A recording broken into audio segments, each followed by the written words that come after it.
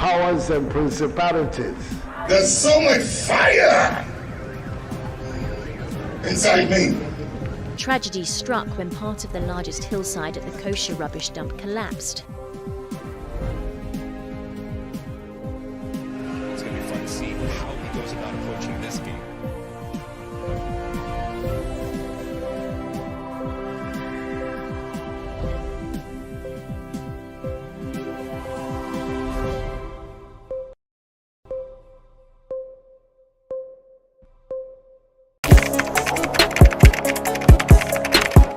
We table issues relating to the arts and entertainment for a riveting discussion, of course, without fear nor favor. The question the presenter asked them was a dumb question. You need to speak the fact and move. Varied views. We agree to disagree. So I would disagree with everything you said. I think that he's a smart guy.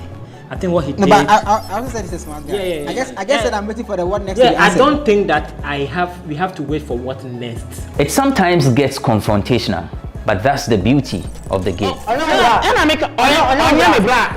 are denying funny face. It's not my brother. Today you are denying funny face. I don't know him. You don't know funny face. It's not my brother. You don't know funny face. It's a package. We meet, we sit, we dialogue, we learn, we progress. My name is Benefo Wabin Abrantepa, a proud blogger, and this is my forum.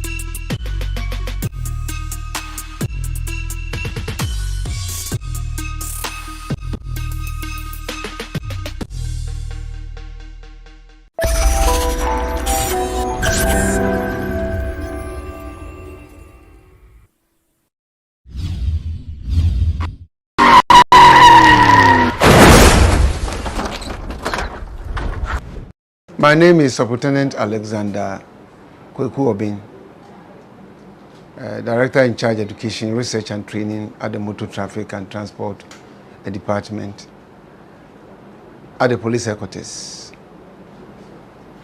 On the 22nd anniversary of GhanaWeb, and as stakeholders, we are proud to be associated with GhanaWeb Road Safety Campaign. And I hope all will also join, because road safety is a shared and collective responsibility. Thank you.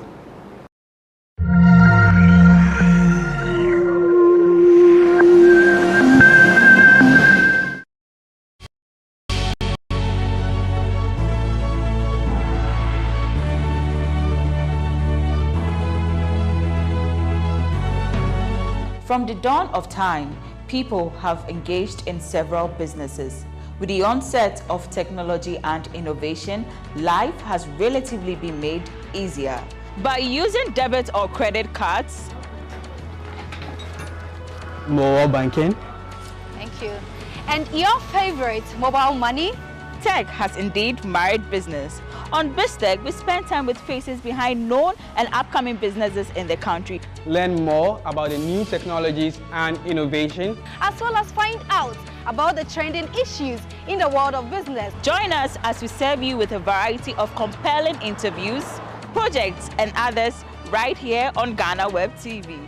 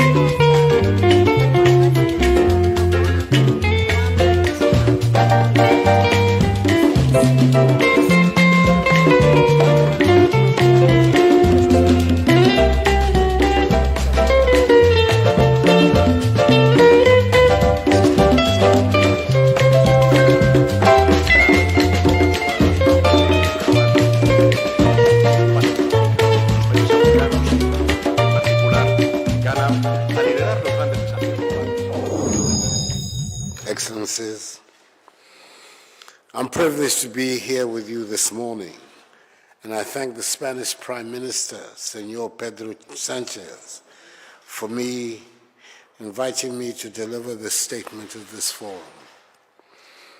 It is rather sad that the pandemic has deprived me, and an ardent fan of many decades of Los Blancos, of the opportunity of touring the Santiago Bernabeu Stadium as part of my brief visit to Madrid. Hopefully, sooner rather than later, we'll be able to return our lives back to normal once we rid our respective nations of COVID-19. What the pandemic has taught us is that our world is truly interdependent. For a virus that originated in China has engulfed the entire globe. We need to cooperate more, and we need to cooperate smartly. In the midst of all the complexities of the 21st century, our interdependence requires such cooperation.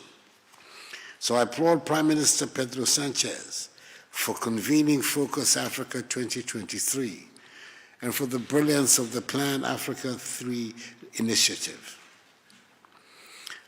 Excellencies, I'm certain that all of us gathered at this event have become accustomed to news headlines such as at least 43 African migrants drowned off Libya, UN agencies say, African migrants drown as boat sails to Spain. At least 140 migrants drown off Senegal coast, UN says. For those of us who come from a continent that is in possession of some 30% of the Earth's remaining mineral resources and some 50% of the world's arable lands, it is disheartening to acknowledge that African youth do not see a future in their respective countries and are willing to cross the Sahara Desert on foot and drown in the Mediterranean Sea in a desperate bid to reach the mirage of a better life in Europe. It is eloquent testimony to the inability of the current structures of African economies, producing and exporting raw materials, importing manufactured goods and services from Europe and elsewhere, to generate the numbers of decent, well-paying jobs that Africa's youth crave. But fortunately, there's now a consensus amongst the current crop of African leaders of the urgent need to remedy the situation and relate with the rest of the world on the base of trade and investment cooperation in value-added activities. As President of the Republic of Ghana, I believe the time has come for Africa, Spain, and indeed the rest of Europe to establish a sustainable strategic partnership based on trade and investment cooperation on the exchange of value-added transactions. It would obviate the resort to aid which has not achieved its purpose. Hence the mantra of Ghana Beyond Aid, which is the overarching goal of Ghanaian public policy. Indeed, a very important plank of this new strategic partnership between Africa, Spain, and Europe would be the strong support for the African Continental Free Trade Area, AFCFTA, which began trading on 1st January. The AFCFTA will link all the 54 markets of Africa, covering 1.3 billion people, into a single market. It is the world's largest free trade area outside of the World Trade Organization itself.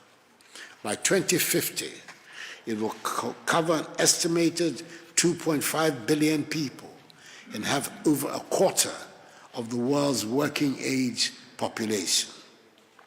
Imagine the investment and business opportunities offered by the infrastructure required to link our markets more effectively. And imagine the business opportunities that this huge market would offer for manufacturing and service firms from Spain and Europe that could establish production facilities in Africa to serve the African markets. And with the enhanced growth that will result from all of these, the market opportunities for exporters from Spain and Europe could be truly amazing. Inasmuch as the pandemic has wreaked havoc on the Ghanaian economy, we've seen a relatively favorable situation with respect to our health outlook, contrary to the fears many had about the impact of the pandemic in Africa. Our active cases in Ghana are declining and now stand at some 2,410 cases. We've recorded some 740 deaths and have since the start of March vaccinated some 500,000 Ghanaians. The goal is to vaccinate 20 million Ghanaians by the end of the year, which would effectively mean the vaccination of the entire adult population of our country. We in Ghana are embarked on a path of accelerated economic development through improved macroeconomic management, improved domestic revenue mobilization, emanating from reforms in public policy revenue and administration, creation of conducive environments for businesses to flourish, tackling corruption, and curbing excessive bureaucratic procedures. We are ensuring that all our children have unfettered access to education through our free senior high school policy. We're moving towards attaining universal health coverage for all Ghanaians through the National Health Insurance Scheme.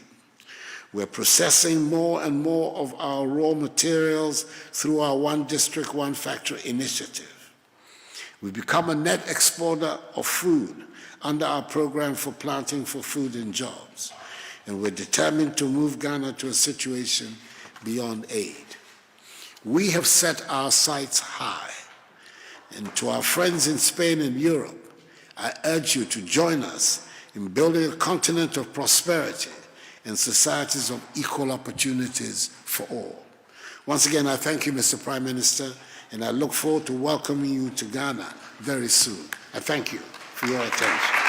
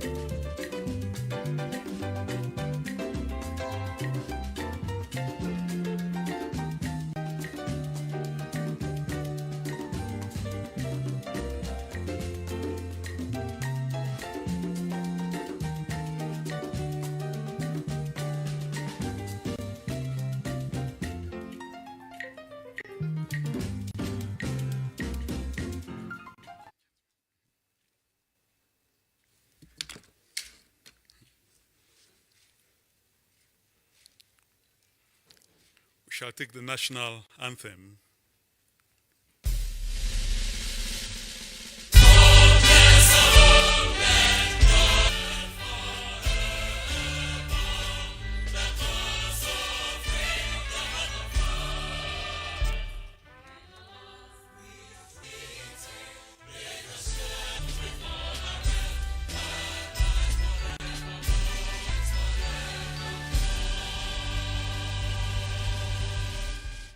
Thank you. You may now be seated.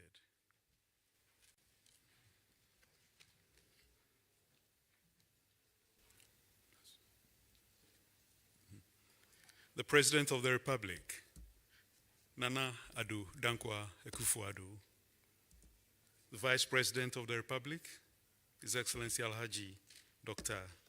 Mahmudu Bawumia, Madam Chief of Staff, the Governor of Finance and spouse, the clergy, ladies and gentlemen, good evening to you all, and welcome to this very special ceremony to swear in the Minister Designate for Finance. Before we proceed further, it's my... I thank you, Lord, for this day, a day you've brought all of us to your servant, Honorable Ken Oforiatta, as the Minister for Finance. Lord, thank you for bringing him back safely after such wonderful healing. Lord, we are living in a world today with too many people, Lord, have sold their conscience. How sad. So, Lord, bless our minister designate in his task as the Minister for Finance. Lord, bless him with all the wisdom of Solomon. Give him the courage of John the Baptist, the transparency of St. Paul the Apostle. Our dear minister designate to your loving care. Protect him from the evil one and from all harm, and give him good health and complete healing. Bless his family, his friends, and all who have helped and supported him to his calling. And bless all of us who have gathered here this evening in the name of Jesus Christ, our Lord and Savior. Amen.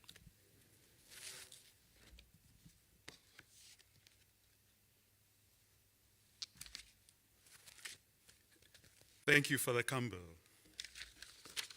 Ladies and gentlemen, the President of the Republic, in the exercise of his constitutional mandate, will swear in the Minister Designate for Finance. Now my pleasure to kindly request the Honorable Minister to be upstanding with his Bible on his right for the oath to be administered by Mr. President.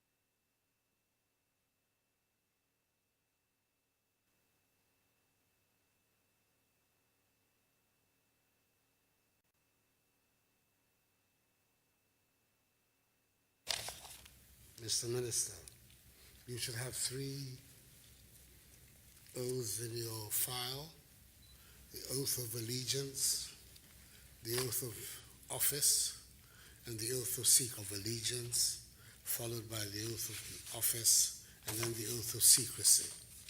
You will insert your name where appropriate and say after me. I,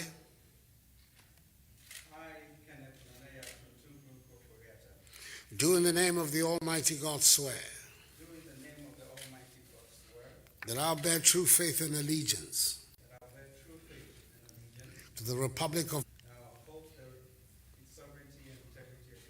and that I will preserve, protect, and defend the Constitution of the Republic of Ghana. So help me God.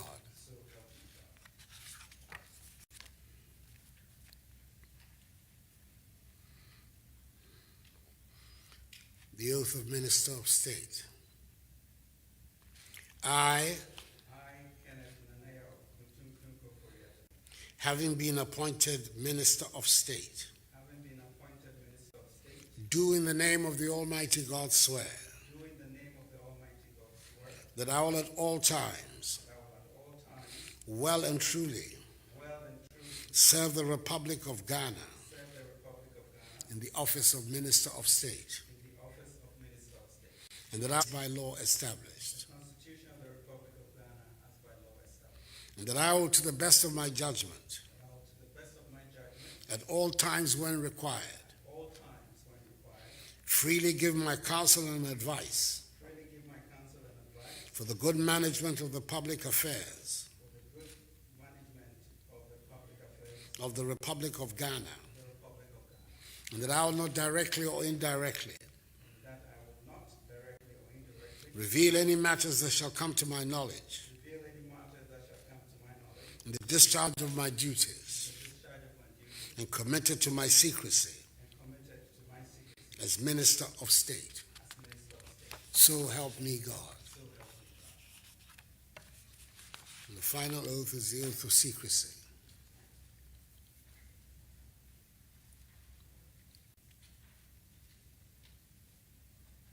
I, holding the office of Minister of State, do in the name of the Almighty God swear that I will not directly or indirectly communicate or reveal to any person any matter which shall be brought under my consideration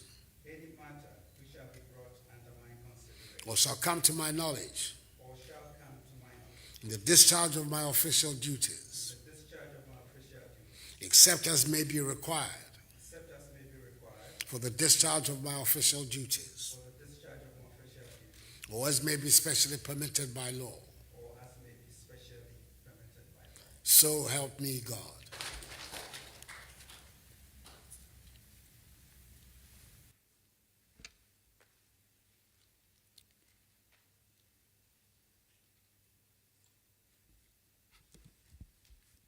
Thank you very much.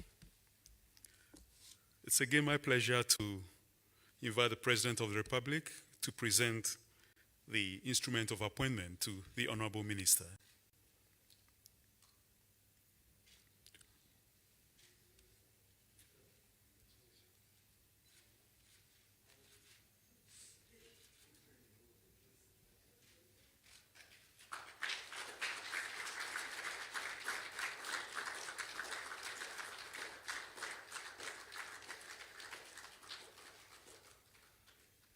Thank you very much.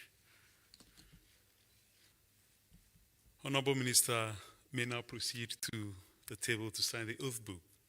Honorable Minister.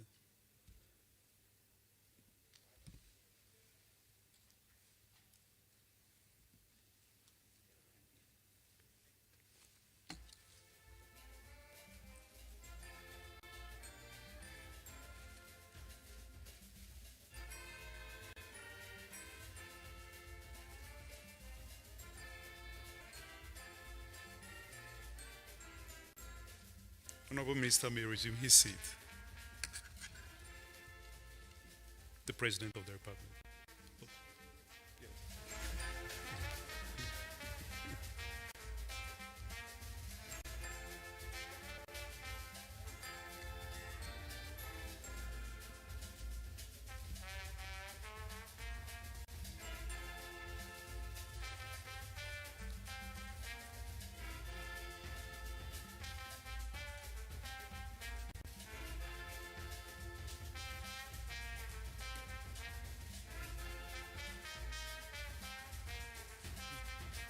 Mr. President to deliver his address.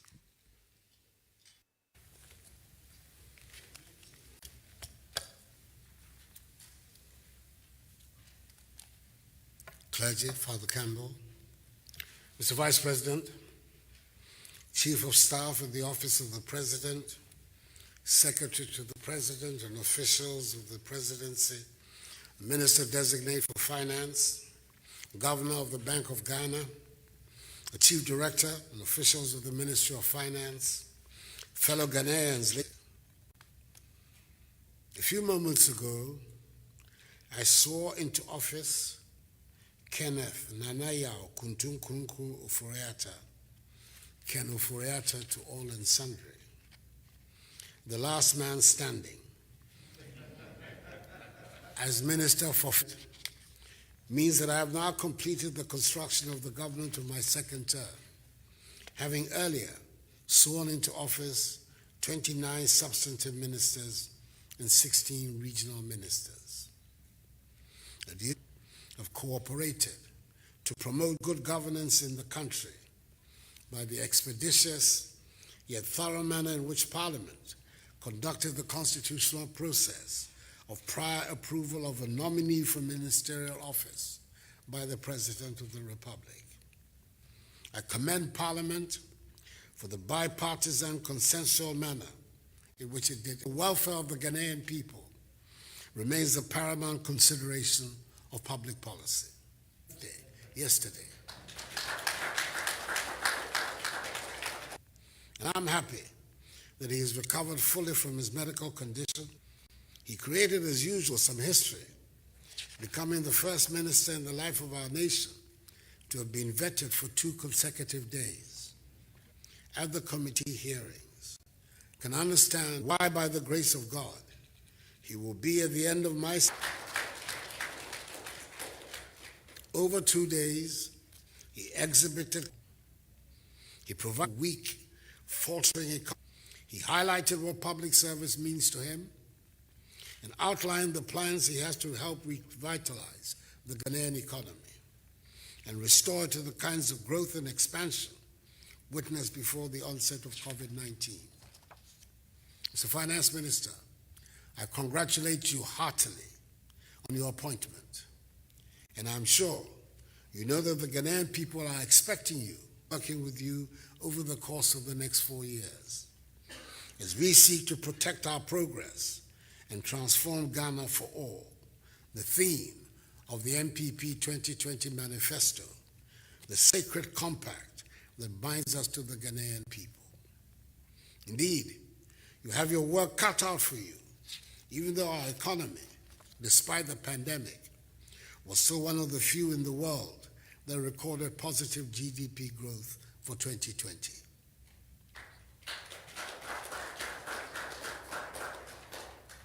Ultimately, what the people of Ghana are expecting is a visible improvement in their standard of living. That is, an increase in real wages for working people, an enhancement of the incomes of farmers and fisherfolk, and a rise in profits for businesses. So talk of good macroeconomic management, fiscal responsibility, and GDP growth has to reflect that goal if the talk is to be meaningful. As I indicated to your colleague ministers at their swearing in, the Ghanaian people have given us 4 more years to do more for them. So as you assume your position in government, I urge you to provide leadership that will ensure that the work on which we are embarked benefits the progress of our voted for us. Once again, I congratulate you on your appointment and wish you Godspeed in the discharge of the home. I thank you for your attention.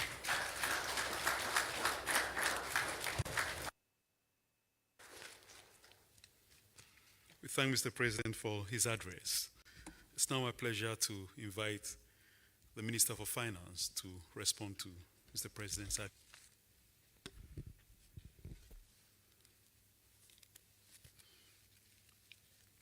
Colleague ministers, the Governor, Secretary, senior officials, government.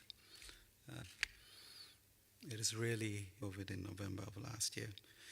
I can only express my gratitude to God for his healing grace and the prayers from all corners of the country. Thank you to all the good people of Ghana. Thank you, Mr. President, for the confidence reposed in me to be with you these next 4 years. I also like to thank the parliamentarians for approving your nomination. I'd like to also thank the Ministry of Finance team for the work that they have done. Also thanking Honorable Charles and Chief Director for the leadership. I cannot, of course, forget the role that the governor played in making us buying a similar brown bag to be able for ensuring that things went smoothly, spending a lot of time with us at the ministry.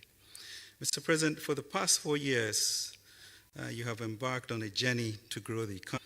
By the grace of the Almighty God, Mr. People, and your remarkable leadership enabled us to weather the COVID-19 storm better than our peers. Mr. President, we could not organize labor, CSO, employers, the media and faith-based organizations, to all these stakeholders for their continuing support towards our journey to building a Ghana beyond aid, a prosperous and self-confident Ghana in charge of her economic destiny. Mr. President, I assure you that I'll continue to serve with integrity and to protect the public purse. We will implement your mental, and we are not naive regarding the effort required. Like Nehemiah, we continue to remain resolute in the face of this global pandemic and skepticism. We know our Lord will give us success as he did in times of Nehemiah and has done for us since we came into government in 2017 with 2 fish and our hands to the good work which lies ahead for us. J.B. Duncan reminds us, charted the course for this Ghana beyond aid. The nation looks to your leadership. Amu said, I said, Mr. President, we are committed to helping build a Ghana. Thank you, and may God bless our homeland, Ghana. Amen.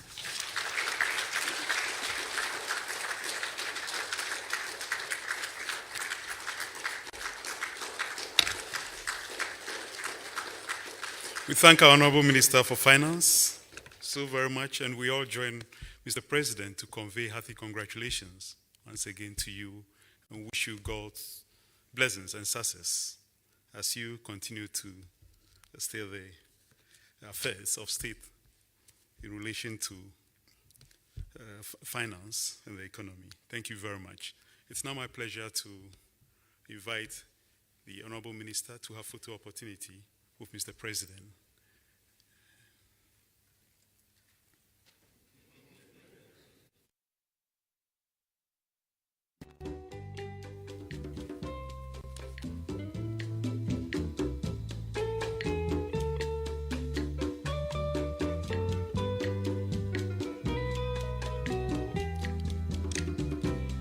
Mr. Vice President.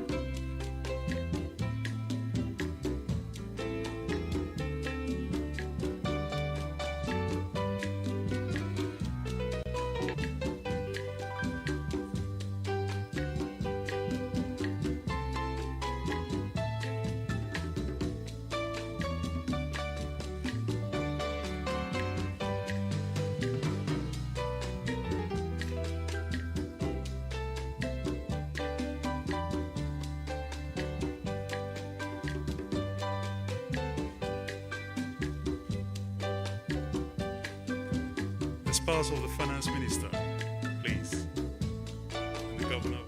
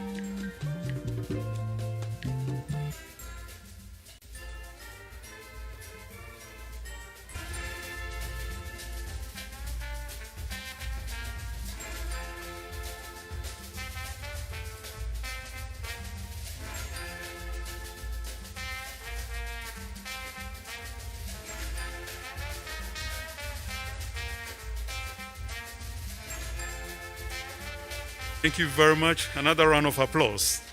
So,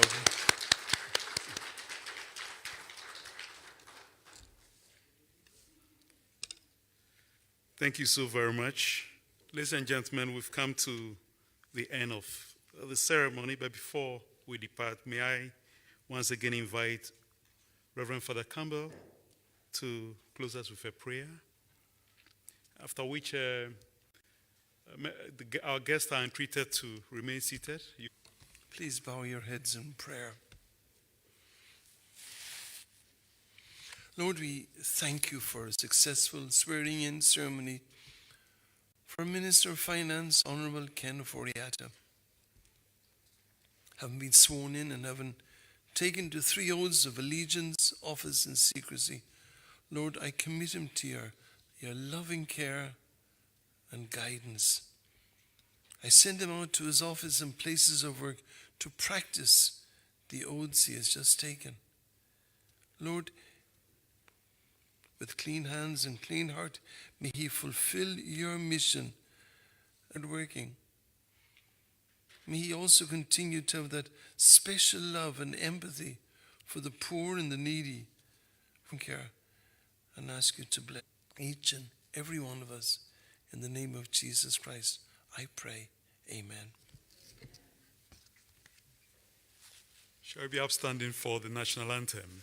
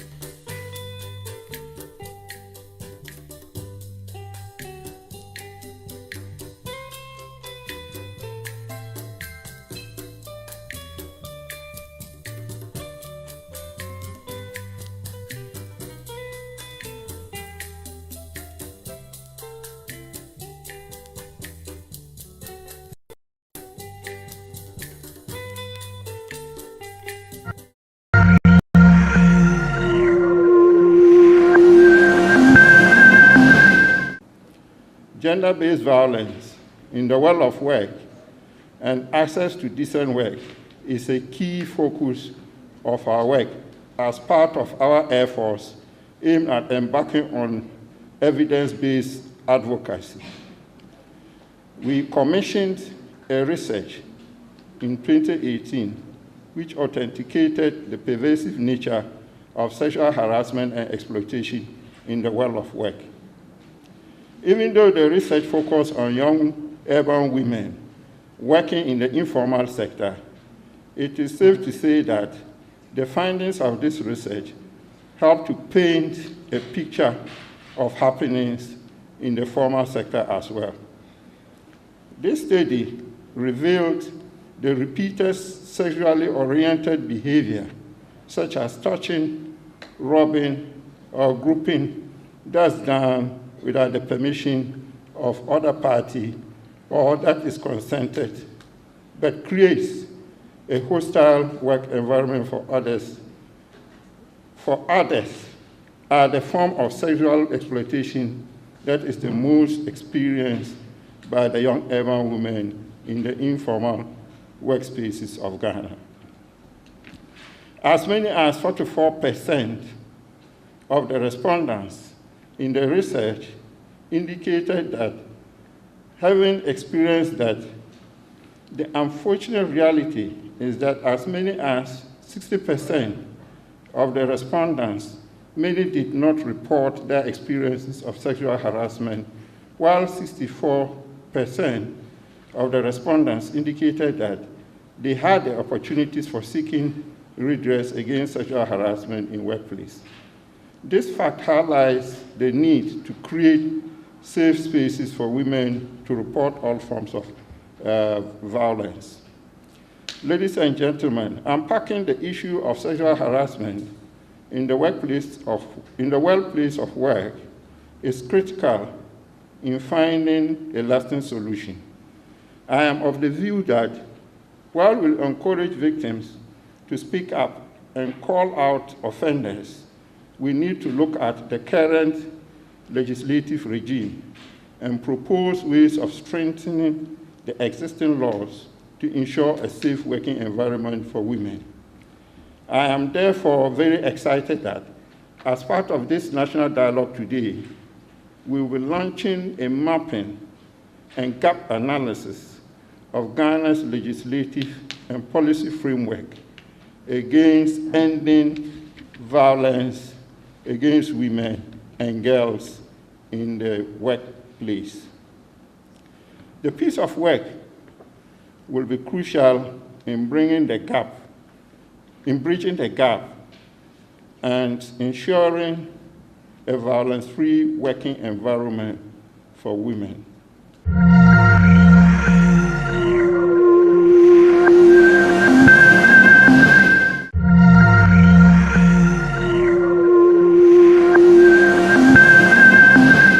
I've worked in the area of labor laws and policies for a while, and also as a practitioner, I've handled a few sexual harassment related cases.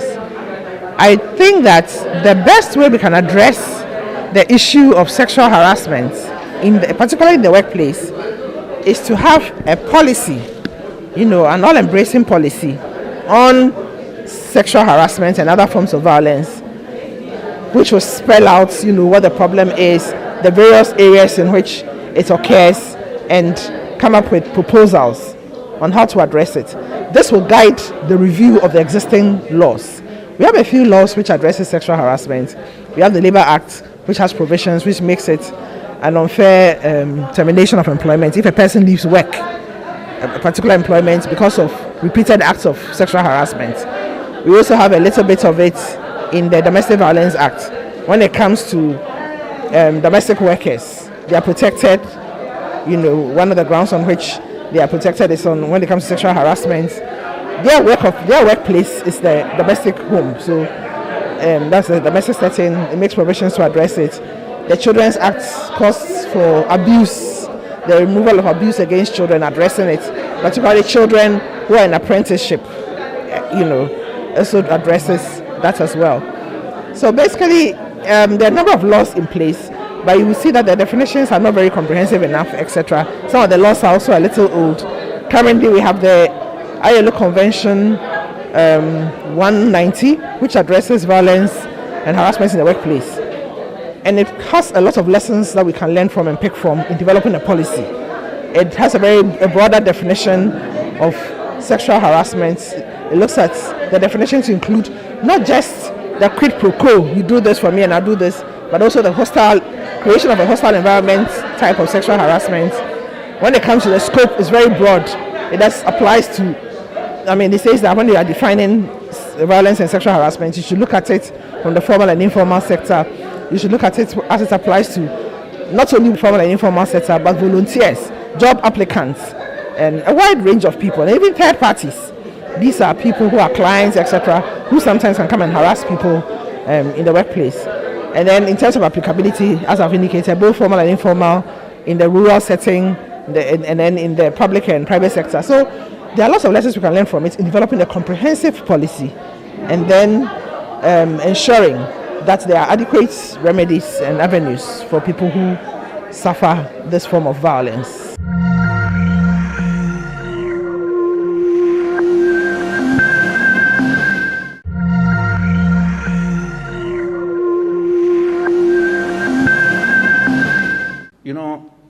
A human being is born to be free.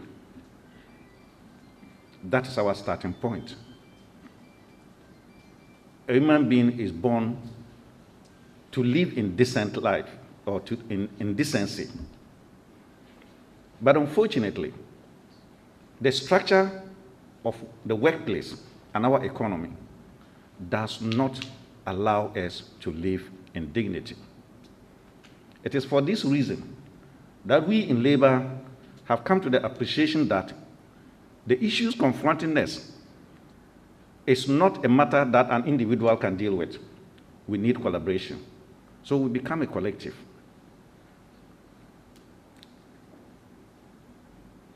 My colleague director from Action Aid has indicated that much of our problems are coming from our law. The existing legislative framework or regime is part to blame for the violence at the workplace. Even though there has been some elements of provisions that seek to protect violence, is not adequate. So what we have done, after over 10 years of operationalizing the Labor Act 651, we decided to propose to our partners, government and employers, for a review of the Labor Act. In GAU, we have decided to do an audit of the Labor Act and practices at the workplace. The TUC set up a committee. Fortunately, GAU is a member, myself, and we made proposals for a review of the Labor Act. We have submitted our proposals to government. We expect the other partners to come with their proposals, and then we can negotiate it out.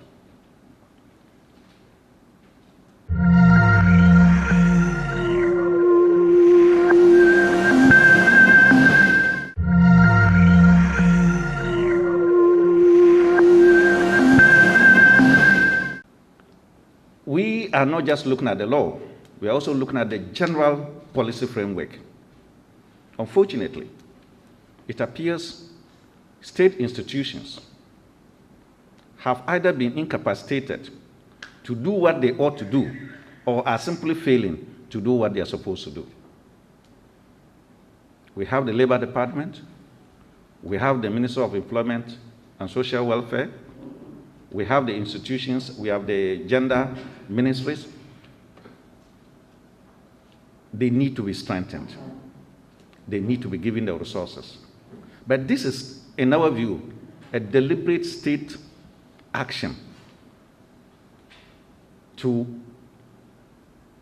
weaken institutions that are supposed to be working for the enhancement and protection of labor, and particularly the vulnerable, which is the women at the workplace.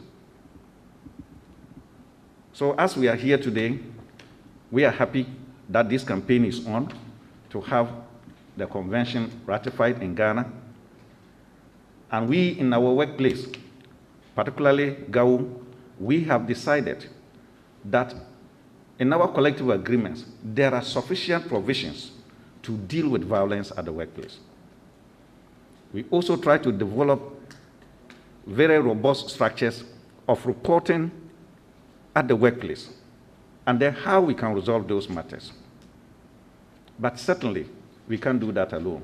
And that's why we are excited and indeed privileged that there is this collaboration, not only with Action Aid, but with all like-minded institutions and individuals to ensure that we have a workplace where people can have joy, happiness, and then their rights will not be trampled upon.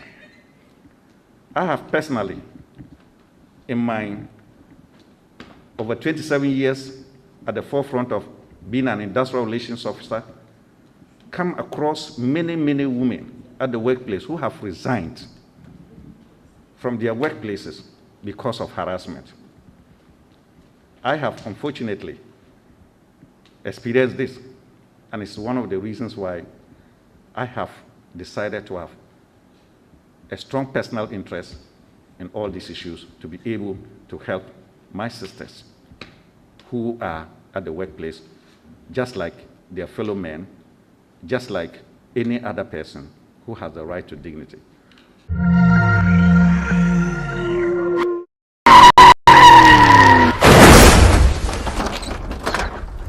So we're standing in the middle of almost nowhere because the communities lined up on this stretch of road linking Koforidua to Klo Agogo, a food basket of the eastern region, have almost been neglected. Their roads are unmotorable, bad roads.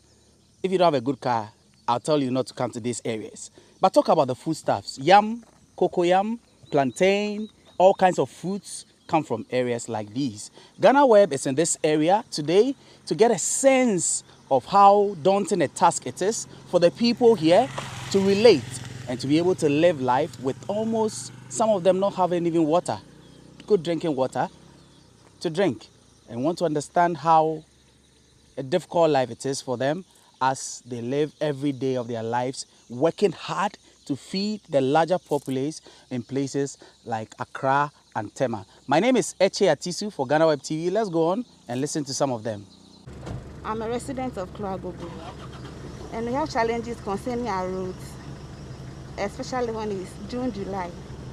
It's very difficult to go to town, and when it's time for harvesting of our crops, it's very, very difficult because a lot of cities come here for our crops, especially Accra, Ashaiman and Tema.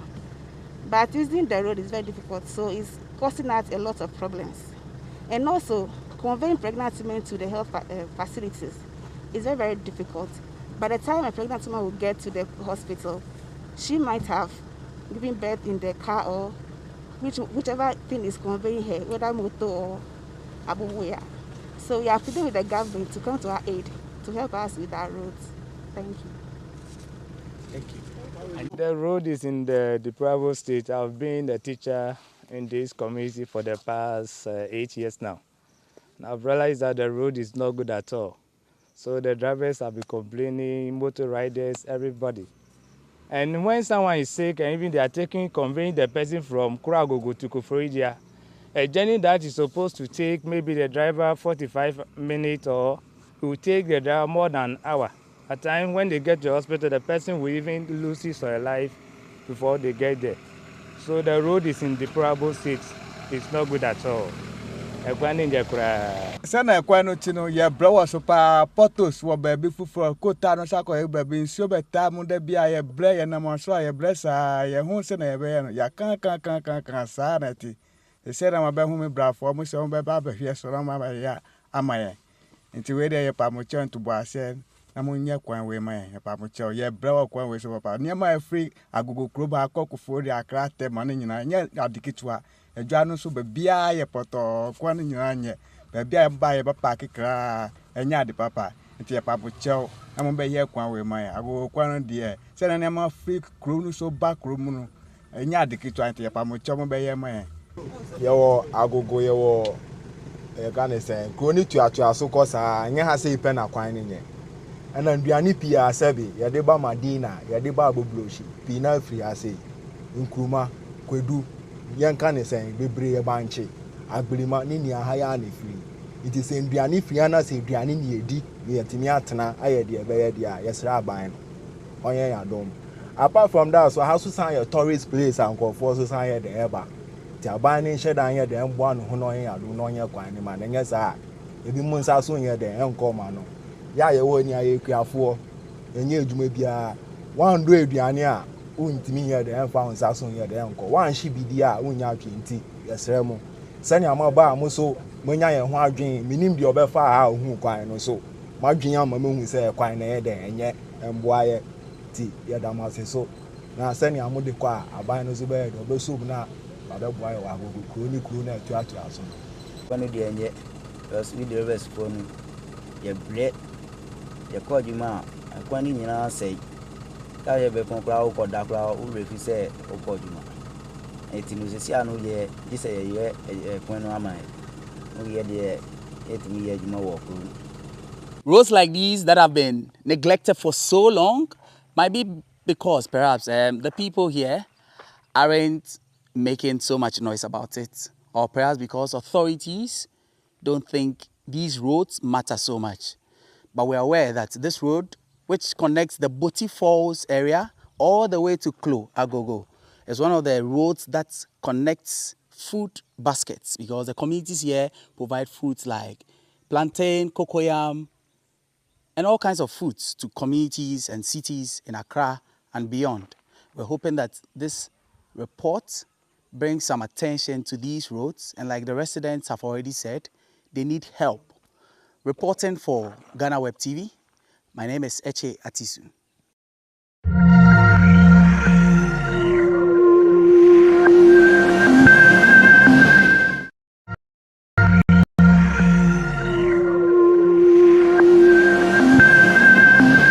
So what you see here is a river that connects the people of Odotom, a village of about approximately 100 people, some few kilometers from the Boti Falls in the eastern region, to Agogo, another main town also in the eastern region here. This river is called Mojari, and it's the only source of drinking water for the people here in Odotom. But as you can see, this is really, I don't know how to describe this, but this is all they have.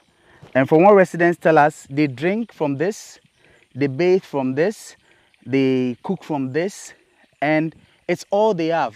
They've appealed to authorities, they've appealed to their MPs, but nothing seems to be done for them. They're appealing that if they could get a borehole at least, so that they can get some good drinking water to drink, they'll be excited. This is the river that we all use in our daily activities, washing, bathing, and then other things. We also drink from this, and sometimes challenges that we face, it brings sickness to us, yes, because there are some of us who don't usually stay here, but when we come here, there's no other source of water than to go by this, and that causes some kind of sickness on us. And then yes, so we've tried our best to send a report to the authorities, the MPs, and then those stakeholders, but I think it's been so long now, we've not heard anything from them, and so we are happy that you are here with us, and then we hope that this will go very far so that we get at least a borehole which will help us in our daily activities, so that we can avoid this, because when we get the borehole, we know we are going to get a clean water, and so we are pleading that better chances will come ahead from this that we are doing. As for the water problem, in this village we have water problem, especially during Harmattan season. You see, the stream that we have dry up, so we have to move on it. At times we dig some pits inside the water before we get the water to drink, to cook, and to do all the domestic work. There are some insects that at times we don't filtrate it very well, and you bath or you drink, we have some rashes on our body. So as we have come here, we are pleading to you to channel our problem to appropriate quarters so that they come and help us. Insuo na wa no yese eno na insuo amwa insuo no muni insuo bia wa biom bacha ye ni insuo bia wo nkwa na eya no eno so na ye disi ye niam eno so na mudi dware bacha ade bia ye ya fans so ndie bacha ye we ya. How do you feel about that? Na muni insuo an hamo say hi yen so aye so fra ban no so yente hwenka aban so yente neka yampi so yente neka nti eno ane say ya so ye ne ndida so nti je say nyankopon de ama ye de ye be isu ne sa muno misio na mamo nyare haye ma yare pa ye yam timi hwie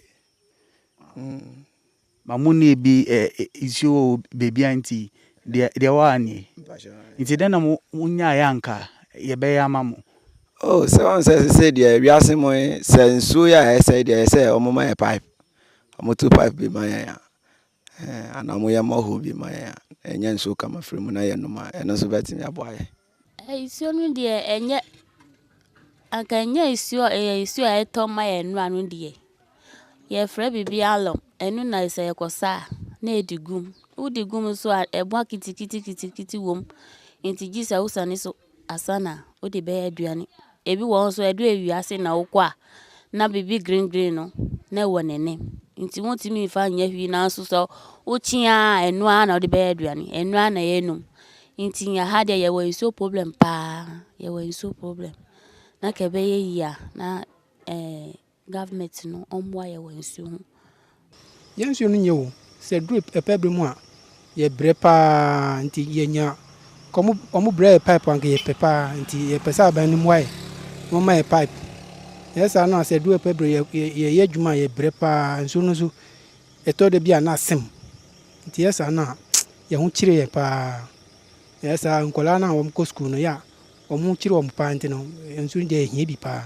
And so we're also hoping that this report would get to duty bearers so that they do something about this. As you can see, it's a very small river, but it's what serves them. They drink from this, bathe from it, and they're hoping that some help can come to them soon. For GhanaWeb TV, my name is Eche Atisu.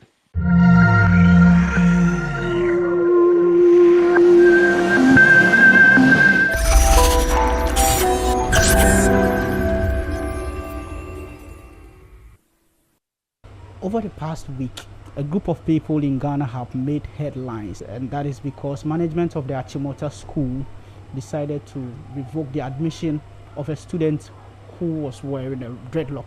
This student is apparently a Rastafarian. The school has either asked the student to do away with the dreads or miss out on his admission. It has become a major topic in the country. So today we are sitting with some members of the Rastafarian community to discuss this issue as well as gain an insight into the dealings in their community. This is Say It Loud on GhanaWeb TV. I am George AC. We'll be right back.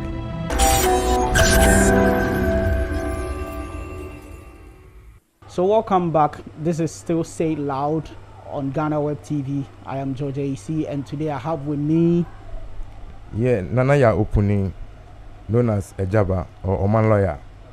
And you? Ni Kwaku, known popularly as Black Eye, musician and artist, So today we are here to discuss with you about the Achimota issue and other issues emanating thereof, and to gain an insight into your community. So let me start with you. If we talk of Rastafarianism, what really is Rastafarianism? Well, Rastafarianism, what you say, Rastafari, because there's nothing like Rastafarianism, It's Rastafari. And the name Rastafari is an Amharic word, So it comes from Ethiopia, the word itself. But Rastafari is a way of liberty, and it's an African culture as well. So we, the Rastafari group, is a people that, have been here from anciency. So we just here back again in this modern dispensation, just teaching the old ways in the new day. So when you say Rastafari is the name of our king. And our king and God, in a way. But we don't even want to use God in a way, because when we use the word God, people understand, their understanding is way thrown off. So we say the manifestation of the Most High in flesh itself, the manifestation of it. So Rastafari, Ras means head, and Tafari means creator. So Rastafari is an Ethiopian king from Ethiopia, Abyssinia, and we, the black people of the world and the righteous people of the world, now are healing up our black king, which we've been doing it from ancient in all the indigenous cultures already. Okay, but then we've heard the religious twist to Rastafari. Yeah. Is Rastafari a religion? Well, Rastafari is a liberty. Because religion, what is religion? Religion is a set of rules set by another man to try and lead the next man to the way of perfection.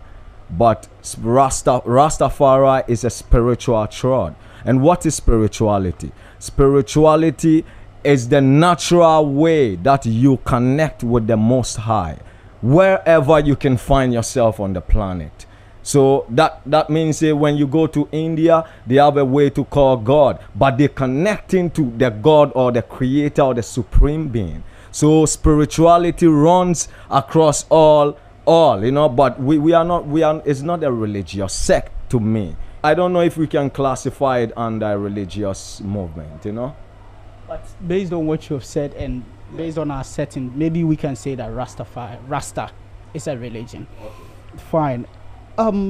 Is Rasta, how, from where you sit and from where you know, how well is Rasta recognized in Ghana? Well, it's a dynamic question, you know, because we exist in Ghana.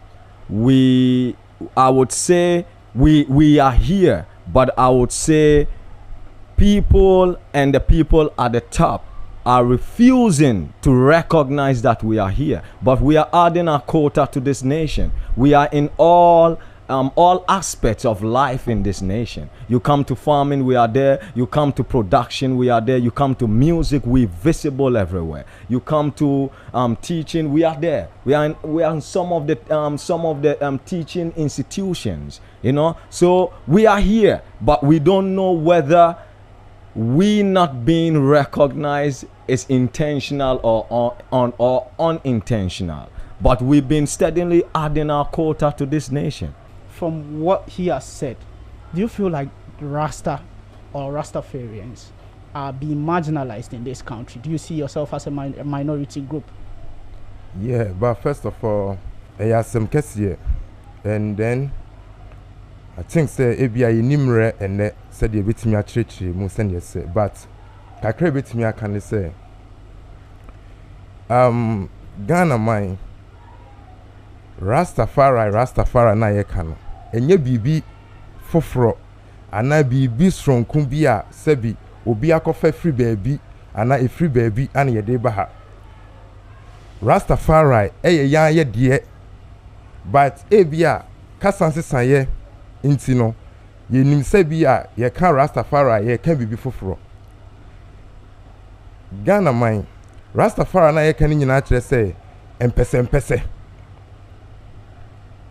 obi a nyame abɔ na enipesu bia no wo etirinwi se otirinwi efu na nyame abɔ se otirinwi wo otirinwi etie se otirinwi efu no sabi isi aya na yerefi ana ye nsua de ana bia like me brand kan ye deliberately no aya na ye de ani ebu yani eye niema bi Rasta a ye kan no ekire subanpa obi a owantete obi a nyamesuro ewanimu obi a onpe basabasa obi a onye nipa bone obi a ye de yense no onyo itini ye gina ma ye nyina ye gina a ye pese ye kire nyina ne se ye wo nyamesuro ye wo nipa do ye wo abode mu do eno ne ne ye ka no na ne ye kan Rastafari no a me bra ka say America sa no America sa Ethiopia kasa na akan kasa Ghana man akan kasa nti Rastafari nya de foforo bia Ghana de. So back to my question, do you feel the Rasta community is marginalized in this country? Very well. Omo imagine so many ways omo yiye mu because omo ntiase and omo nim say send make am some foreign culture bia ye pese ye impose wa ha. But send make an ye mpesa yen sa mpesa no na inipa bibi man yen ye tirinwi send ye tirinwi su etie no ye tirinwi na bom ponche ekekere ebo apapo intisi ye ja ye tirinwi said nyame boy yen na ye tirinwi dey automatically no ebobo apo na generation ko ni ama sa misunderstanding we nyina akoba ene yen man mufo ana Ghana man ente yenya sibiem ne say yene western world ye abrofo no ewiase nsesaye baaye no eduru baabi a na yen bibifo no akwa say ese nya world communicate yene ehudi enkuta ho ana yehu say niam ebu ane yen bibifo no so ye laake esa efa ne say den efa abefo eniema abefo dia akosi broni eye eluple car entade ahonyade saa niema we nyina na yen bibifo ne laaki saa materials we enti obi ebra wo saa niema no ono no ode ohye ene control ana ede ode brewo se asana bema we no ese we sei asana nti generation bi bae ema yenya bibifo no ye nipa yesesa ye nipa su sanya ne etie no ama ene example ni say corona abai the new world order na aba the new generation of new set of ideology, new set of people and the abe wiase but unim it is an ekoba am rebi say eye na ebibifo ye empesa ye rastafari na ye kan rastafari no some person no edrume bi ma ye the new life I ever say and ye the abefu niema na aba ye be kwa sorry ye the institution aba ye be ko school ye be ko ekuakuo nti se no ekuo bi a obeko bi ano eni emumra eni emu hyehyeye nti ye be sesan eni pesu mebre but enye ye nyina na sesan ye ebi mu rebelling ye said ye na ye the coronavirus eduro vaccine aba ye se ebi mu so omo wo no saa na ko ye se munyimuti munko school munyimuti munko sorry munyimuti munko peduma ye se ye nko ye de ye mpeduma ye nse ni nyame boy ye na ye tie no saa na ye be ye so ye wonim de ye wonyansa wo tumi bi we mu ebetimi dia den e develop ye ni pesu enti ye nko ye ne obi hye yen ana ne nyame emfema yen enti rastafari na ye kan nyina no eye yen ye gina say yen pese be basabasa na enipa so nti asenti no enipa ayiye mu nti baabi ese yenya dibre baabi ese yenya akwanya baabi ese yenya baabi a enipa be ye betimi a kire ya adwen ana yen so ye betimi ada ye hu adi no sebi aya na akotosin na ye ni saa akwanya no nti yimu kese pa. You've spoken about this segregation and being like Rastafarians being alienated or relegated to the background. Is it a matter of misconception on what Rastafarianism is really about? Do people not just understand you people? Yes, I'm part no crap because omonti ase omufi say utwa mpesa sebi onkani pa ho o de wabodam ana wunnim die bia untimi mobra untimi entumpon e wabrabom ana omunnim say sebi yesi ye yusu ahahan ai no matu ni din say abronsam tawa wi omatu ni din mebre ba ye de enim say e ahahan anyakopon abo say nipa ye ndi enduaba na ye ni ahahan say ye duro ene ye den ye duane say the sebi Genesis 2:28 no ekano say I've given you the grass and the herbs as food and medicine no ye didi enti ye mfa ye hahan sam eni agro enti ye wa hahan bi a ye di a sabi enipa tagi se eye edubone a eno so no omu se e bi a sa hahan no e wo ye ho a ana e kan ye ho a no omu bu yanimti akra omu sabi omu mpese ye beben ana ombeti ase obibia mu enti ni nyina aka ho. So from what he's saying, the biggest misconception that Rastafarians suffer has to do with marijuana, yes, or Indian hemp. Yes. What is the relationship between Rastafarianism and marijuana? Well, it's a special one, but we have to take it. We have to decipher this thing on different levels, you know. Because the Rasta man uses everything that God created for him on earth. So everything that is natural, everything that is far from artificial, the Rasta man says 100%. We want it, and we have a special relationship with the herb too, because the herb is like a sacrament. It's a sacrament to us, you know, and even. Those times they didn't believe us, but now science has proven that, and science has proven that this herb do so much healing, you know. So it's just like when we take it, we're healing ourselves, you know. So, and we have been using this, you know, in our tradition, in our culture, you know, from creation, you know. So we just try continuing a trad that is being from creation. Way. But then you have to understand where the misconception is coming from. You understand me? Because when you look at history, it's just recently that, cannabis was banned in the world. And who did that? It's America. And who did that? Is Eisenhower. He was in charge of the CIA those days. And so you have to understand the dynamics, who really banned this whole crop throughout the world, right? So what we are saying is that when you read and you study where the ban is coming from, you would understand. And so when we in Ghana taking stuff wholesomely and saying that this herb is not good, guess what? The same doctors are in America making studies. Our doctors here and the doctors in America read the same the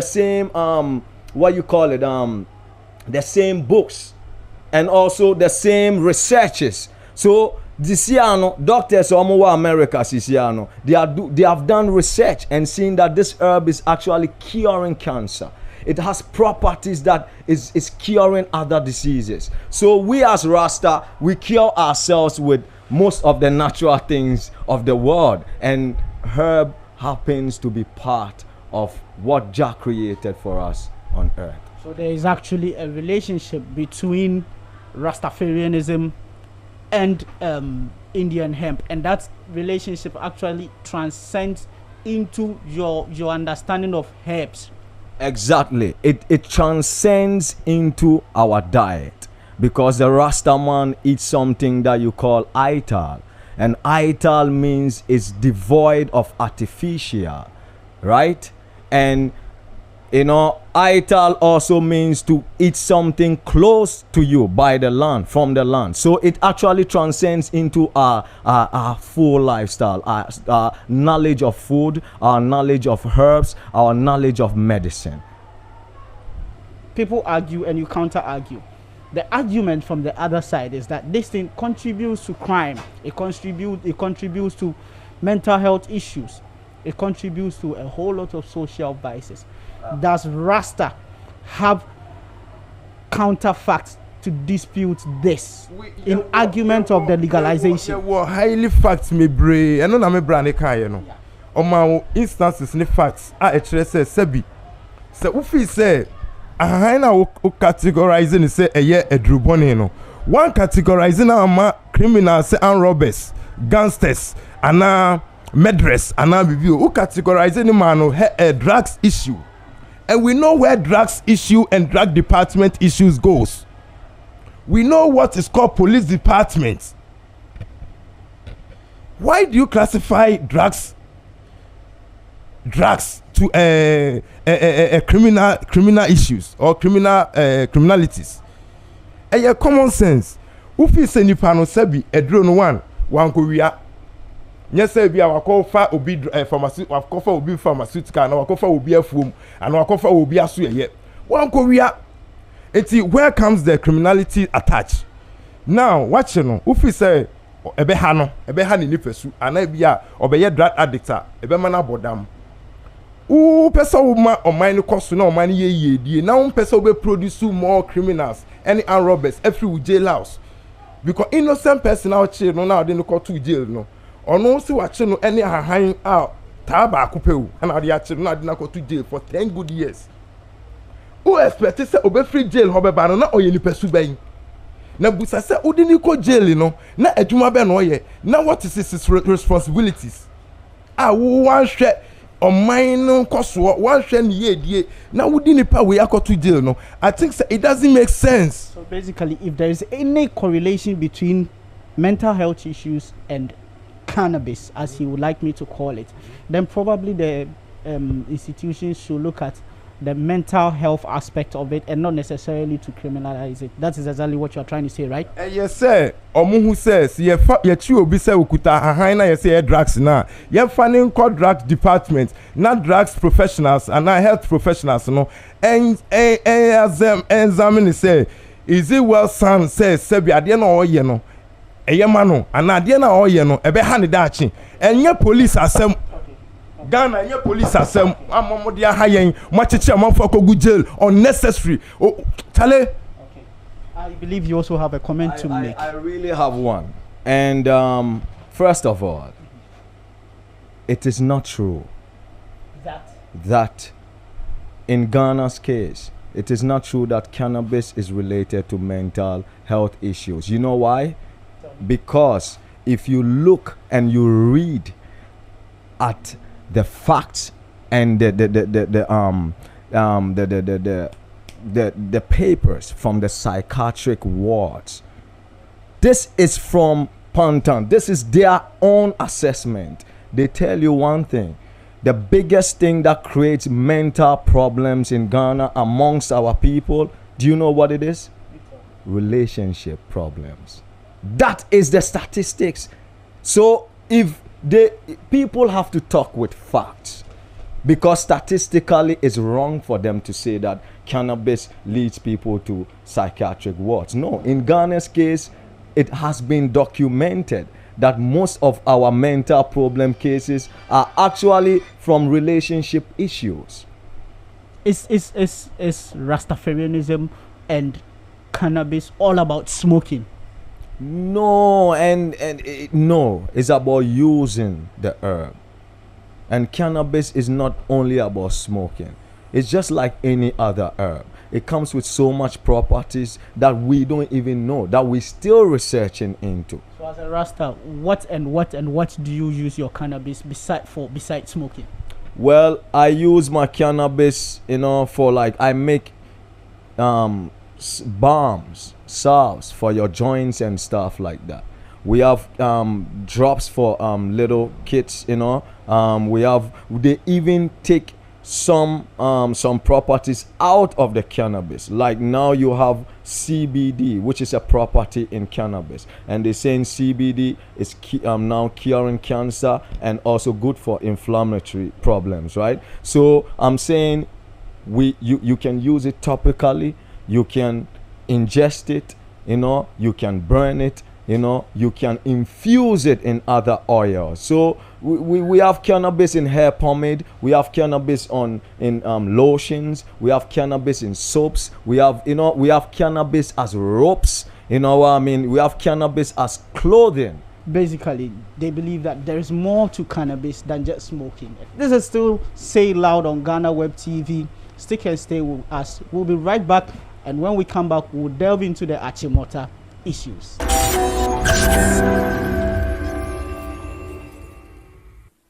So all this brouhaha that has come up within the past few days, and the arguments and counter arguments, both religious, constitutional, and everything.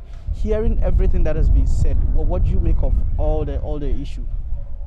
Yeah, well, the issue at hand is a constitutional issue, right? It's not an issue of personal opinion, feelings, and emotions. And Ghana is a democratic country. When we talk about democracy, we are talking about diversity, as diversity makes the world beautiful. So this issue should be looked at from the point of constitution and law and of rights, because the Constitution of Ghana guarantees every citizen the right of education. So I don't think we should discuss this issue based on rules and regulations, which does not conform with the Constitution of Ghana, because Rastas are also Ghanaians. We pay taxes. They use our taxes to build schools, to run the schools. How will they deny our children to go to the same schools that our money has been used to build and our money has been used to be running? I don't think the discussion that we are having it should go the way it's going, but the youth should be given opportunity to exercise its right under the Constitution, as the Constitution of Ghana defines the right and the responsibility of every citizen.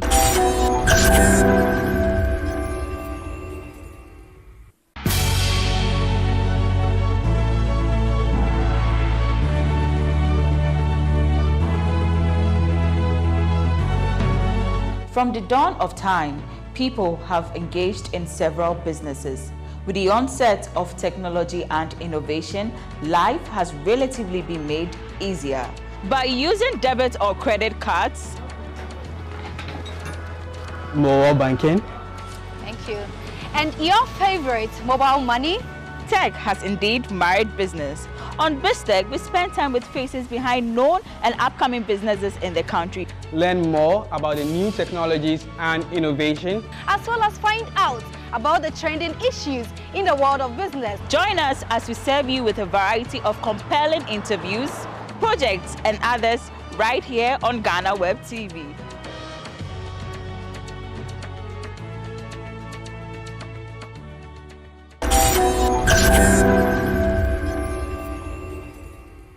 Welcome back. This is Still Say It Loud on GhanaWeb TV. I am Georgia AC, and today I've been sitting with two Rastafarians. We have Ras Opuni and Ras Black Eye, and now you can call me Ras AC in the interim. Yes, we are moving to the second part of this discussion, and we are talking about the admission saga. You can call it a brouhaha. The Achimota students, two Rastafarians, have been turned down. Their admission has been revoked because the school says it can't admit them for wearing dreadlocks. This has generated into a whole conversation. The Ghana Education Service, in an earlier directive, ordered the school to admit their children. It has since then made a U-turn on the directive with support from the NAGRAT. That is, the school is not admitting the students. Let me start from you. Why can't the kids just cut off the hair and then proceed to go get education, and once they are done, they can wear their dreads? It's a good question. But before I answer that question, I would also ask a next question. Why can't a Muslim student stop praying when they go out there and they continue praying after they finish school? If it's good for the goose, then it should be good for the other too as well, right? But we don't see that happening. We are talking about a people's culture, and education is promised in this nation for all, regardless of culture, belief system, religions, and all that. So the youth them cannot do that, because the youth them come from a culture, and as you and I know, culture is the way the way people live. So do you mean that education, because of education, they should change the way they live? It cannot happen, because you are not giving the same instructions to Christians. You are not giving them to Muslims. You are not giving them to Buddhists who are in that school. So it doesn't tally. They cannot do that. In what way does growing the hair become an identity to the Rasta? How do you define that as an identity to the Rasta man? Well, Rastafari is an African-oriented culture, So definitely, we as Africans, from ancient times, when we leave our hair, it just naturally locks up. We don't even have to touch it, And we know that before anciency, before we invented comb and all these things, we had locks. So what we are saying is that we are living in a free nation, and people can choose what they can do, So not to divert from your question, Rastafari is just an ancient African tribe, and that is how we identify ourselves. And then secondly, we see the hair as a covenant between us and the Father as well. Losing the hair is like giving up on your covenant. Exactly. And also losing the hair is also trying to change us to be somebody else by the ways of education, right? But what we are saying is, if education is supposed to enlighten people, then you don't have to cut off their hair or stop them from worshiping as Muslims before you give them that kind of education. But then people have also arguing that if that is going to be the case, then the next thing we'll have is that we'll have people coming to school with full traditional regalia, asking to be allowed to practice whatever practice they practice as traditionalists.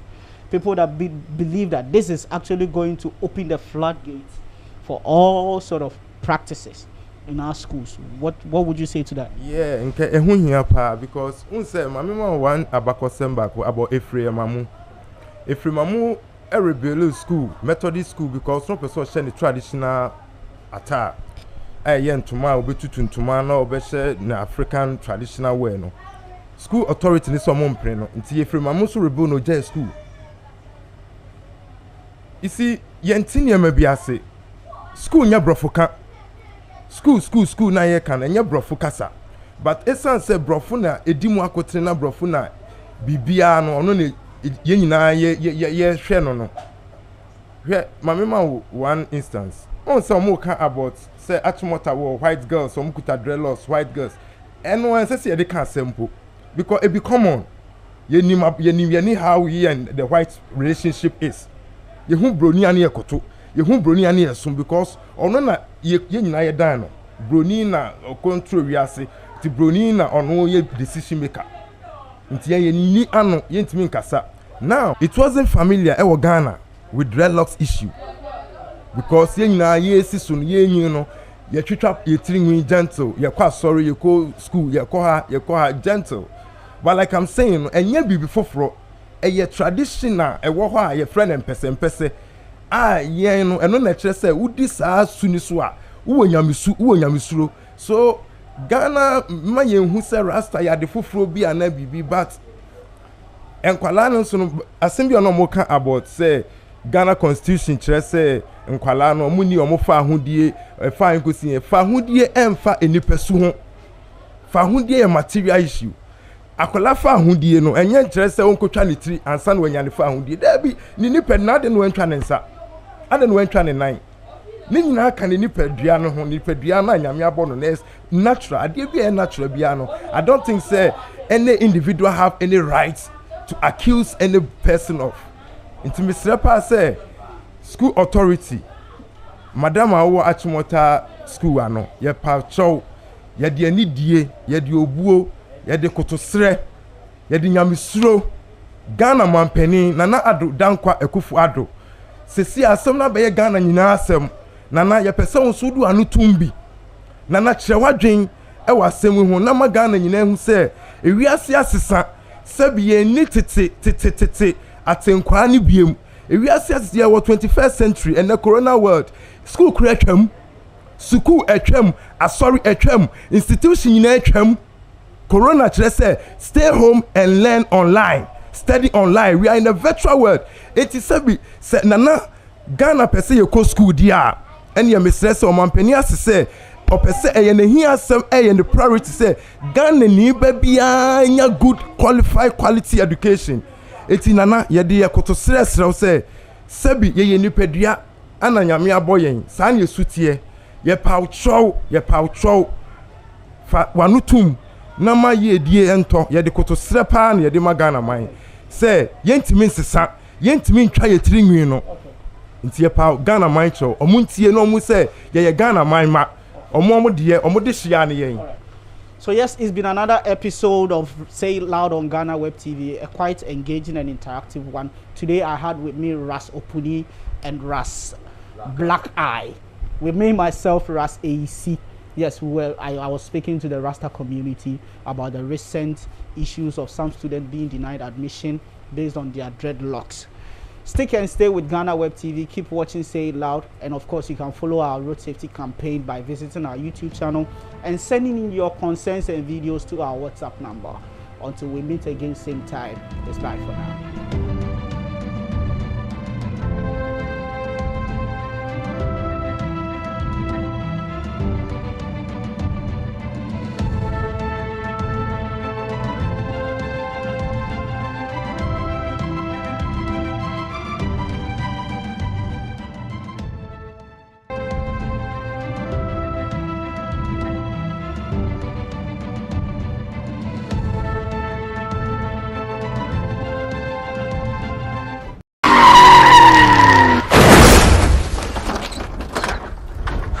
Hi, my name is Nanama McBrown. I'm proud to be part of GhanaWeb Road Safety Campaign. Please, do the right thing. Save a life. Brim.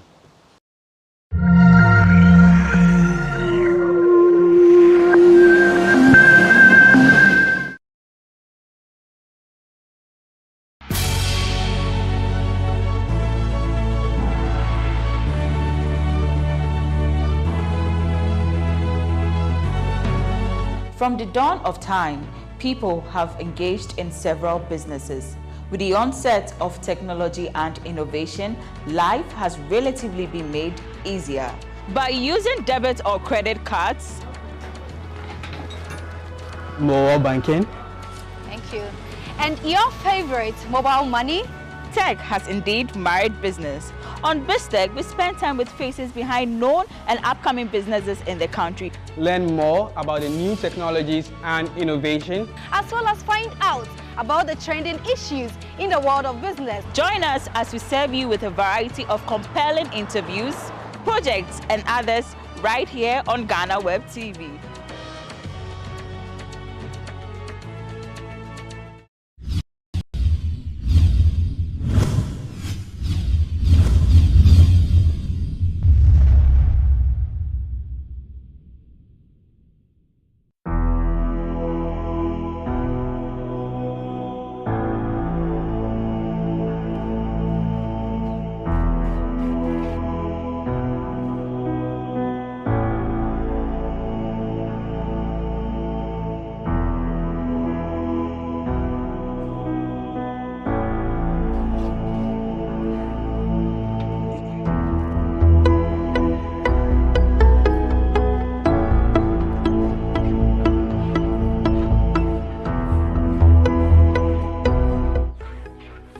So this is me, a city boy from Accra, in Odotom, a village some few kilometers away from the famous Boti Falls, here in the eastern region, trying my hands on this production process of making gari. And the reason I'm doing this is because our attention was drawn to the story of a young lady called Dede Jennifer, a visually impaired student of the Ukiapiman Senior High School, who was captured on TikTok, famous social media platform, preparing this gari.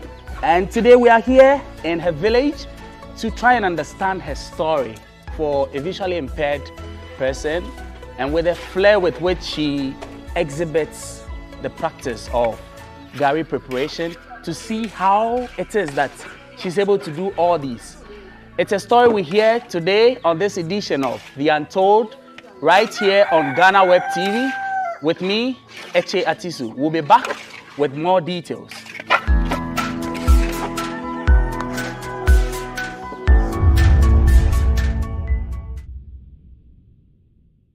Back to the years, I go wandering once again.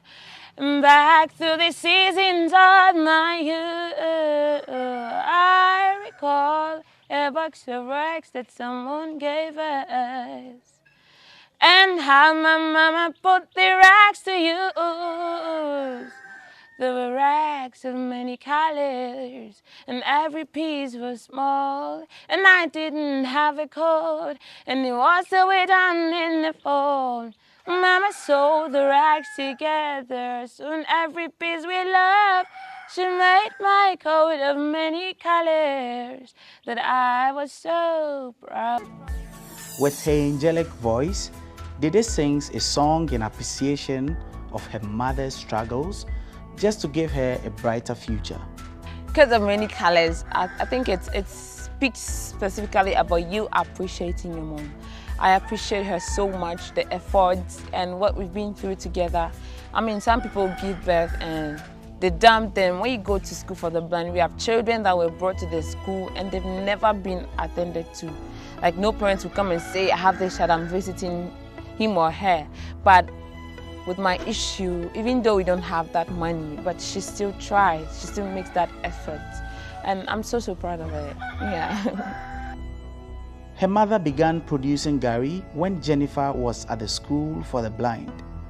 she was losing her personal items often to thieves, and with no help coming from Dede's father, her mother had to engage in various menial jobs to cater for her needs and that of her sister. Her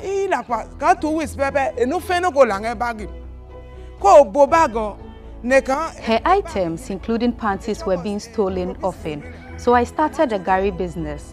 I do everything myself, from harvesting to frying.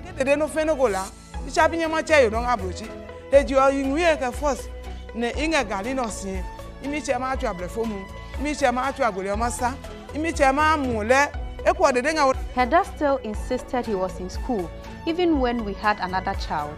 Because of the day, I have been working tirelessly.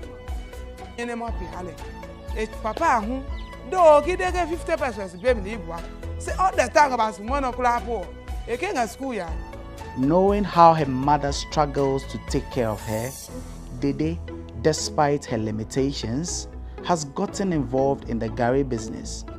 From peeling the cassava to sifting and to frying it into Gary, Dede has mastered all the steps, needing a little to no help in doing all that now. I can't just watch her doing all those stuff, because sometimes after speaking with my dad, she'll be like, oh God, so what did I do? All other parents are very lucky and I'm here. She can't even help me.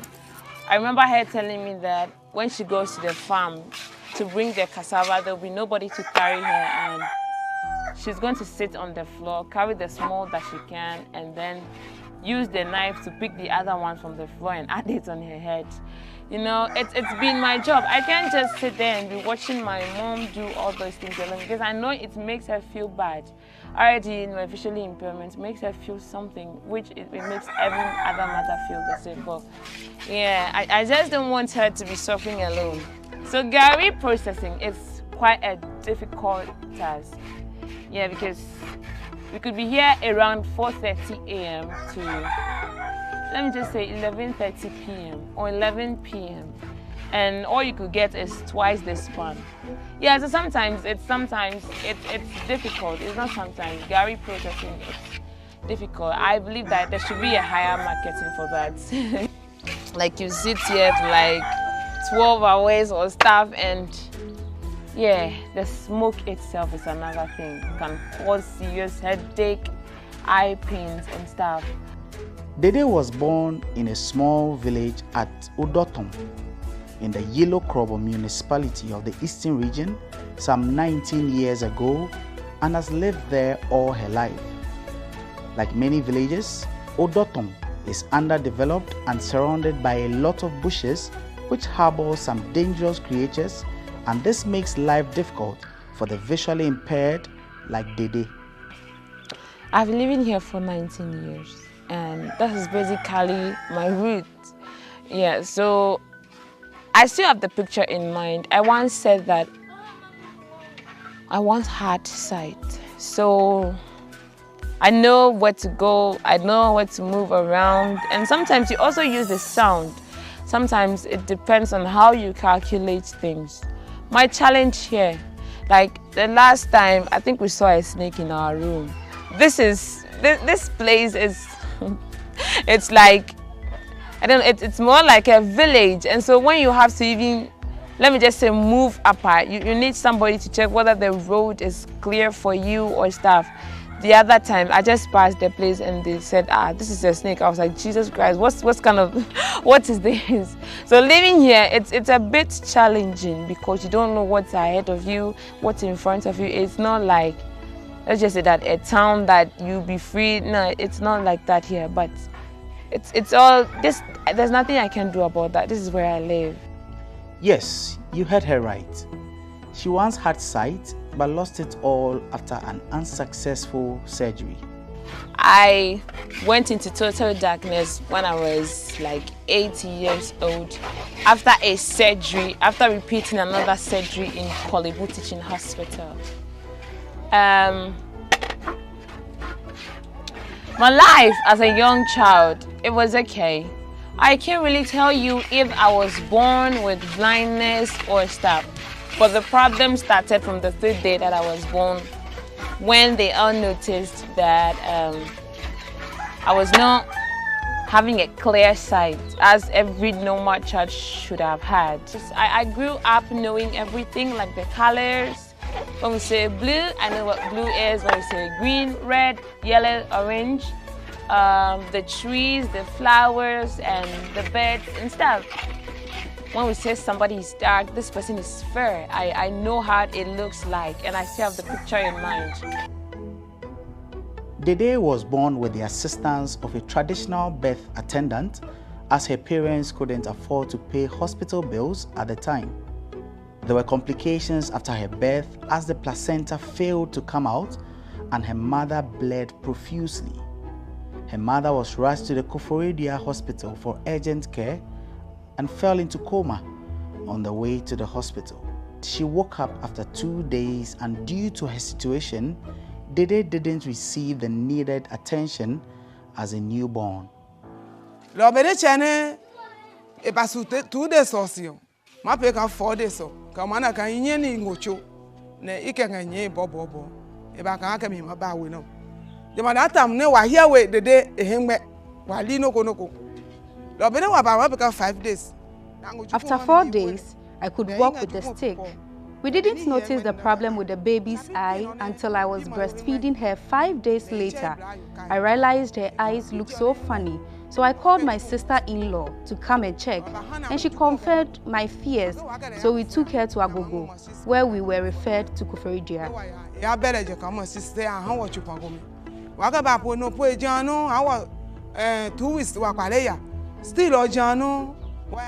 We were disappointed when we went because we were told they would examine her with machines, but instead, they only gave us medicine to apply to the eyes. The condition didn't change after applying the medicine for 2 weeks, so we went back to the hospital and they still gave us medicine. We were then advised to take her to Asante Achim Agogo, and they also gave us medicine. After a while, we gave up and started praying. Kinu prayers no ikereya kinu yo waya ne wanga ka si anti ko na check anti Mary ne nga clapio no e order brefo no go e order doctors go make ba so manya kojonya dom kojonya. A woman called Auntie Mary called me to bring her to Somanya, as some eye specialists had come there. We, however, found out that they were not specialists when we went. They advised that we go to Accra to see a specialist, but I broke down in tears because I couldn't afford that.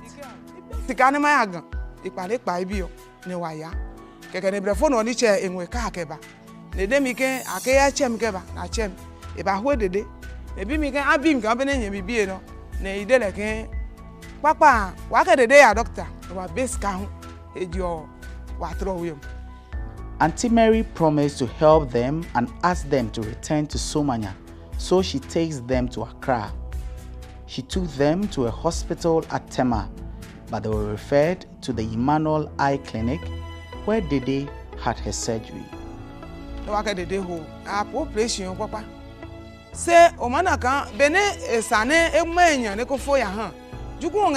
The surgery was successful, but she cried till we got home, and we went back the following day. She had another surgery, but shortly after that, she lost her sight.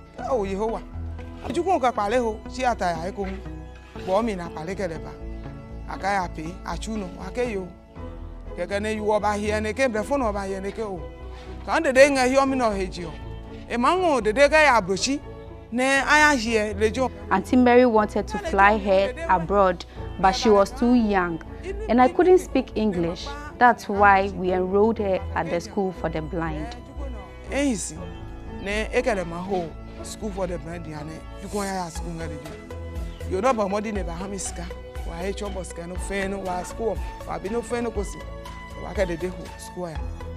Dede was enrolled at the School for the Blind in 2008 and spent 11 years there.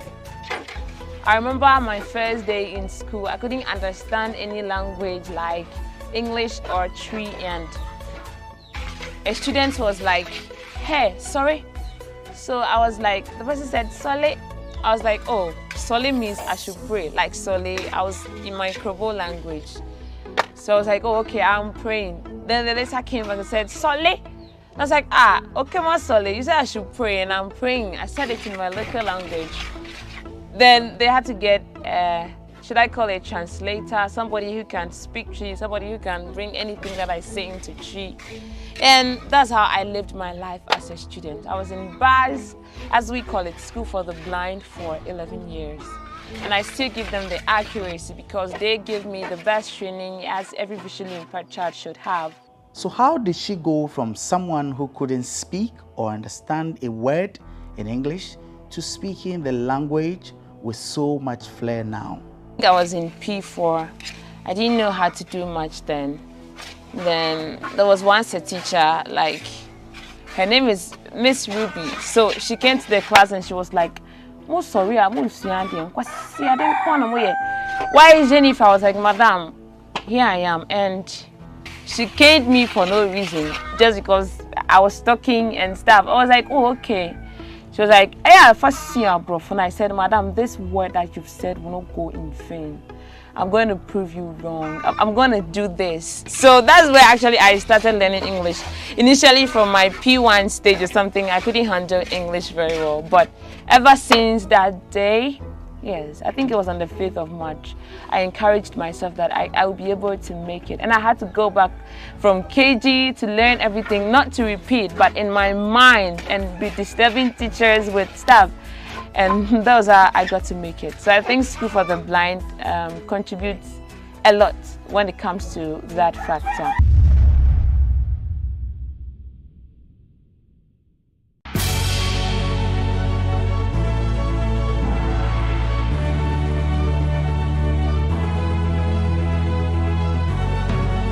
From the dawn of time, people have engaged in several businesses.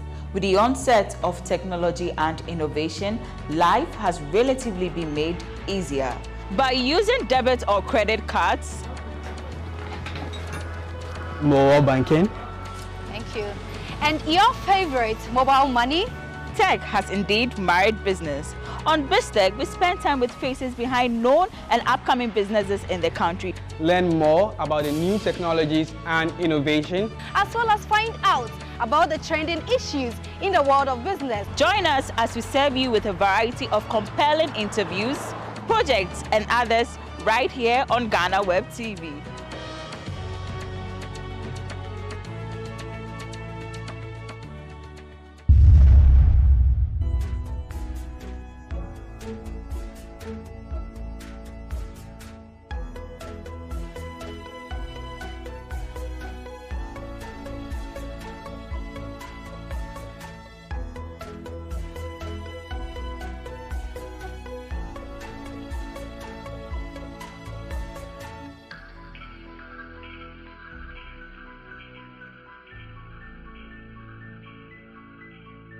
The stigmatization and everything. Like, you hear comments from a family member like, "I don't even wish to have you as a child. I prefer to remain barren." And all of a sudden, your friends that you grew up with, parents will be telling their children not to come closer to you because they feel you're going to infect them with blindness or stuff. But I managed to face it. I had to accept my challenge and move on. There is nothing I can do about it. Last year, I was coming from Okwas, and from Okwas to Koforidua, and I sat in a car with one lady. And she was like, "Driver, it's in your friendly way now, but fun car." And I was so down. I felt so bad for something like that to come out. You know, why you sit in cars? People just don't want you to get closer to them, not because of anything, but because you are visually impaired, because you are a person with disability. I believe that the society should be more educated, and some concepts of mind have to be changed. And that is what basically I want to do. Like, people see persons with disability as, I was once told here in this house that, like, we are kwala because adia yebeyama adia kobi already 19 so this will be your mom. People don't get that fact, you understand, and it's a bit challenging. It's one of the challenges for people with disability. But that's it. You can keep your head up and you also make it. Dede no oya de pa otimi bua en ofi.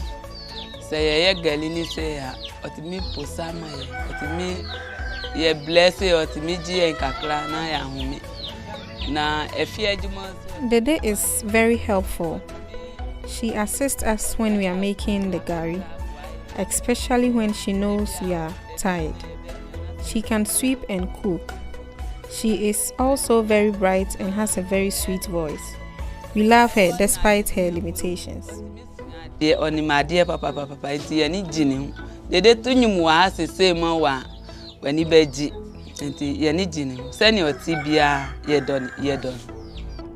She hopes to become an advocate who will help make life easier for people with disabilities as well as the vulnerable in society. I'm doing all these things for my mom and then for myself, and to make sure that other children, other persons with disability also will have the best education and enjoy best in life. Not the person with disability only, but the vulnerable and the less privileged in our society. I really want to be an advocate. I really want to move beggars from the street. I can tell you for a fact that 20% of beggars on the street who claim to be blind and starved, most especially those who say they are visually impaired, they are not visually impaired. It's like some tree and then they put it in water, then it changes color, then they pour it on their eyes when you see it. Most people do that because they don't have any job and stuff, or they feel like begging is just the option for them in life. But I really want to encourage people, boost their morale and change that concept of mind. I really want to give the opportunity to people who deserve people. I really want to encourage people that, look, you can do it, you can make it.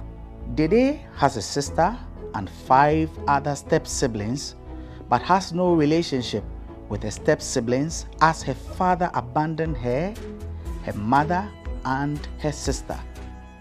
She wishes her father will give her and her sister the same attention he gives to his other children.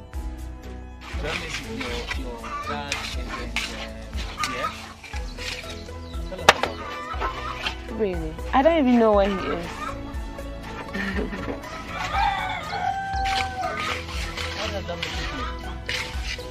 Really, it sometimes makes me feel bad. You know, it makes me feel like it's not like he doesn't exist on this earth. He lives, but we don't have that daughter and father relationship where I can talk to my dad and we're gonna talk. Nah, it's not part of the deal. I don't think it's part of the deal in my life. So yeah, it makes me feel bad, sometimes emotionally depressed. Because when you go to school and with the kids, the only language that my mom can speak is the Kobo, and there'll be things like parent-teachers association meeting, like staff, and there'll be nobody to represent because she feels that even if she comes, it'll be useless. She wouldn't understand anything, she can't say anything, and she wouldn't be there. And I thought that if my dad, I just don't know how to explain this whole issue, but we don't have that relationship. And sometimes it makes me feel good. But I've accepted my challenge, and I wouldn't push myself to somebody that always makes me an option.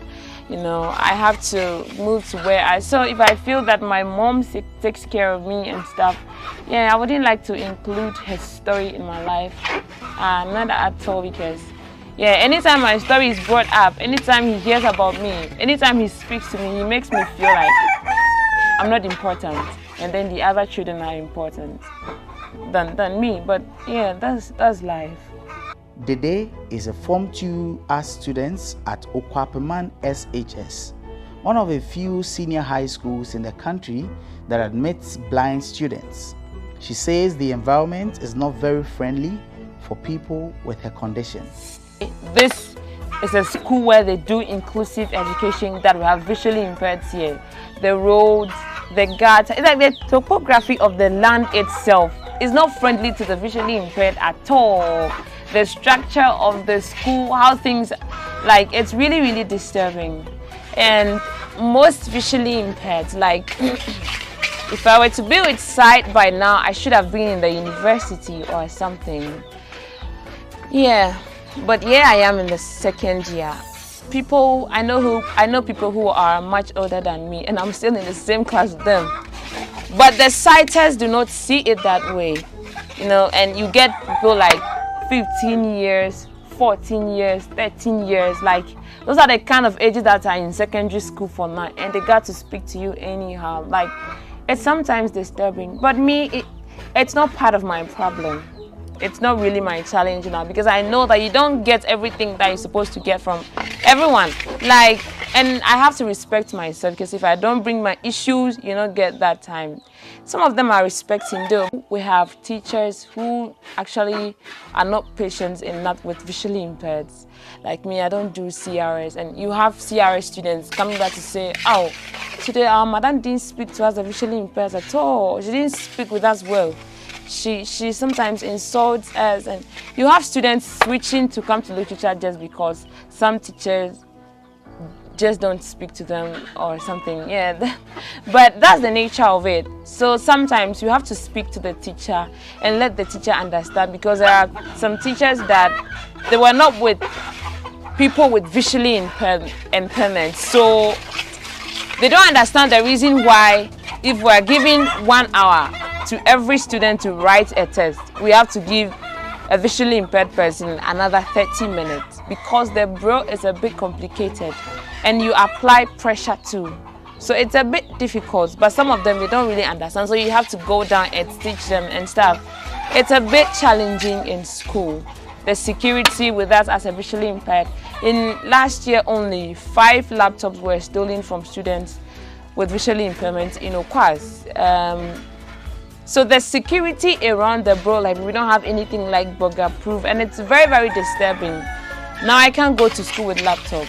The reason why we moved to school with laptop is that you can't tell somebody's daughter, like, I have a book. Like literature students, we're using books like Second Class Citizen, A Midsummer Night Dream, and then like you can't tell somebody's daughter, like, read all these things for me. So you buy the book, you take it to the Braille Center, they scan it, and then you get your soft copy. So with that, you know, there's a software on the laptop called Job Access with Speech, JAWS. It reads everything for you. So by you'll be a controller of your own world.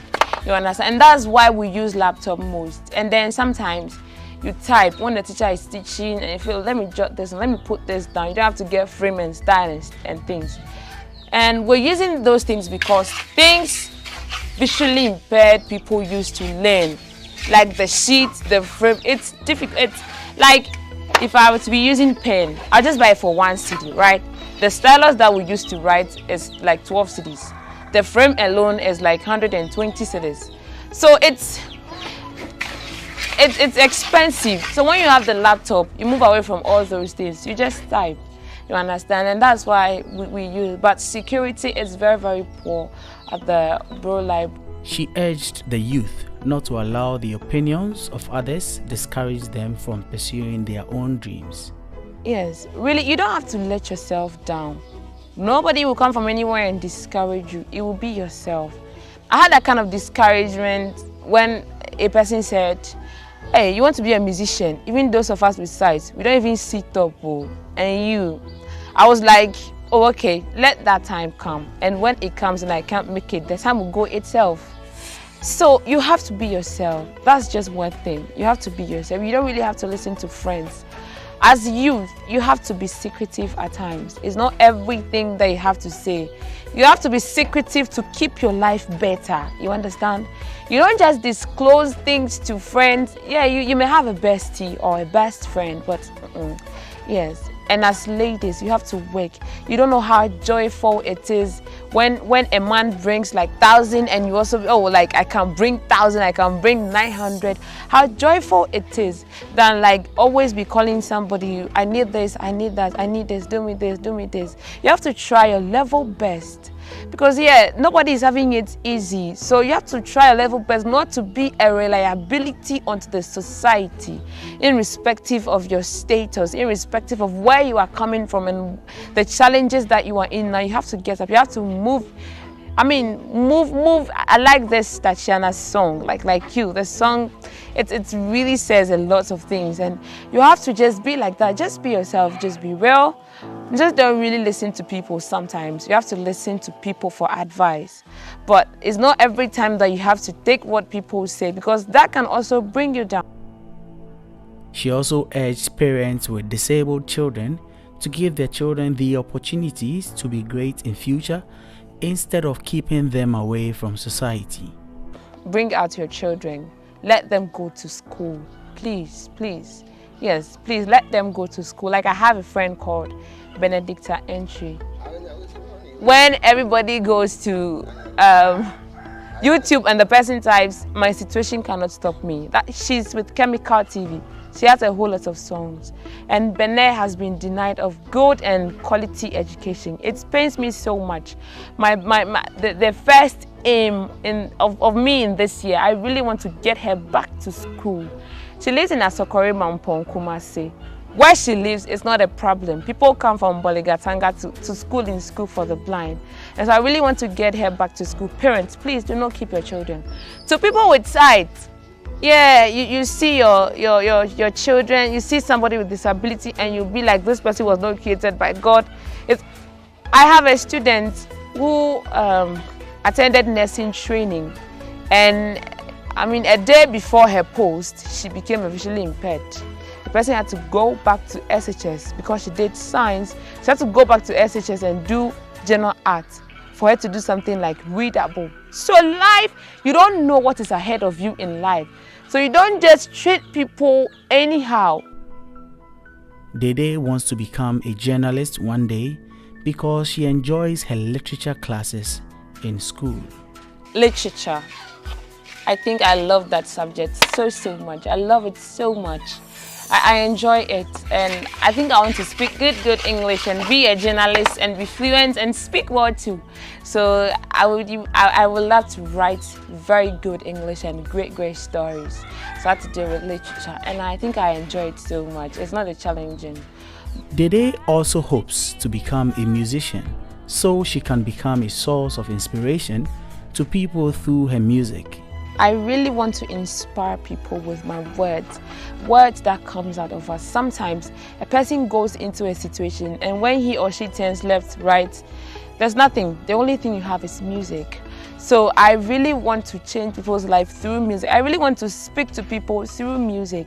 Want to empower somebody, move somebody's life. I really want to turn my mess into a message in the music.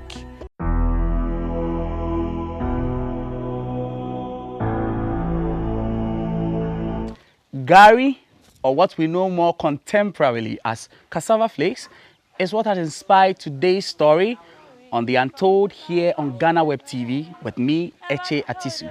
We spoke to Dede Jennifer, and we are glad that she joined us to hear her inspiring story as a visually impaired person, a student of the Okyopiman Senior High School in the Eastern region.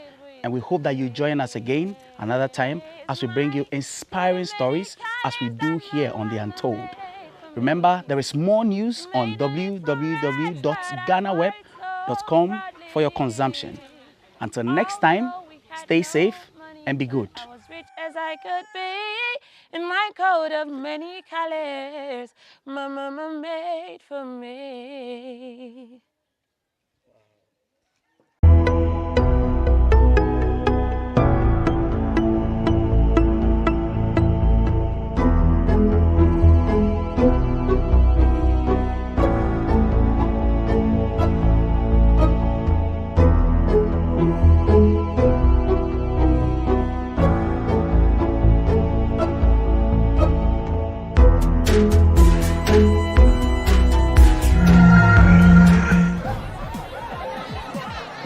Powers and principalities.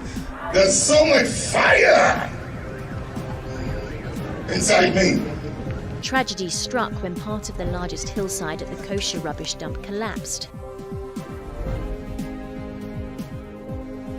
It's going to be fun to see how he goes about approaching this game.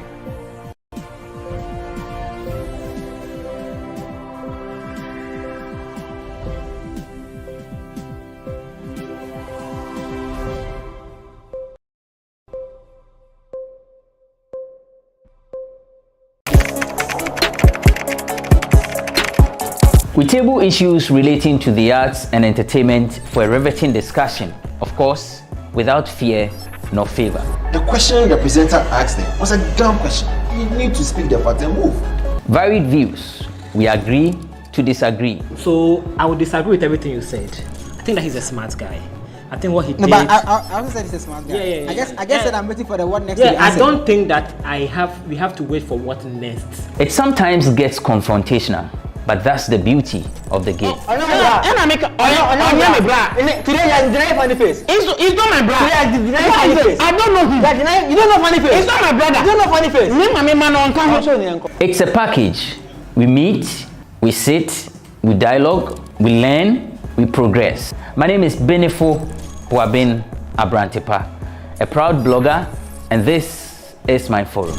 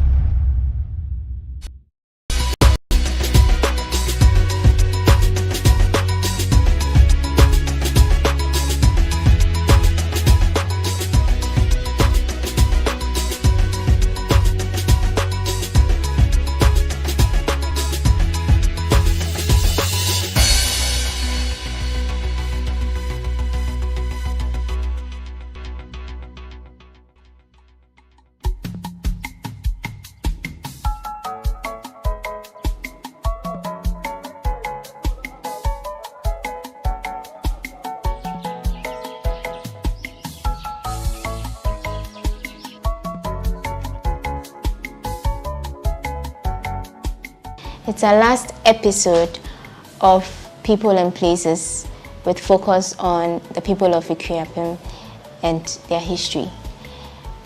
We've learned a lot so far, but let's see what this last segment has for us. Our guest is still Nana Ado Kwata, the Asafo Kunti Hene of the Ikuapems. Nana, let's talk about chieftaincy. Okay. Who is qualified to be a chief? Okay. Among the royal family members, we have what we call elders and the Bushapene.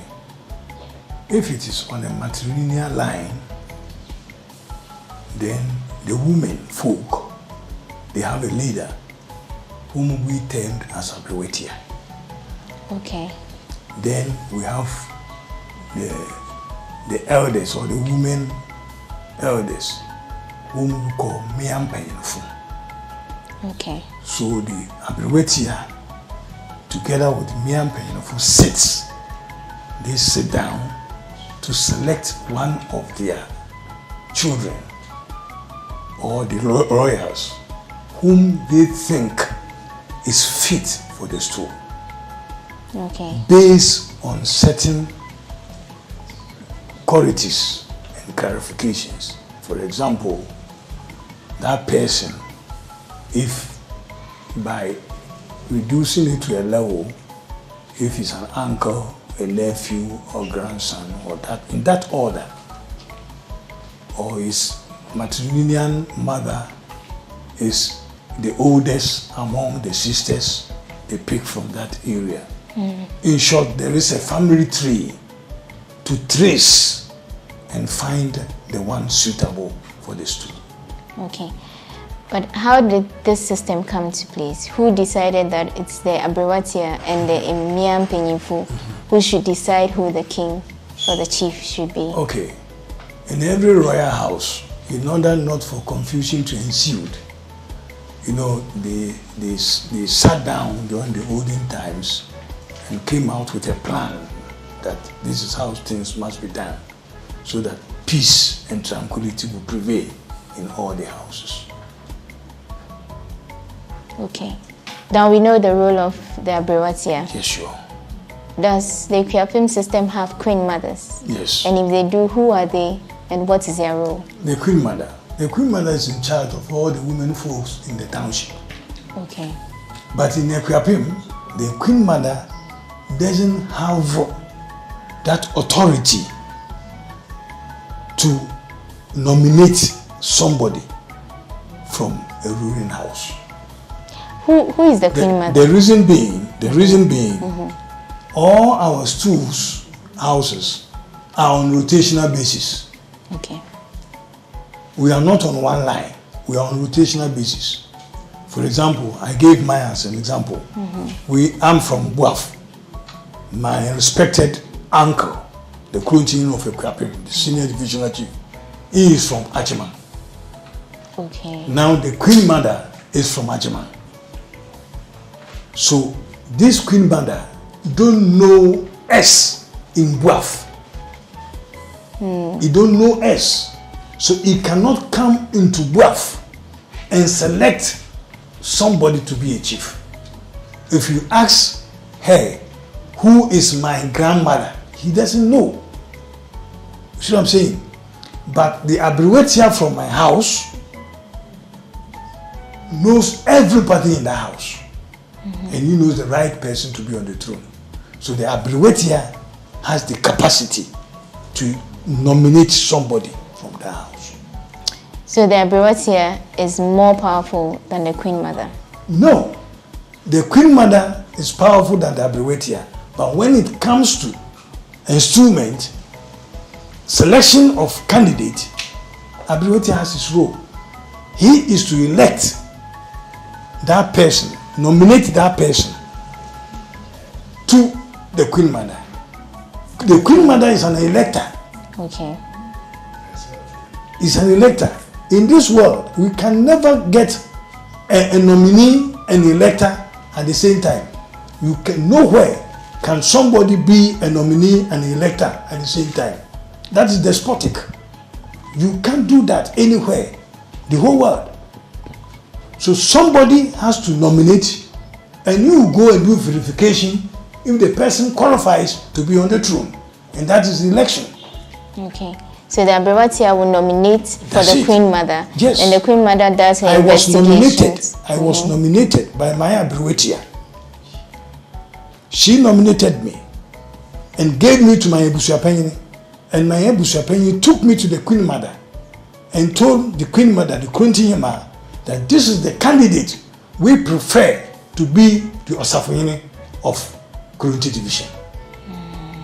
The queen mother will sit and say, okay, Osafoyene is a bad guy.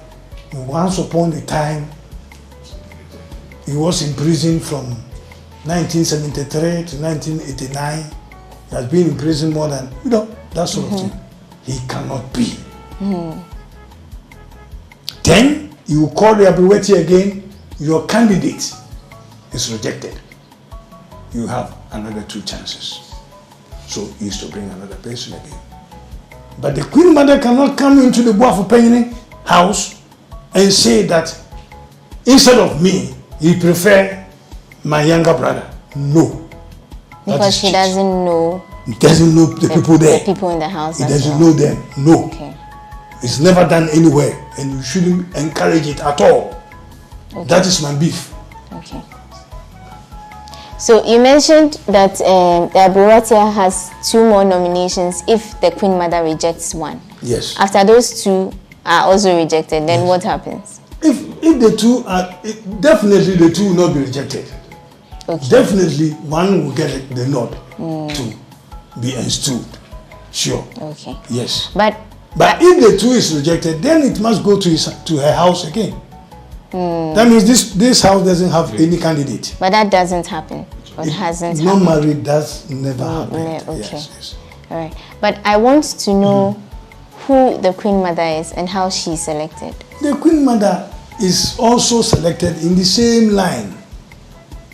The Abiwatia nominates one of the females. In a particular house. In a particular house. Okay. And offer him to the kingmakers for verification and scrutinize and everything, and she is accepted. Period. That is how we Ekwapims we know. We have this Abiwatia system that has been there since time immemorial. The Ashantis are different from us when it comes to this line of chieftaincy. They are from one house. Only the people from the Osei-Tutu dynasty are ruling. So they know them. But ours is Oforukuma came with his sisters. 3 sisters. See what I'm saying? And the 3 sisters are separate. The Amoja, the Nkatia, and the Sechiabia. And for 300 years. So how can you come from Amoja and detect that this person from Sechiabia is supposed to be a chief? So those 3 sisters are the 3 stools? Yes. The 3 houses? The 3 houses. The gates. Okay. Yes. That the Okuapehini comes from? That's it. Okay. And the same for the Queen Mothers too? For the Queen Mothers too. Those 3 houses? Yes, 3 houses. Okay. So currently the Queen Mother is at Nketia. When it's not there, that is not what we wish. But when it's not there today, it goes to Sechiabia. Because it's on rotational. It goes to Sechiabia. In the same vein, the Abiwatia will nominate somebody among the female royals to be on the throne. It's as simple as that. Very simple and straightforward. Okay. So talking about being royals, most times we are difficult. That is our lifestyle. Okay. So then let's talk a little about what happened with the installation of this Okuapehini. Yeah, sure. What went wrong?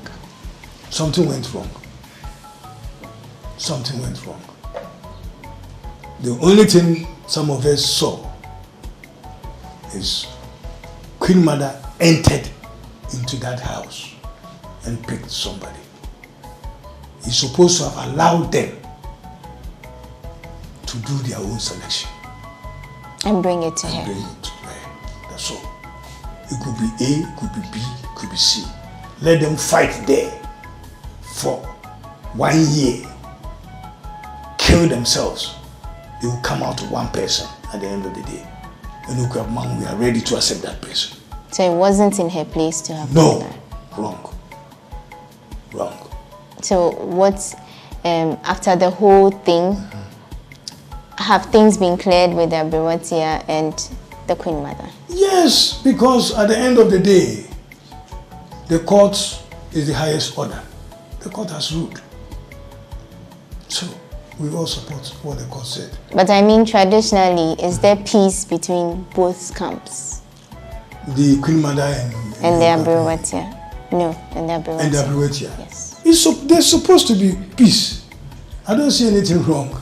And bet me, it could be so, but in about 3-4 months later, everything will be all right. So what's this thing I hear about some people bringing rams and it's being refused and all of that? My lady is taking me into a very massive, controversial issues. You heard of rams and whatever, snaps and whatever, you know. I think the authority is looking for peace. Okay. Peace must prevail in the Equipment. I don't see anything wrong. They didn't do anything wrong. Okay. But the misinterpretation of the whole issue brought these troubles and whatever we had. Okay. It's just unfortunate. Okay. Maybe the presentation wasn't done well, or maybe people misconstrue the idea of the whole thing, which I cannot say because I don't know much about that area. Okay. All right. But all what I know is the authority is trying to pacify for peace to prevail, which didn't work out. Okay. But I don't know much about who requested for what or who did what. So that one is above me. All right. Let's get back to the issue of chieftaincy. Yeah, sure. How many chiefs have you had, the Ikuapims, and who has been your oldest so far? The current one is the 24th. Yeah. And the oldest is Osiadio Nanadu Dankwa. How old was he? Okay. Yes. He ruled for 41 years. Okay. Yes. Okay. And at what age did he become chief? At the age of 44. Okay. At the age of 44. That was the oldest chief. Some of them came at a more older age. But he ruled the oldest. Yes, he ruled for long. Okay. 41 years, yes. All right. Let's take a short break. We'll be back to learn more about chieftaincy and other issues.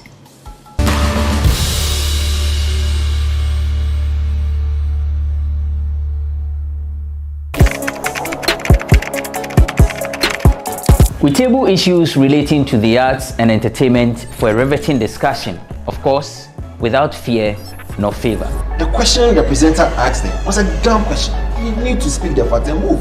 Varied views. We agree to disagree. So I would disagree with everything you said. I think that he's a smart guy. I think what he did. No, but I also said he's a smart guy. Yeah. I guess that I'm waiting for the what next. Yeah, I don't think that we have to wait for what next. It sometimes gets confrontational, but that's the beauty of the game. Today you deny funny face. It's not my brother. Today you deny funny face. I don't know him. You don't know funny face. It's not my brother. You don't know funny face. It's a package. We meet, we sit, we dialogue, we learn, we progress. My name is Benefo Abrantepa, a proud blogger, and this is my forum.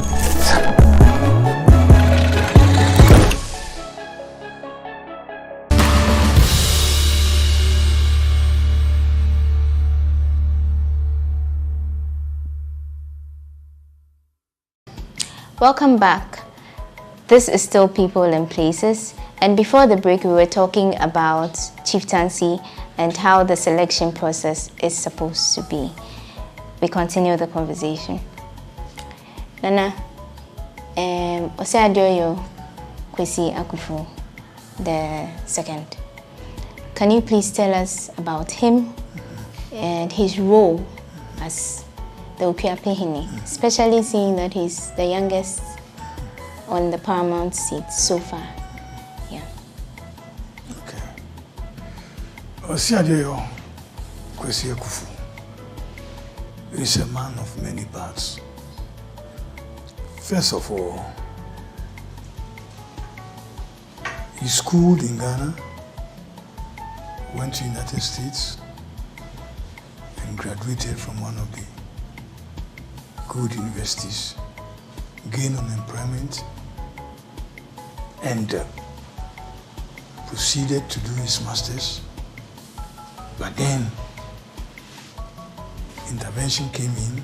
He has to come down for this great job.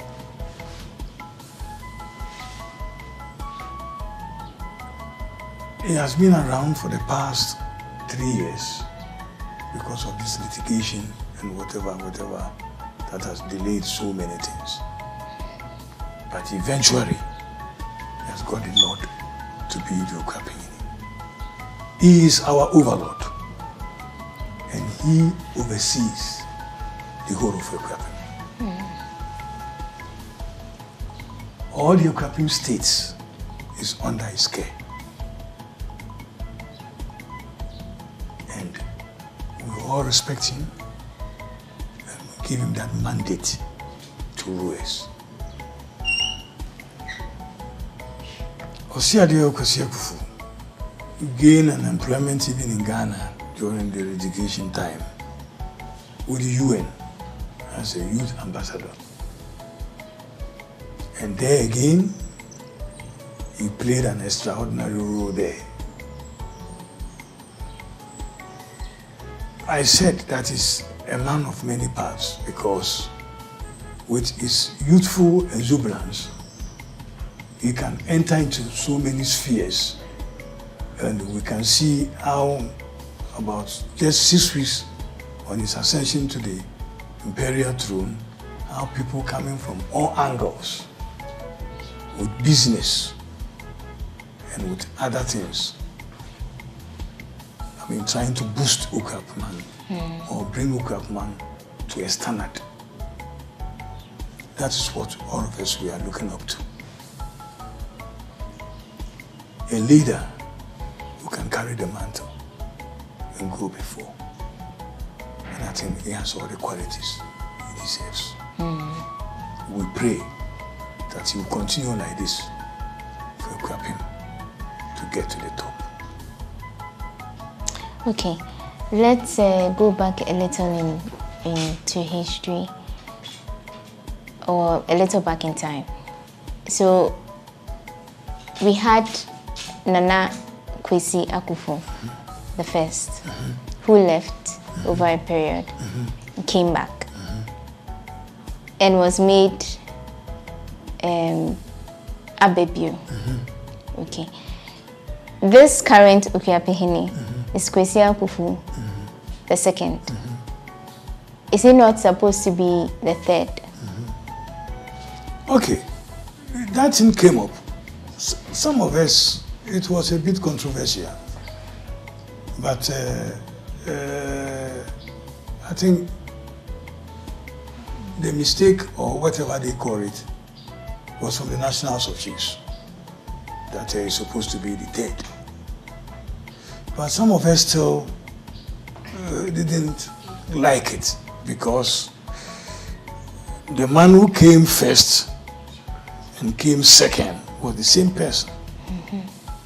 So we don't see the reason why this one coming as the third, because it has happened before. Nana Kwamfuri Okuapehini was distilled. First we had Kwamfuri the first. When he died, then Nana Kwesi Akufo came. Then we had Nana Kwamfuri the second, and he was distilled. He went and came back again as Kwamfuri the second. Okay. The books are there. So we don't see why they tackle it this way. But we'll still argue out and see what will happen. Because it has happened before. And the records are there. Okay. There are arguments. I think we are to work it out very well. Yeah.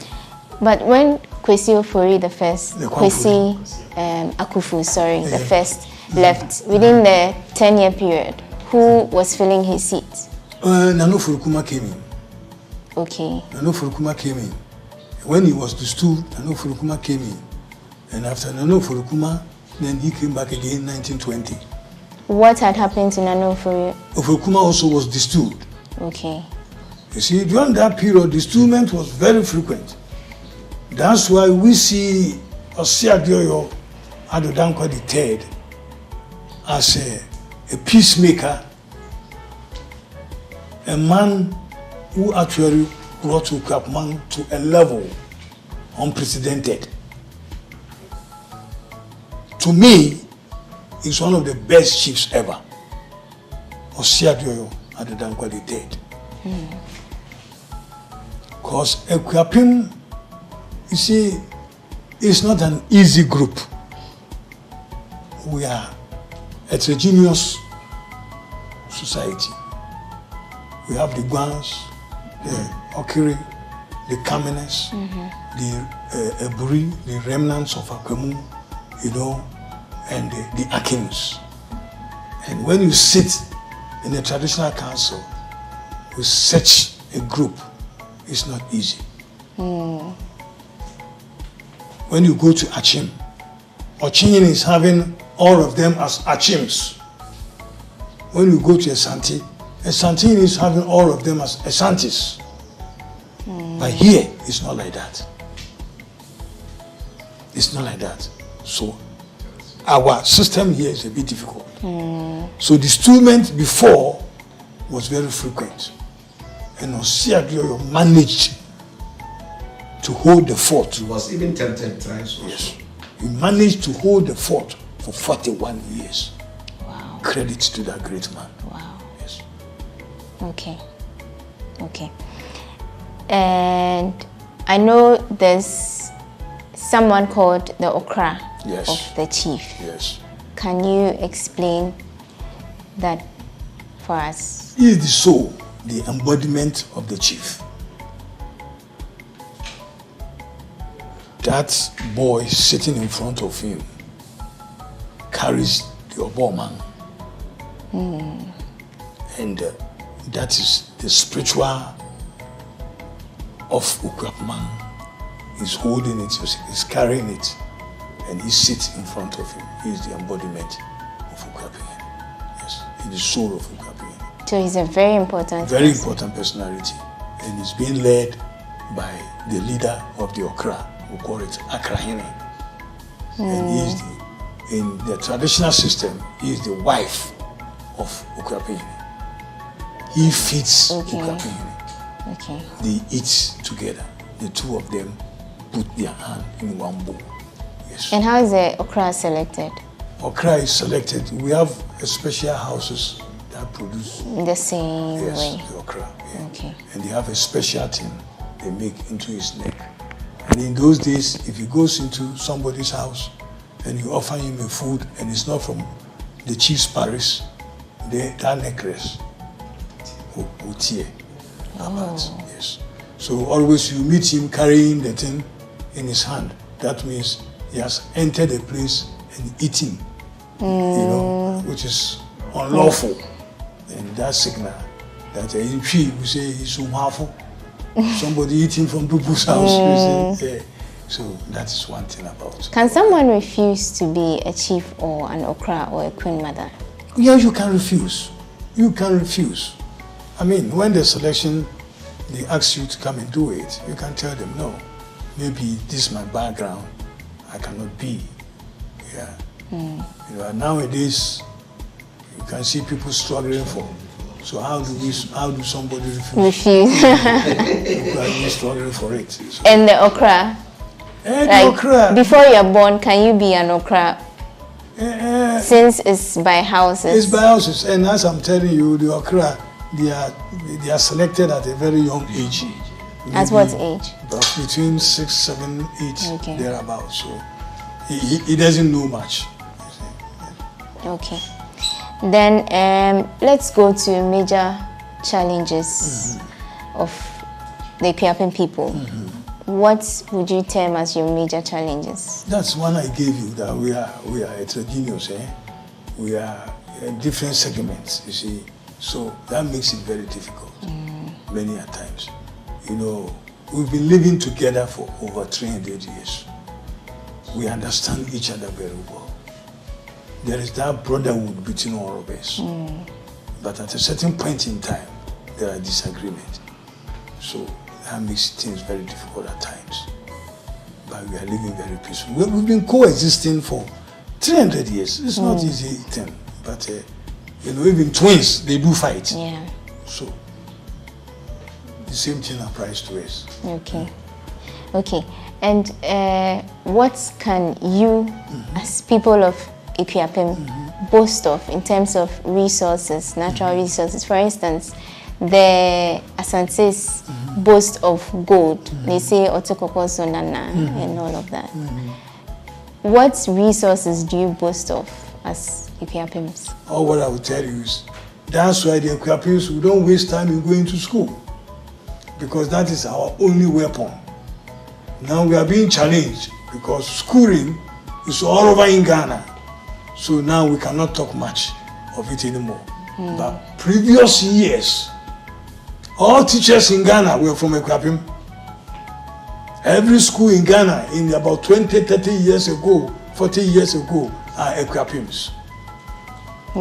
Yes, but now it has turned because everybody is schooling now.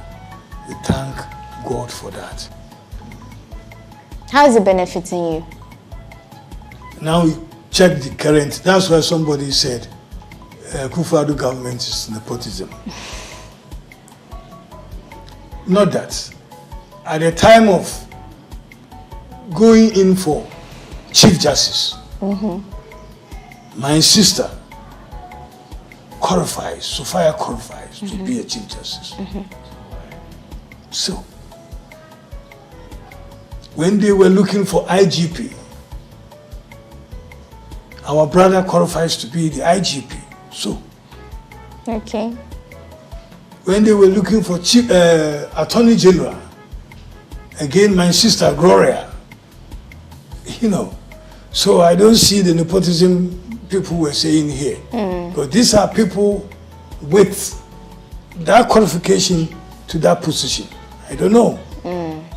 I mean, there can be so many people around us, people were putting up. Yes, but in line even, I think Sophia qualified at that time to be a Chief Justice. So, what else can we do? How about cocoa? We brought the cocoa here from Venedepo, but our lands were not fertile for it. Okay. So it traveled all the way from here to Sefi, to Brongahafo, to Ashanti region, and it is now effective crop in Ghana. But we don't have it here now. That's it. So we cannot talk much about it. Because when we pass through our areas here, we don't have it. But we are living on gravels. So how can you plant cocoa here? It's impossible. Yeah. So we planted in certain areas, and even we never, succeed. And our language, the Twi language, the first Bible, everything was in Twi, Ekuapim Twi. It was through there, they translated it into Ga, they translated it into Ewe, they translated it to Asante and Akim Twi. You see what I'm saying? Yes, sure. So, that is our resources. We don't have gold. We don't have diamond. Even our language, the Ekuapim itself, is going down because the Ashantis are majority.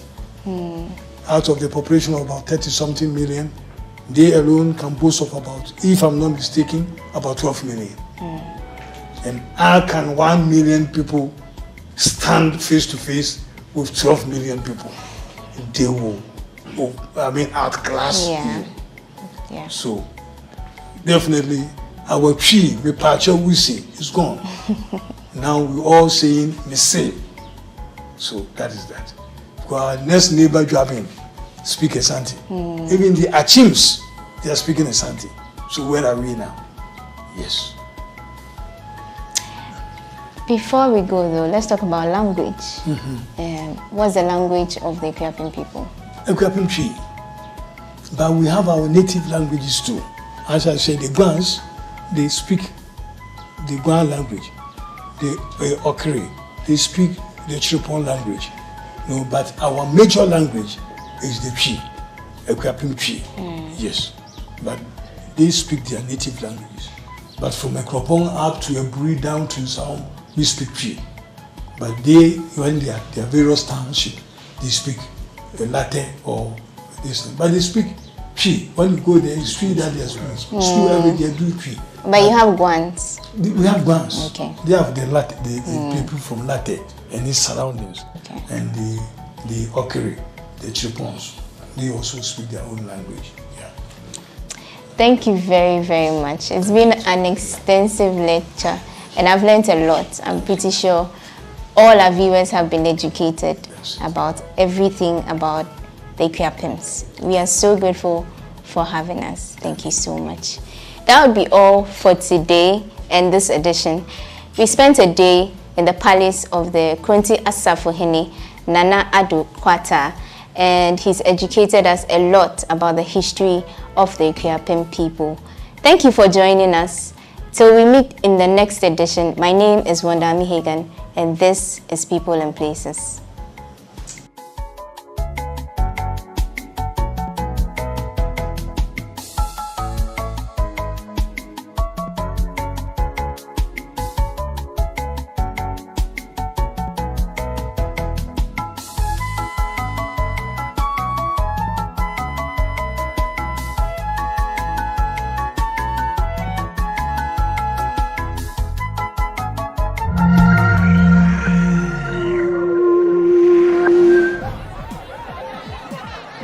Powers and principalities.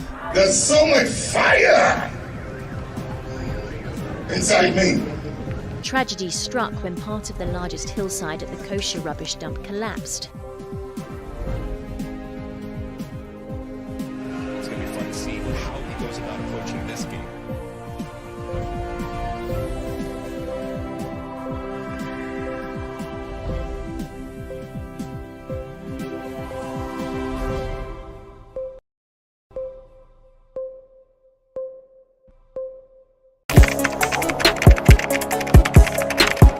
We table issues relating to the arts and entertainment for a riveting discussion, of course, without fear nor favor. The question the presenter asked them was a dumb question. You need to speak the part and move. Varied views. We agree to disagree. So I would disagree with everything you said. I think that he's a smart guy. I think what he did. No, but I also said he's a smart guy. Yeah. I guess that I'm waiting for the what next. Yeah, I don't think that we have to wait for what next. It sometimes gets confrontational, but that's the beauty of the game. Today you funny face. It's not my brother. I don't know him. You don't know funny face. It's not my brother. You don't know funny face. It's a package. We meet, we sit, we dialogue, we learn, we progress. My name is Benefo Abrantepa, a proud blogger, and this is my forum.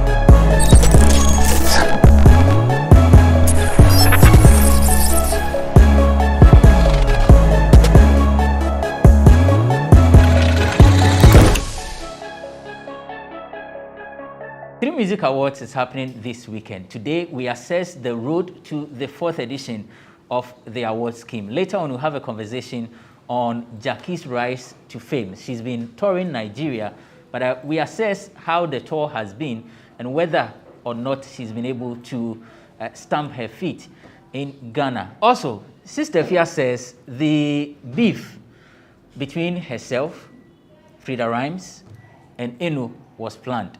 Now, after planning this and successfully executing it, the ladies have failed to say thank you to her. Cool? We assess all these issues on this episode of Bloggers Forum. My name is Benefo Boabin Abrantepa. Welcome to Bloggers Forum on GhanaWeb TV.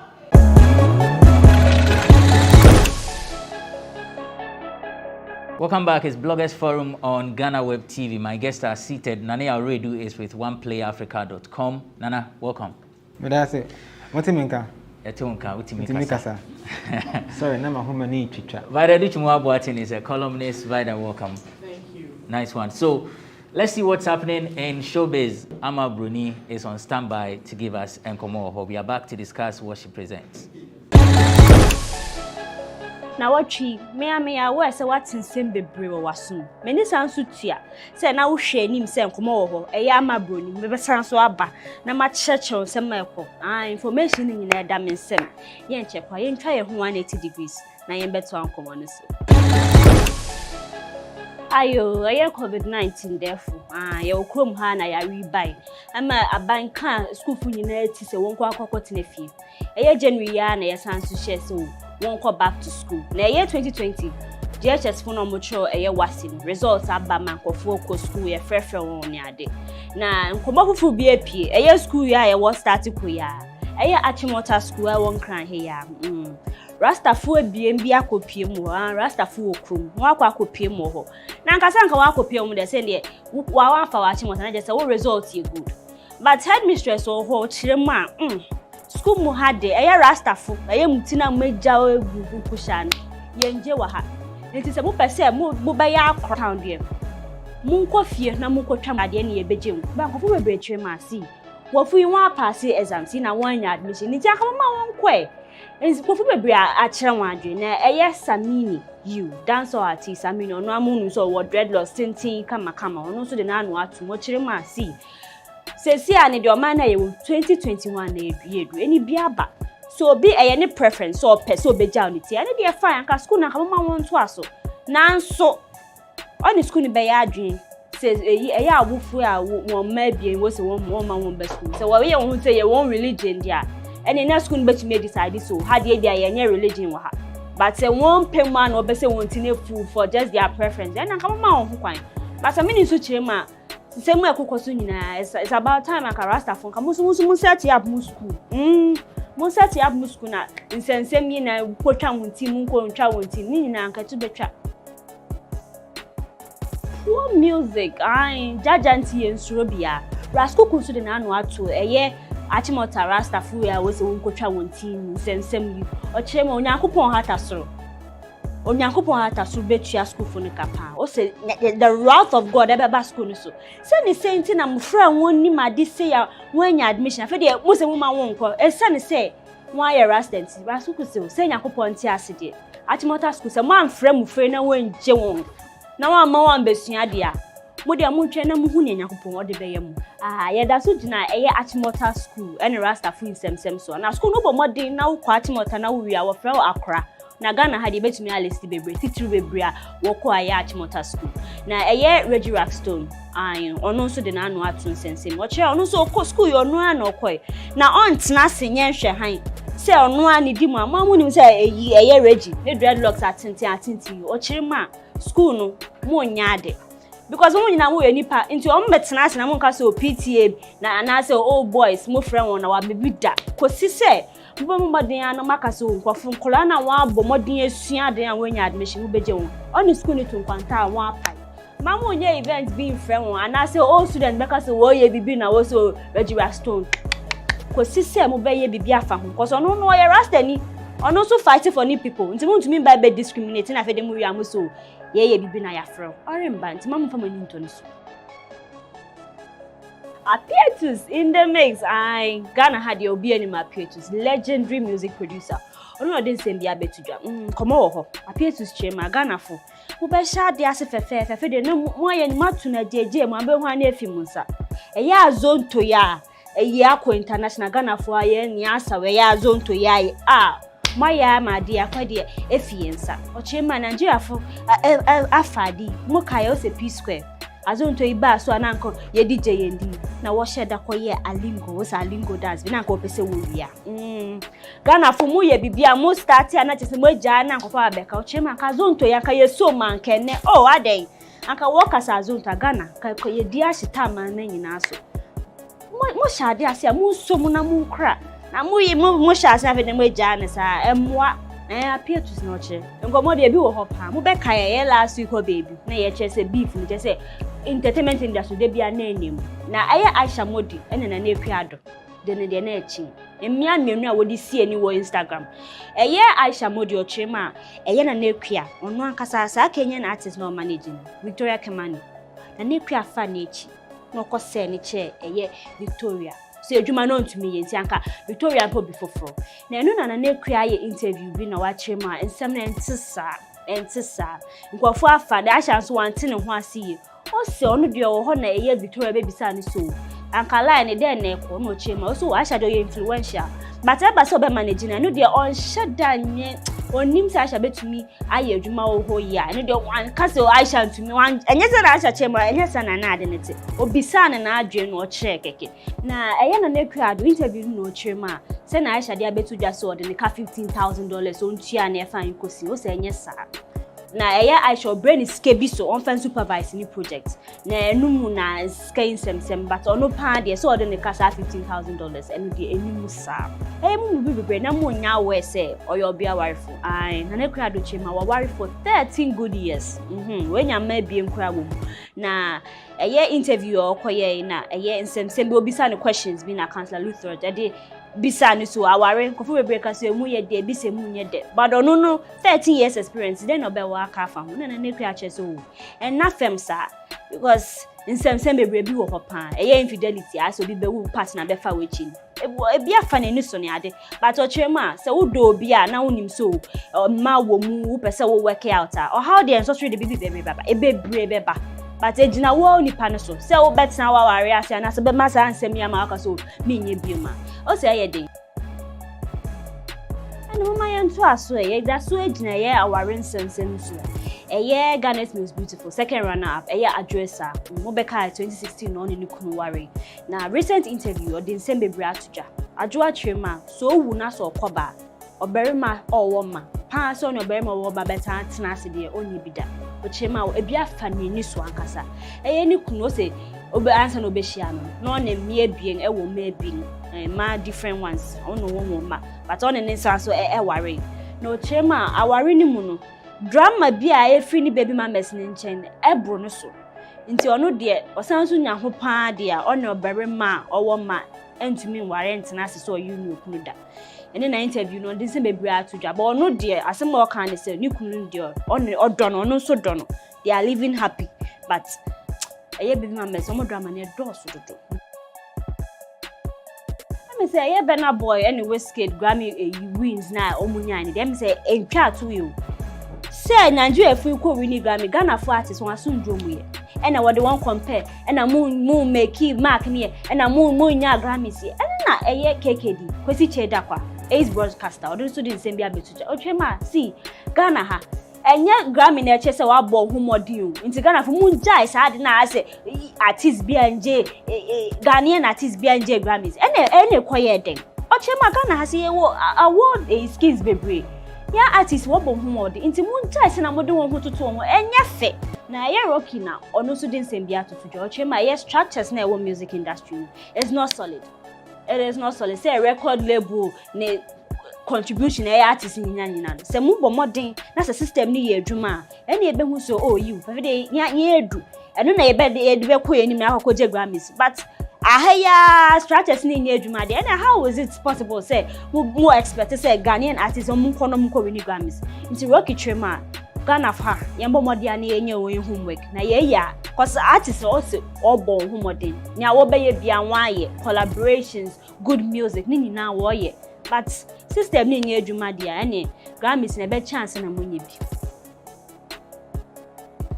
say yes sorry so ene ye fa ye funny face you actor funny face in trato funny no abetwema oh atemdidio didi ye ni baby mama Vanessa e me bi so Vanessa ye ni ma menum ne papa so they say o se buenu ne ho Ghana police ya wo nyina mo amunim de dem na mabeka o se wan sheda buenu ne ho panti ye ni baby mama fa ne bone nche no wo a o didi matem bi so muso nyina o se opam chow no fa nche no amafu ya ye gitum se mo de ne bone be che mo de a chen de ne nsu ye de esi ha that's a ne ye me amabroni me pa na me de komo na ho ni nyina asanso abeso.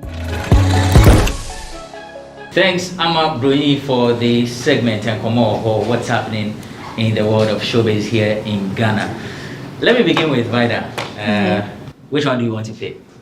Which one do you want me to pick? It's a selection process anymore. Yeah, I don't know. This week, Kasan, it's been a Rastafarian week. Yeah. As I say, everybody talking about this Achimota schools. I don't know what to, make of this whole thing. Means me who say, yeah, man, you go school, no. But there's something peculiar about that gentleman.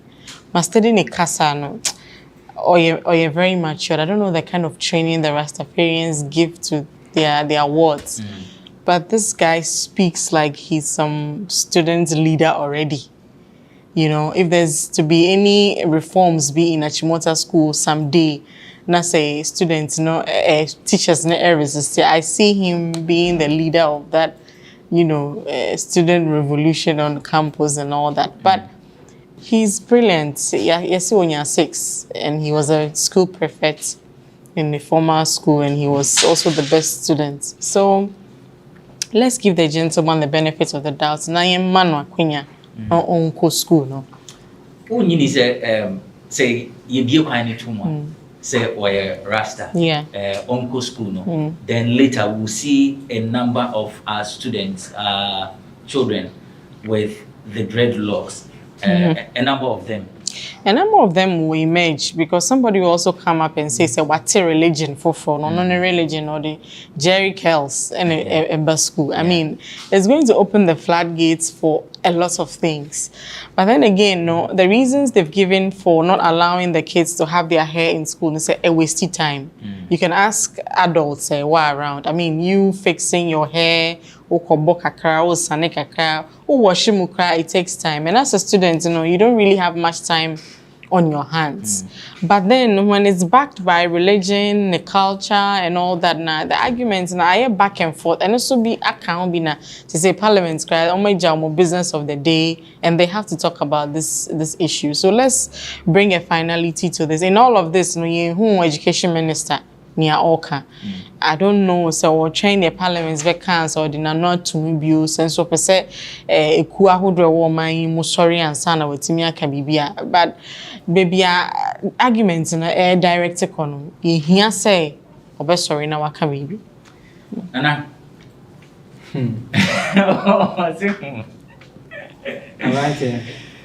Yeah. I want to share. Kruma say when you say no now the best. Ghana phone hwehwe nim enwu hia on. Ghana phone hwehwe nim phone enwu hia. Me nkasa bi. This has nothing to do with I've seen that child rights whatever come and talk blah, but this has nothing to do with that. 3 things. 1, every organization has rules and regulations. It's a reason why society is what it is now. Why do we have police? Why do we have military? Why do we have a president? Why do we have a vice? Why do we have how do you call it?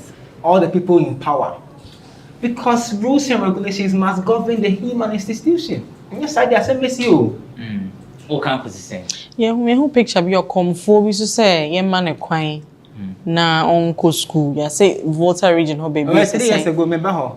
You understand? It's no ba on na chairman na be ko school na say. I'm speaking on the Reggie Rockstone thing. Can I find if here? Say I've cancelled all my anything with Motown is on hold for now. I don't know to watch him on. You training Ben? Listen, let's be very honest with ourselves here. What happened at Achimota School had to happen for us to have a certain level of conversation in our country. It's not supposed to happen for the boy to go to school. If the boy and the Rastafarian parents want to solve the issue, when they got to the school and the school said no, because it doesn't meet our, like it's against our rules. All they could have said was, we'll do fee paying. And then the boy will go to school as an international student. For secondary school, do they have those arrangements? Yes, you can. There are some kids in some schools, I don't want to put their names out. Even in my school that I went to, they were fee-paying people. They were fee-paying guys who were keeping their hair. No, I went to Swim Tech. Uncle G.I.S. That beat me say that anyway. What can I say? Yeah, there's a reason why rules and regulations exist. I can't tell you about GhanaWeb. GhanaWeb rules and regulations. Say me baha na me shem paboa. Omutimi wakwan busa me say aden na won shem paboa because I shem paboa. But then principal, we are forgetting something. Yeah, traditions no wo ho. Sebi akola bi wo ho ana oye nsuo ba. As I say, you be any baby okoji ne ba. Se wutwa ni na there's be a baby drastic ABC.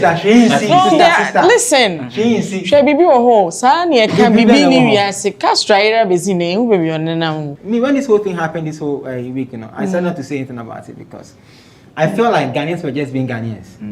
Right? I have three things. One, politicians being politicians, excuse my language, off their stuff. At a point in time where they were being bashed for free water and everything, the point GS to say, give an order to say, you accept the thing.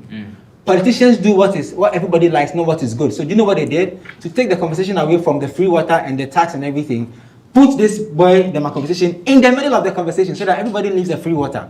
Two, GES comes out and does the thing. Everybody is chastising GES. More time, first of all, in a tweet. Posted GES's response in the papers, then comes out to say that they reject the boy. What happens in politics behind the closed doors has been settled. Somebody owes somebody one favor for them. Let's be sincere with ourselves here, Charlie. We will not be kidding. So this thing happening and it's exposing how Ghanaians we think small. How many years have you gone to school?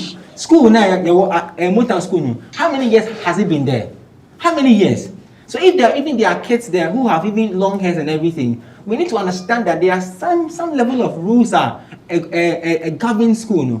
So if you go and then they say that, oh no, you think my own go school, it has nothing to do with faith. Because if it did, I have Muslim friends who went to my school but were attending church services because they were forced to do. If it had to do with hair, I had people in my school when I was in school who were sick when the sun hits their head, but they were still working in the sun with their hair cut.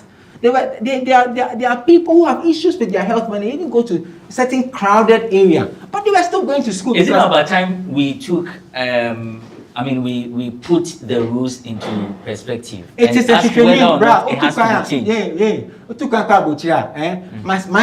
My brother went to school in Russia. When he got to Russia, he couldn't speak Russian. You know what they made him do? 6 months of learning the Russian language before he even joined the school.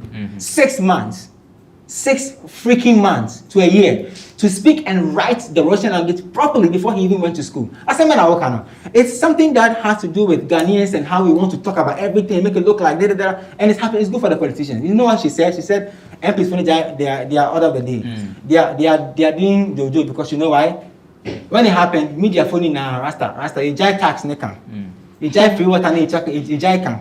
So the politician is happy now. Yeah, say a kind. Shame. It's something that's politics, bro. This has to do with the celebrities and what they are saying is all bullshit, like Raskuku and things. It has nothing to do with faith. It has nothing to do with Rastafarian society. It has nothing to do with anything. Assemination, Wako school, school. Oh, sir, what can we do to solve the issue? Rather, we are coming out to chastise Motown. For doing what? A school that has been existing for how many years now? Okay, because of one boy, the school must break all its rules because Jesus is coming tomorrow. So what can we do to solve the issue? What we have to do is one more Rastafarian school, Anna. That's what Samini is saying. Samo pedia. Want to school. I don't think they have to do that. I think they have to just abide with it. We are going for the break. When we return, we'll do the Jackie's Right to Fame, Sister Fia, and then later on, we'll look at the 3 Music Awards. It's Bloggers Forum on GhanaWeb TV.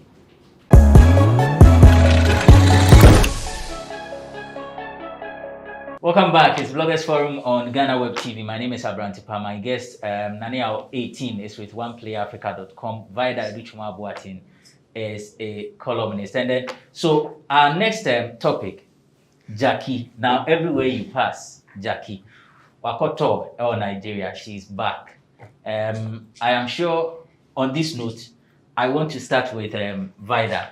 We've been talking about female participation in the industry, and I want to know how the feeling is like with Jackie being a sensational artist now. Yeah. I actually got introduced to her music through a friend who was not even Ghanaian. So I felt the music wasn't from a Ghanaian artist. But then when I checked Jackie, the spelling of it, and I realized that it was, she was just trying to, rewrite or rephrase it to make it look unique. Yeah. And then I realized she is a daughter of Nana Echampo. And I was thrown aback, because Nana Echampo in the high life, the KB and Kobamani buy a new crank, the bit Tony Papa line, but then no man is liberty to do what she likes. So, and I hear people say she's from a music family. I don't know if, apart from Nana Echampo, there's also someone else out here music. I can't. Say that. Oh, so about you from a music family. I said one side and inquiry ever funny say. That's like unmana. Yeah, it's. Oh, bravo guitar from a music family. Oh, okay. Yeah, okay. So I like the way on funny papa Ninchi who be brave in all that she does. I mean, you don't see her father even following up. So on any interviews and now Frefro be a baby way for Neban. You could see say she's well groomed. And yeah, I don't know what her father did for her backstage or behind the scenes though, but kudos to her. A lot of people fell in love with the song, not knowing say it's from a Ghanaian. Usual way of falling in love with music. That was how a lot of people ever pay in Yomno. But then, Mr. D. Bibi Kaka, Miti and Yomno, I proceeded to watch the video. And I was disappointed. Forever, now. Yeah. Female empowerment. With the video. I told myself, minim say na tie franka mistake to audio ni sa na nka mankwanko share video no. Ko yin na nim say video na supposed to complement enyom na wato no. Maybe there's a message our person will convey to audience no. But the video wasn't good for me. Osha costume no, it was bad. Osha camera quality no, ewo form message progression be a woman. So I was like, said nipa abedonyom no. If somebody proceeds to watch the video no, because but who shot this? Why this concept? The costumes alone. I know say your producers can put it side by side. So I'm pleading with her to say, when your Sony deal be, when your RCA UK deal, distribution deal be. Kudos to her. She should watch Sa at the end because they say, in as much as you're streaming, there are people who solely know you through music, videos, So she should pay attention to her. Now she's become a sensation. Everywhere you go, everyone is screaming, Jackie, Jackie, Jackie, Jackie. She shouldn't come back some year and tell us, say, Ghanaians didn't give her the support that she deserves. Because style, R&B-ish. I mean, who be that? And yes, I did who be a BC that we've seen it before. The song of Fiane, Irene Logan on my first track, and it keeps ringing in my ears still. And style ni good, but it's not a DNC that ye who be that ye to a guso.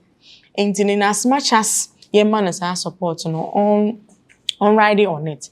Matisa Gophobia is too early for her to go to Nigeria. I mean, Nesenka Utintim Kaka, because in Gophobia brings down who the performances, crampon, the stage performances, how or be coordinating home, or be panting for breath, saying or be on auto live and now be DJ track, 2 tracks. So people don't really know her in that light. Yatiane said Jackie B and a champion, but Nesenka or Tonable because Nigerians no more all rises. They have a way be almost on best press on continent. But I disagree. There's no right time. I mean, say if the song is blazing there, now you have to take advantage and go on a media tour. I see nothing wrong with that. But then again, on remixing and you know with Omale, there are people saying that they didn't quite feel the vibe. And she says it's not for them. Yes.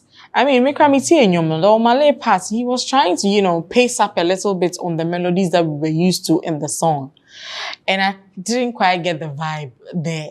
I've asked myself why Omale, but maybe I didn't know the projects they have in the future. But I don't know, back through tweet, I apologize, say, maybe someone will say, for how long would you apologize for? And you maybe say, I mean, on gross, thick skin, no, yeah, we'll praise on the management around here, no. So you think the apology was needless? It was needless. I mean, you have to grow the tough skin right from scratch. And then it's true. And you don't do a particular song for everybody. She doesn't want to have. No, Masa. She's new in the industry. Wants to ice cream. Don't come and do music. What's my say? No, they see Chegu. Don't come and do music. Baby, I'll be there. You won't be there. Because I'm sure people have seen the video. Maybe you're not more paper. I Jackie or Jackie. You can't and there's also this thing media no ride it on say as all your bebunu she even said the video forever is a projection of a future love life. So future love life is a tape of video in there and then no don't catchy. So Shana because Charlie who they shake video no wedding gown be our share. Oh, wedding gown. No, media. Let's be clear here. As Brantipa. Yeah. I don't do gender-based analysis. Yeah. Oh, you're banned, TDA. Oh, yeah. Creative space, no, yeah. They're all in creative work and it's me. I don't give special treatment for bar. I mean, no seat should be reserved for just being a woman. You need to have some qualities. Position be musa. So more money to money and then me who bear my than my future love life now. Asa money now on videos near. So I wish her all the best. I'm very happy say, why BBC and it's telling parents and I've heard a lot of people say me they ban Antonium, me they ban football, now take example from Nane Champo and how all supporting a ban and then all the best to her. I may wish you big take Ghana up. Say Grammy yes connections. Yeah. They say baby on nama son ni I see him by distributing you there. I hope so or they will be bad at Nana, Mami Tio. So let me tackle from this angle, sir. First of all, every new artist coming into the industry, especially the younger generation now, they come with a certain mindset of, I'm not doing the music, I'm not in a hurry to become an A-list artist. I'm doing the music as something that I like to do. If it works out, hallelujah. If it doesn't work out, I still have something to follow. When they get a chance and by grace they get to break and they see that there's certain potential in milking revenue that can take care of them for the long run, then they begin to tilt towards the music and take it serious. We've seen how a certain young guy called Kosiata, out of nowhere, got a BET nomination and became a home name instantly in Ghana, right? So Jackie's case is like that. Jackie, I can pardon her with her video and even the music because at the time that she was doing those projects, it was all about love for music. What am I saying? Don't forget that the song that was picking up was Never Like This. Never like this, so never. It wasn't even Forever.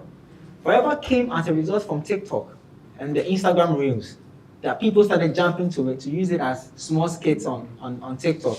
And then it became a sensation. And that's how she probably was designed to get her blessing. So she got it through social media. She got free Wi-Fi into Nigeria and got free airtime in Nigeria, and then it became a household. I had friends in Lagos who were sending me the song, asking me if I've heard it.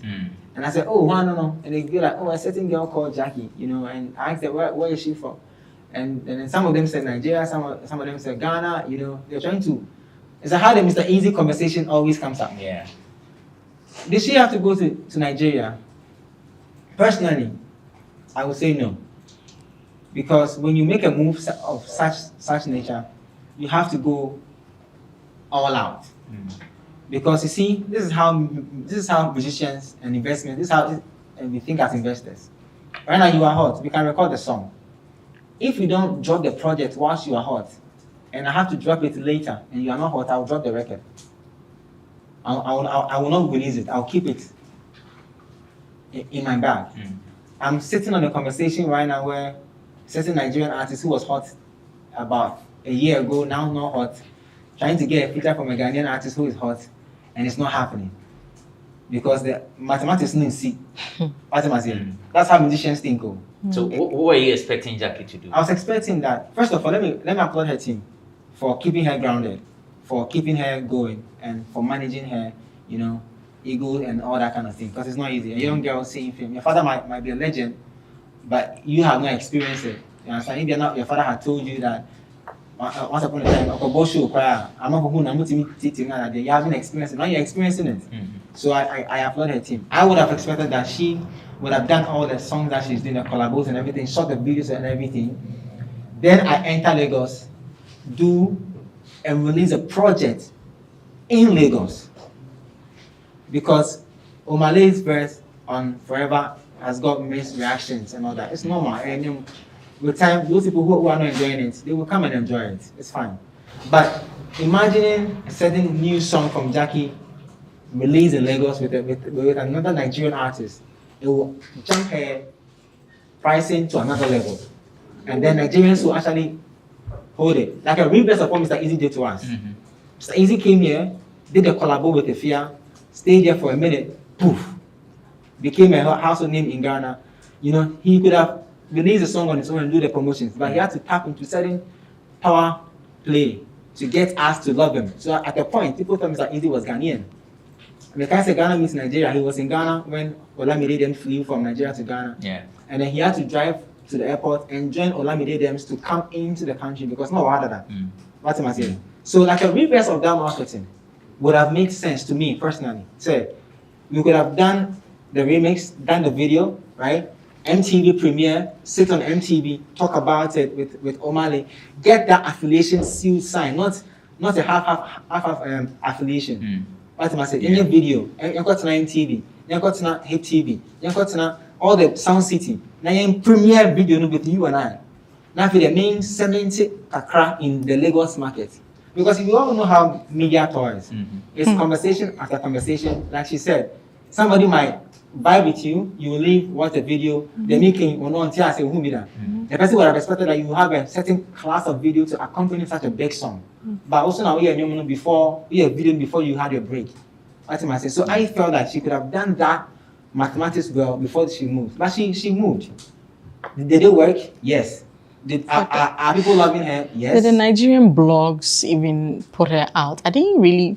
Yeah, because like I'm saying, she didn't cement. The impact wasn't that huge. She didn't cement the process well. Because you agree that it is this same Nigeria tour that has sort of put the spotlight on her in Ghana. Okay, but not in Nigeria. Not in Nigeria.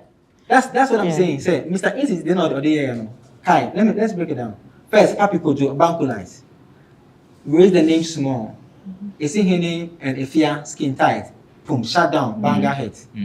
Stayed here a bit, sat on Ghana TV, sat on Ghana radio, did the promo. So the Ghanaian feel say, if one a queen of music is working with this artist, then you say this artist be dope. So reverse of that, Omale is the biggest thing right now. Okay. One of the biggest in Nigeria right now. The song needs a video. Yeah. The song doesn't have a video. To do justice to the old video. Tell me, they didn't need to record the song. Yeah. They did it probably over email and everything. So we could have shot the video. When I come to Lagos, the premiere is there.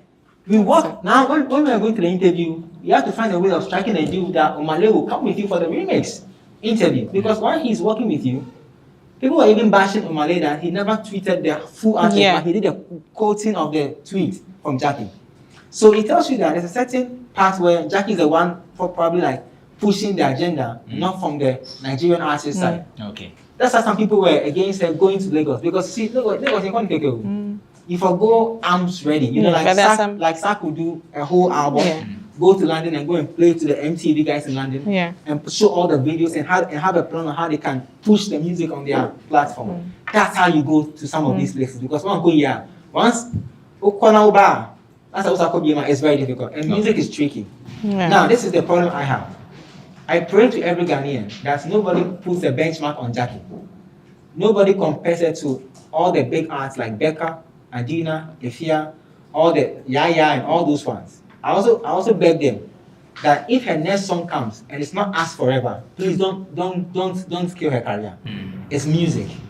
It doesn't mean that she's losing her steez or she's losing her creative prowess. It doesn't mean anything. It's just music.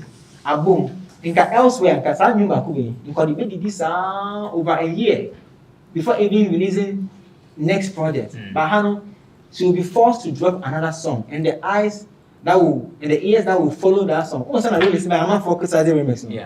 As if said the girl has even done something wrong.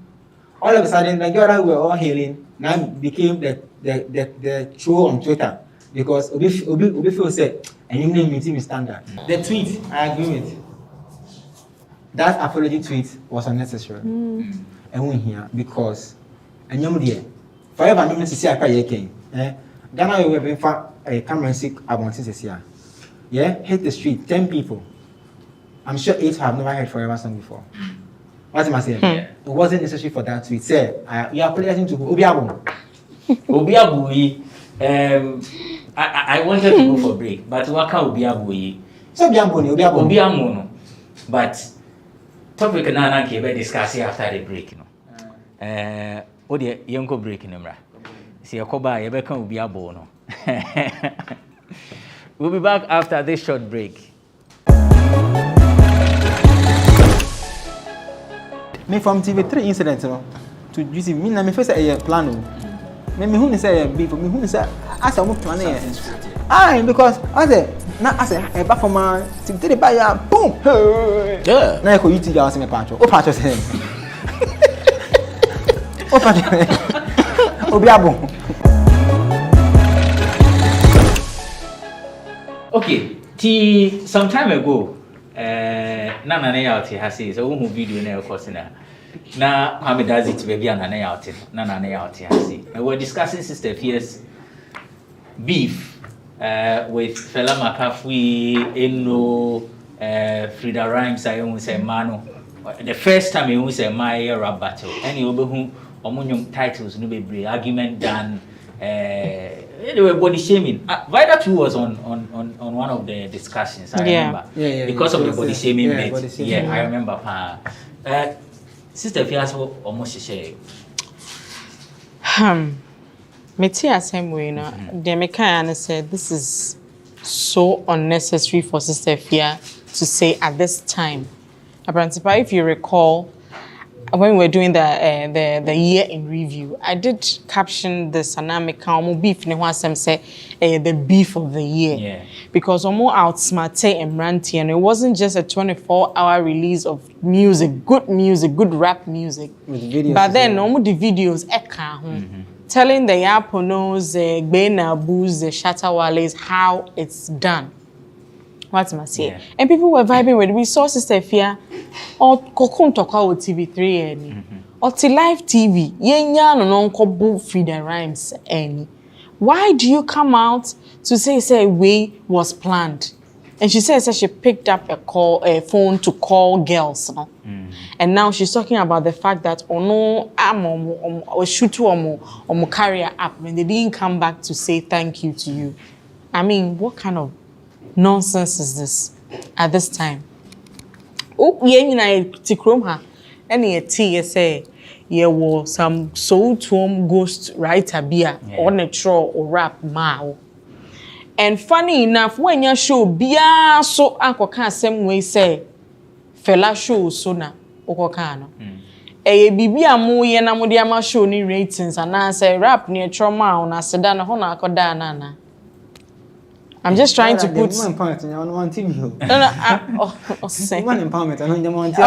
I'm just trying to put 2 and 2 together. And see what's my say? Is it a deliberate thing? Say because sure yeah, I feel into me throw bomb we no bia akoshe say we show bikra na sa show no so nipa kro no oda na nchen of so to man and you be on a troll rap ni ma wana now sister Fia, I'm telling you this so wo feel say wa boa eno career wo feel say wo na wa boa free the rhymes career wo boa because na me sese beef na course na wo na the greatest loser.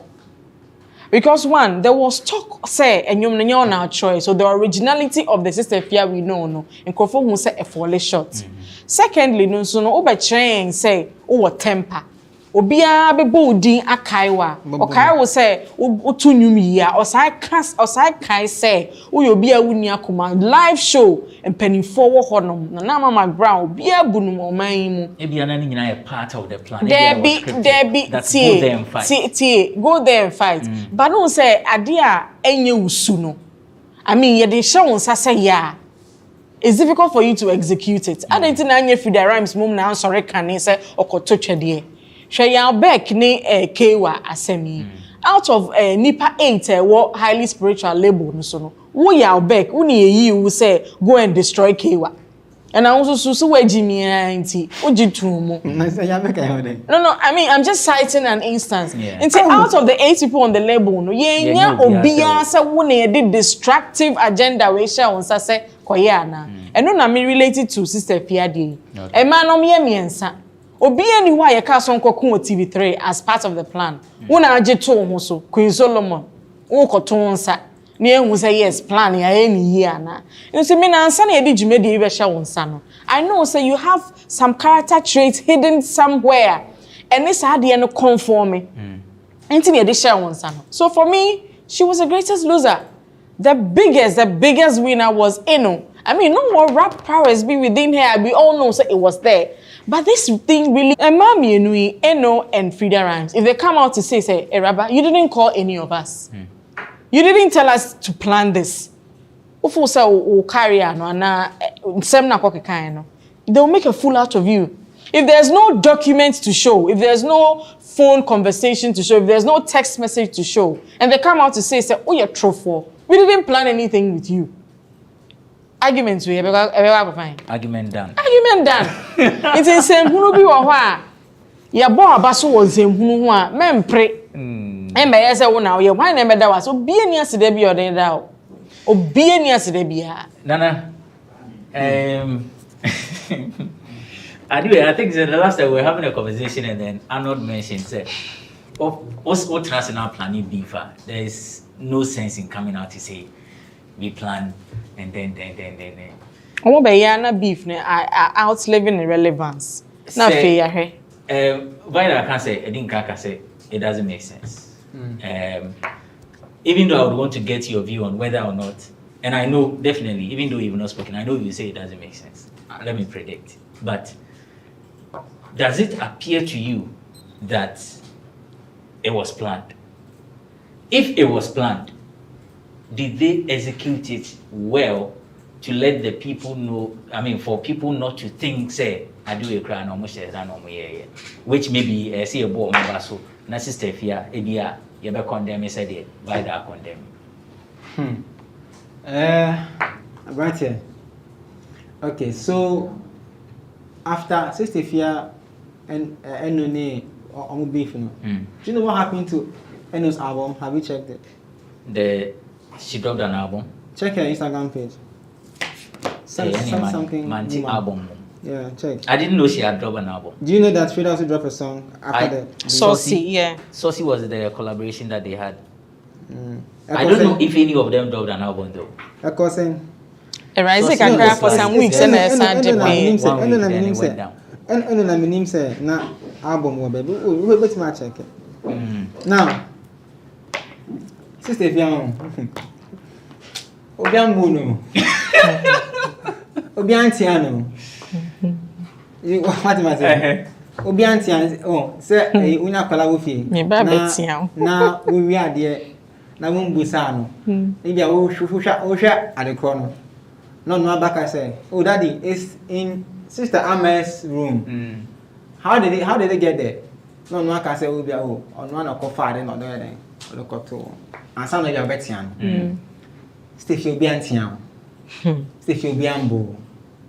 Bibian provoke. That is why I'm saying there's a soul-to-home connection to this whole thing. What am I saying? I don't fault her. All the things probably she had tried to do after the beef. Expectation now it be a opposite winyan. Yeah, it didn't get there. So the thinking would be that spark another World War II and get a certain leverage back. That's how I see it. She didn't need to come and say planned beef. She didn't need to come and say she called the girls. But elsewhere, there are examples where people have come out to speak that they've planned beefs in America, hip hop community. You know, like after so many years, they come out to say that they ask them, oh, you and this guy in beef, what's up? They say, oh no, it was planned. You know, we didn't have anything, blah, blah. You know, it's normal. But at this point in time, nobody call you. Nobody beats you. What am I saying? You are actually painting a picture for your fans to lose trust in your next move. Even though in Ghana, what she said, majority of people don't care about what she said. You really feel so. Yes. In Kenya, no politician will win election in this country. So it's funny for me because when person can't say because I'm like, I'm not so believe that. I don't believe you.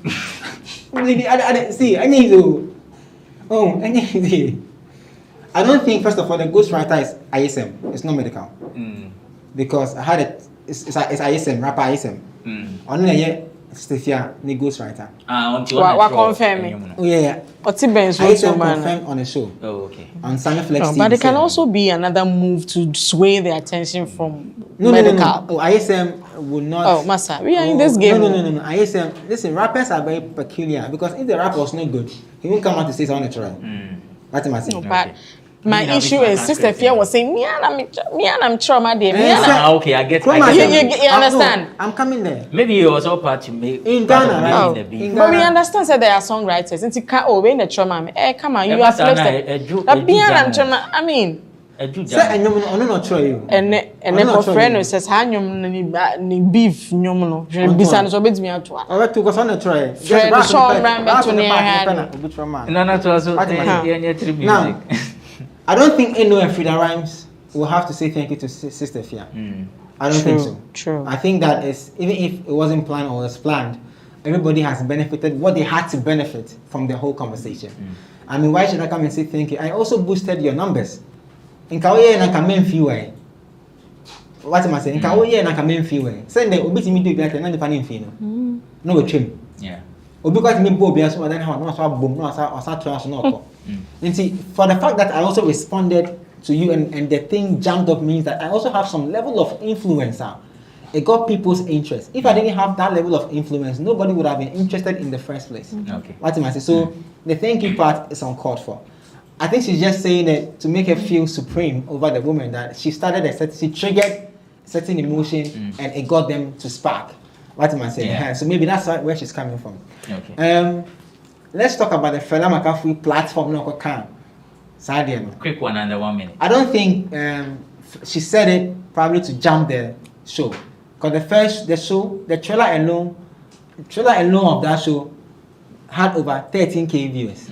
The first episode had over 80 to 90K with Mr. Dr. Likey or Mr. Likey. What's his name? Likey. Like Mr. Likey. What am I saying? So the show is something that is picking up on its own. And don't forget, the host herself is quote unquote in the middle of a lot of drama.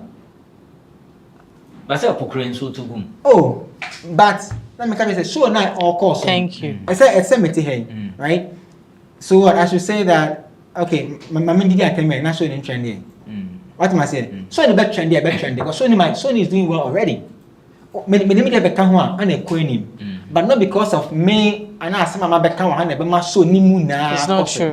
It's not true. It's not true. And also yes, and never ma sa episode na then. Ako, and yes, show ni na. But people will hear about the show because whenever we discuss, like we are now we've mentioned the fella show like 3 times or so. People will hear. Don't get me wrong. People hear things every day. They forget every day. Let's say, come and say, the rest about my tax I see in change so the money free. Obi a din. As I say, no, I'm telling. Well, I don't go find the American hole because how there. Personal to me. Me on that score. Because more as presenters, who interview stars every day. I mean, so also Trigmatic in Bra like the other time now, Wahana. We've interviewed Trigmatic like 1,000,000 times on across major every platform. But then as a presenter, Australian or Pastor interview be I interview da. You hope say you be able to draw something from him on Kanda. And that is what you ride on as a presenter. No, that you hope. But if fella was able to draw some point from it, only jumps up the numbers because Obianim says the fear Wabo Jeje, Ofi Landing, and what else? Okay, so this is what I'll say. We'll wait for fella's next show. The reason I'm saying this is because I'll use delay as an example. Right? The platform has been built over time. So it's not delay, so you're even guaranteed that you blow. Let's be sincere. Me, I've put an artist on delay show before, and I went to check her YouTube comment. Delay brought me here. Boom, delay brought me here. Delay brought me here. Yeah. So all I'm saying is that particular episode, yes, it will jump. People hear and forget every day. People, this industry we are inside. People hear and forget every day. Let me be very honest with you. Them people not be here, not be discussing. I'm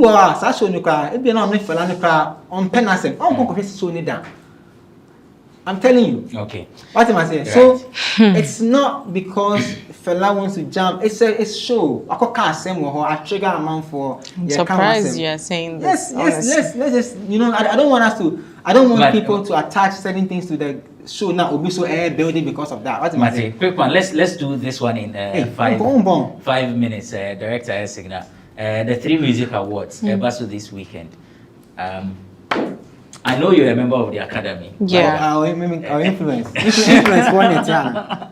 Shout out to the influencers. So let me. I'll come to you for your predictions. Don't talk to Ebia, but Mami Musa said so far the road to the finals. Yeah. Let's be snappy on this. It's been an eye opener for me.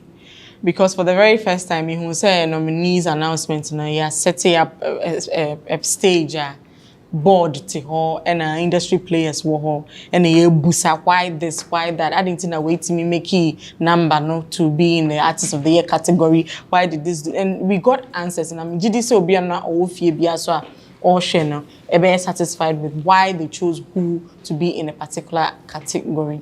In say other award schemes, they be controversy driven near there, but we are hoping say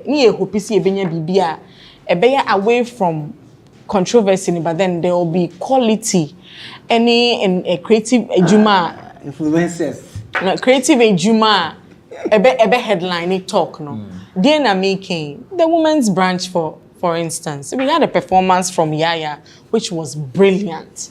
I mean, Nuntina and Kofu Bebre cry busa said Dintina yeah posty friend saying Grammy Akweka the same. Burna Boy performance on our social media handles when Yaya performance was equally a Grammy quality kind of performance. For once, Yenya award scheme at least women's branch focus on Emma ewo industry you discuss challenges obi a waye be paying tete for no free rama bedu besi enne Emma there's been a transition. And Yenya discuss it, and I was very enthused to see that.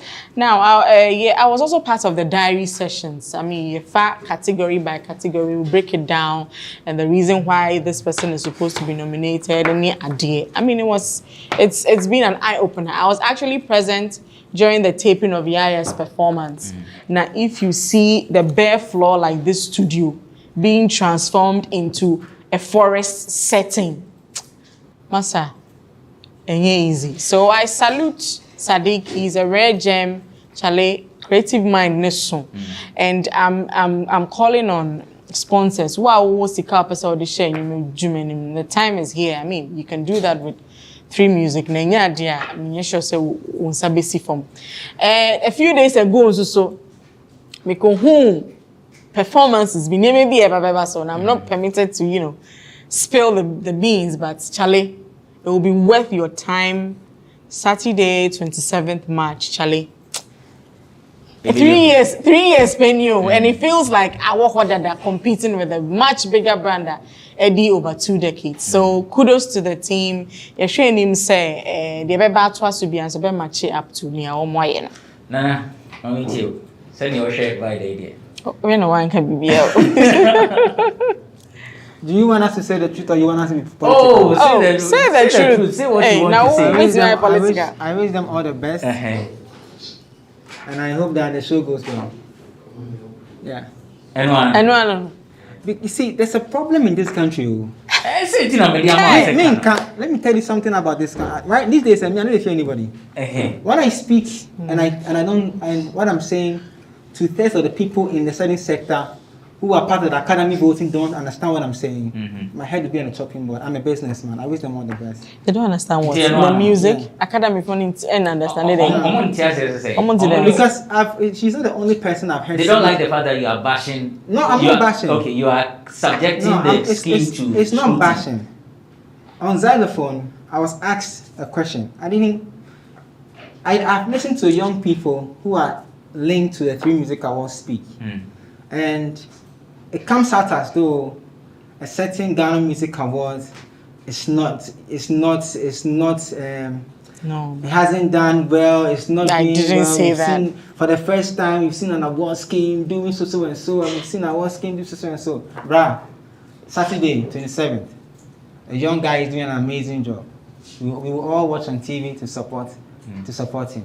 Okay. We will be there. We wish them all the best. Disclaimer. And an amazing show. It's what we await. Okay. Disclaimer. I haven't said here say Obi ya DJ Obi. I haven't said that. Play back the what I said was that controversy. Listen, it's not wrong though. It's your opinion. Nana 18. Nana young 18. People attached to the music awards. Listen. What I said was that controversy are driving particular brand be for long. I will not mention names, please. You don't want to get into an argument with me because I be something else. What I'm saying is that controversy are driving, and controversy in a selling brand so. It doesn't mean say controversy in the performances in Koso. Performances Koso. Kofo voting ma yetuaba. But at least say higher controversy yenya before François attention be shifted to other things. It's I'm even calling on more. Say your Ghana Music Awards USA. And also be banti be brain into way for controversy. Now we have a friend is saying Kikebi Mami. Now we have a way. Now if I'm in industry anymore, I get there because Ejumana hard work. It's your reward from all angles, sir. All the better. Okay, quick one. Yes. I say your argument. I don't argue with people. Okay. But let me say this. We show now or tape now. Towards the ending part of the conversation, that's just her point. Play that part again for people to watch. Saying that you're not the only person, and it's not wrong. Listen. No. I don't have an issue with all the young people affiliated to the scheme that are speaking highly of it. I also disagree. I'm just saying that I've heard young people in that line trying to discredit another scheme that has been in the space for over 2 decades. And it's sometimes exciting because if you are 1 out of 5, 1 year, See, Abrantipa, the last year's women's branch, I think Madame Teresa Yawode was also part of the guest who spoke to women. I mean, since that's the beauty of it. But as on handle VGME, but she's called upon to support the women's branch of 3 Music. I mean, just 2 categories. Just give me your list with no explanations and all that. So artists of the year. But he is also an academy. He has voted. Oh wow! Stop this. I mean. Oh, artist of the year. Why are you like this? Kwame Eugene Stonebwoy Sarko, the Kidi Adina, Dinah Hamilton. I want to see if I have my list. Medical family. Just give me your top 2. Top Nana 2. You ready, Anna? Nana you ready? Nana you ready? Top 2. Just mention. I have only one. Okay, 1. Stonebwoy. Okay. Oh, he can have one, but I can have one. Vida. What's he say? Kwame Eugene Stonebwoy Sarko, Kidi Adina, Dinah Hamilton Medical family. Kwame Eugene Stonebwoy Sarko, Kidi Adina, Dinah Hamilton Medical family. I think it has to for the top 3. Top 2. Top 2. Okay. Stonebwoy. And I say, yes, the boo. Stonebwoy or family. I've seen who she go there. Or family. She didn't mention the person she go there for. Okay. Song of the year. Now, wait. Give me your top 2. Give me your top 2. Listen now. Dear Metuma and I said, no, to cheer. Me creme some review. Song of the year. Kwame Eugene and Song of the year. Confused. Song of the year. Kache featuring Kwame Eugene. No Darling. Mr. Drew featuring Creamy. Mr. Drew, Creamy and Sarko the Kiddy, Say Cheese. Enjoyment by Kiddy. Kwame Eugene, Open Gate. Darko Vibes featuring King Promise in a song. Song of the year featuring Prince of Bookback fame. Ofechon. Medical. La Hoslo. Yes, Alawu. Dinah Hamilton Adom. Dead People featuring Rich Kent or Time Hunu. Kweku Flake Money. Sobolo by Stonebwoy. Nana. Sarko the Prince Vibes. Ofechon. Biggest song of the year according to their calendar. Right. 2019 to 2020. Vida. I'll pick 2. I'll go for Darko Vibes and then Enjoyment. Okay. Yeah. Okay, so we hope to see how. Oh, say a secret. My vote is my secret. Or display a secret bank. Why are you like this, Nana?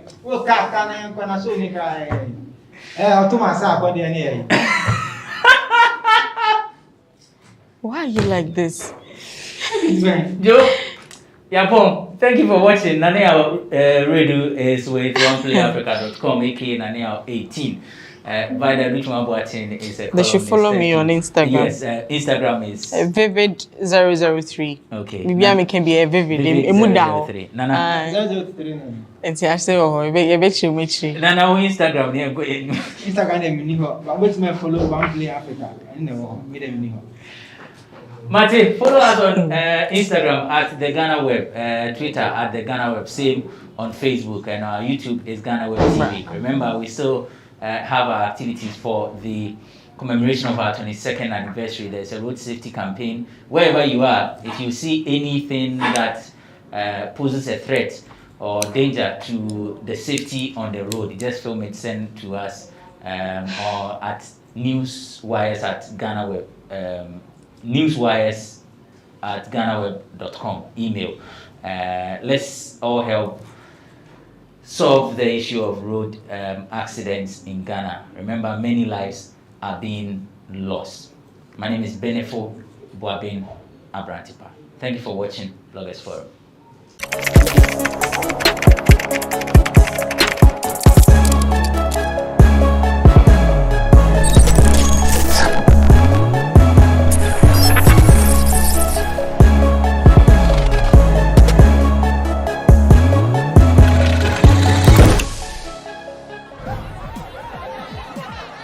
Powers and principalities. There's so much fire inside me. Tragedy struck when part of the largest hillside at the kosher rubbish dump collapsed. It's going to be fun to see how he goes about approaching this game.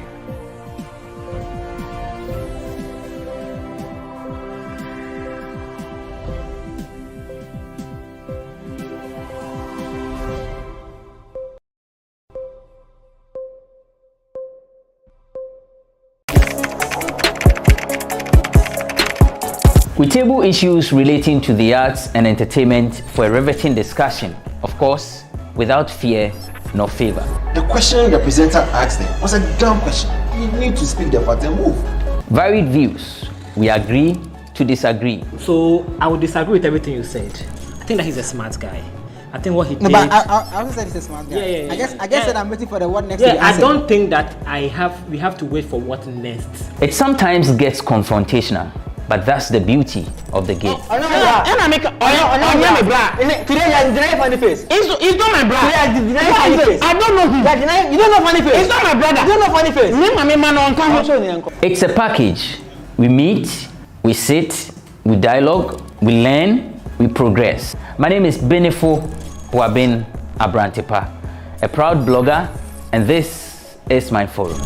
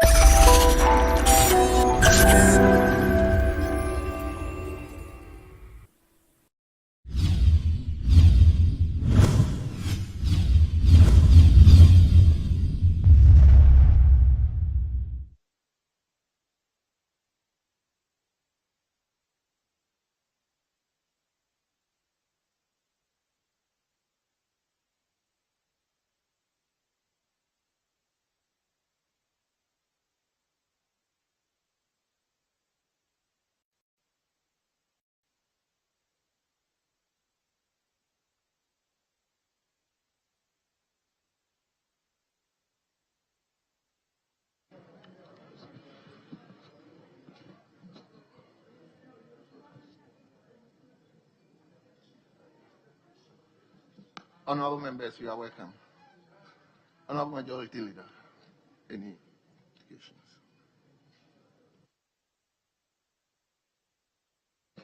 Speaker, we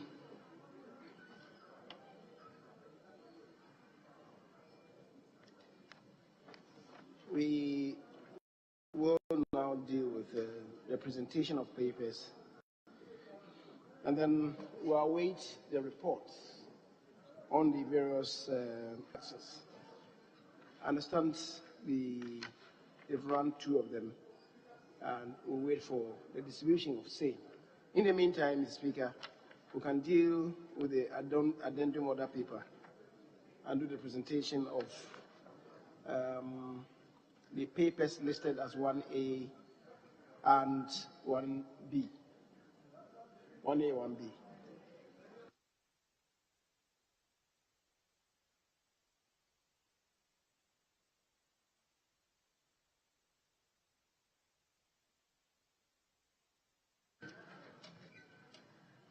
Honorable members, the addendum page 2, presentation of papers.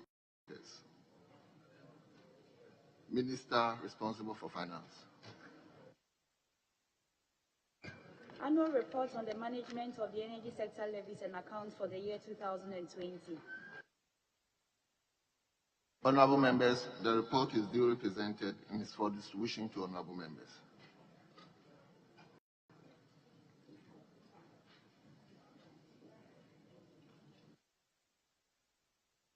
One B.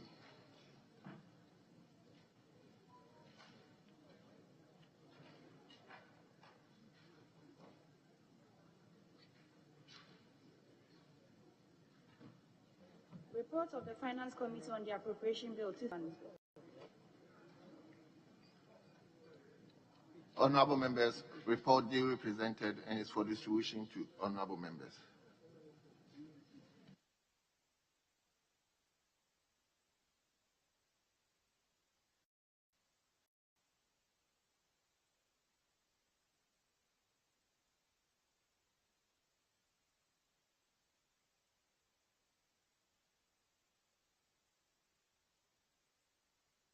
Honorable Majority Leader.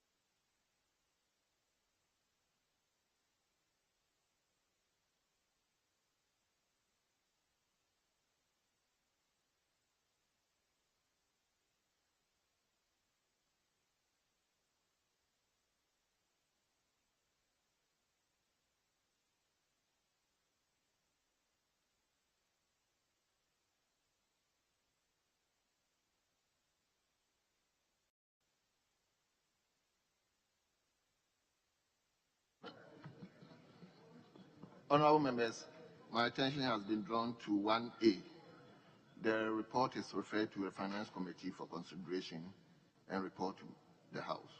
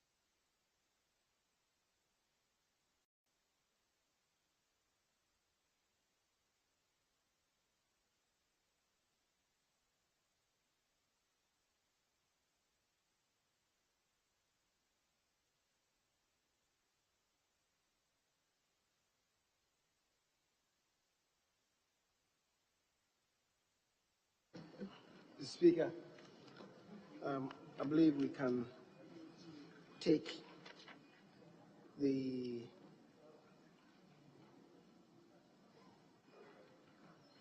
motion listed as item 22 on the order.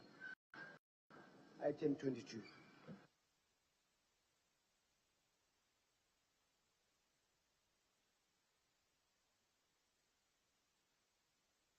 Mr. Speaker, Leader, is it on the addendum? All paper. Item 22.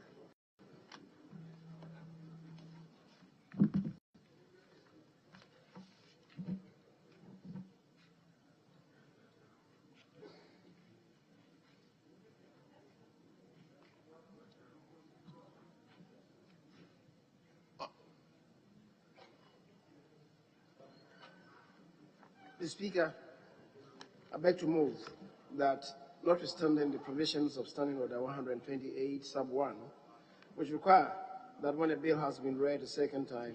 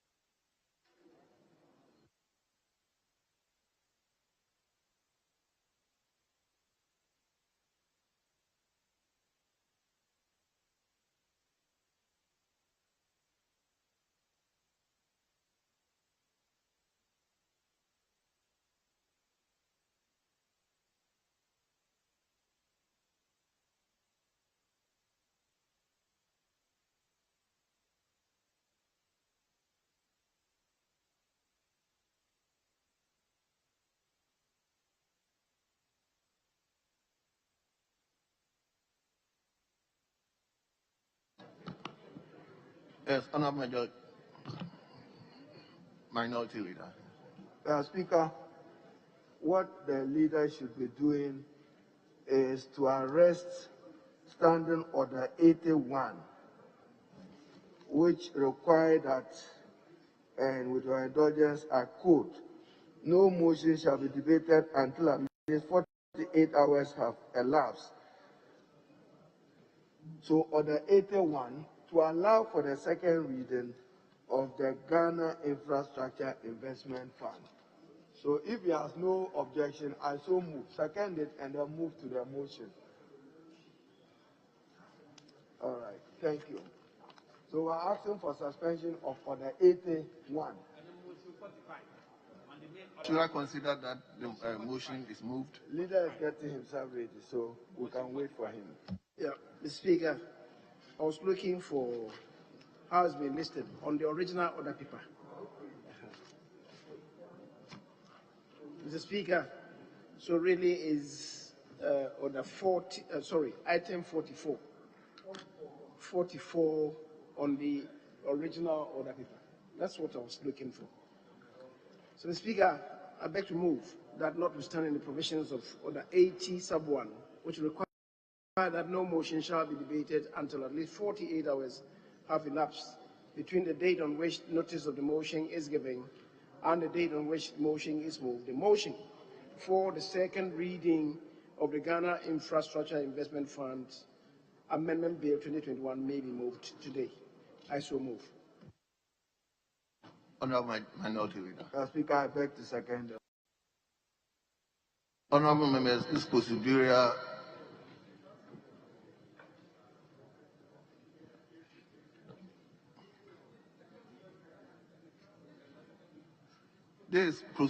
motion. Those in favor of the motion say aye. Those against the motion say no. Honorable Leader, you can now move the motion.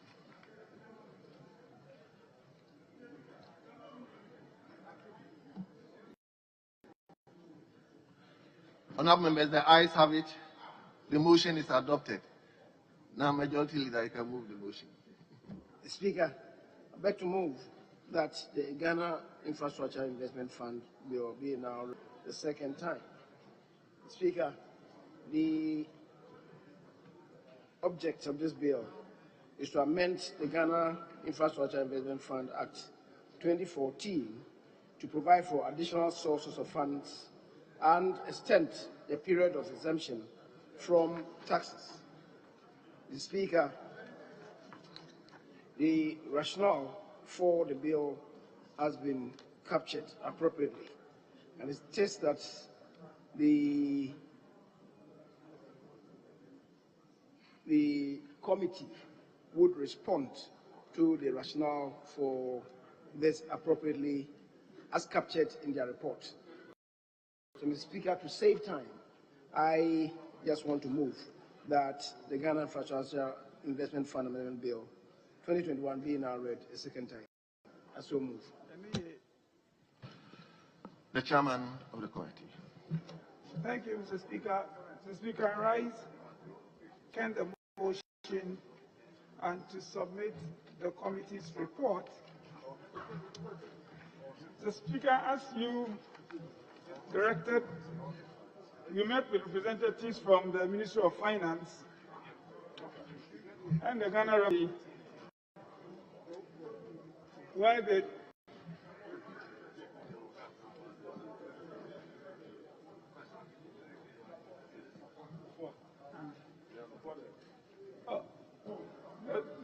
Mr.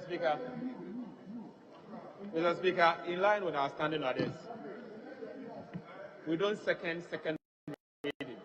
You speak to second reading after the motion has been moved. So I urge the chairman to speak to it and not to second the motion. Thank you, Mr. Speaker. Honorable Chairman, take the Q&A. Thank you, Mr. Speaker, and I'm grateful for the correction. I'm new to this job. I rise to speak to this motion and in the process present the committee's report. Mr. Speaker, we met representatives from the Ministry of Finance and the Ghana Revenue Authority, and the committee, after some deliberation, determined that this bill was of an urgent nature and therefore certified that it must be taken through all the stages of passage in one day in accordance with relevant provisions of the Constitution and outstanding orders. The object of the bill, Mr. Speaker, is to amend the Ghana Infrastructure Investment Fund Act 2014,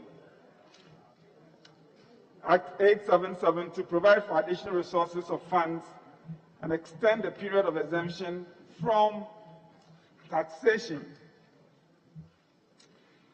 The committee observed that the fund is a permanent capital investment vehicle, initially capitalized $250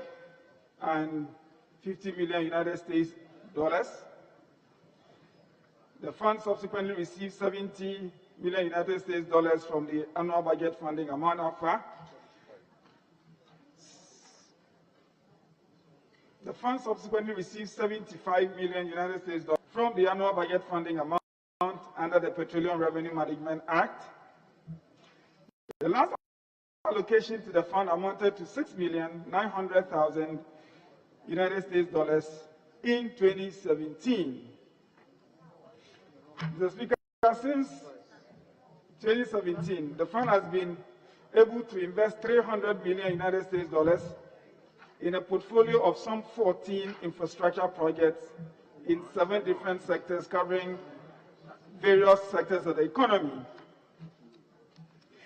The bill, therefore, Mr. Speaker, seeks to amend Act 877 to provide resources of funds for GIF and to enable it to finance its projects. The fiscal impact of the bill, Mr. Speaker, is that the exemption is estimated to be 168 million Ghana cedis, and I take this opportunity, Mr. Speaker, to correct the figure inwards. In figures, from 60 million, it should be 168 million, while the additional revenue sources will amount to approximately 361 million Ghana cedis. Again, in the figures for the fund of the year. In conclusion, after a careful consideration, the committee is of the view that the bill is in the right direction, as it will help provide the needed funding to enable the Ghana Infrastructure Investment Fund to undertake its projects. The committee therefore recommends to the House to adopt this report and to pass the GIF Amendment Bill 2021 in accordance with the 1992 Constitution and the standing orders of the House. Respectfully submitted. Thank you, Honorable Chairman. Honorable Ranking.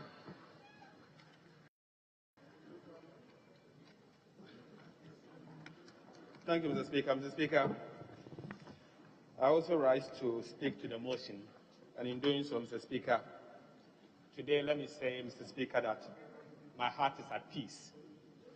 Mr. Speaker, my heart is at peace for a reason that not long ago, this Parliament approved for the Ministry of Finance to take a major revenue line that was meant for the development of the nation's infrastructure to be used for consumption.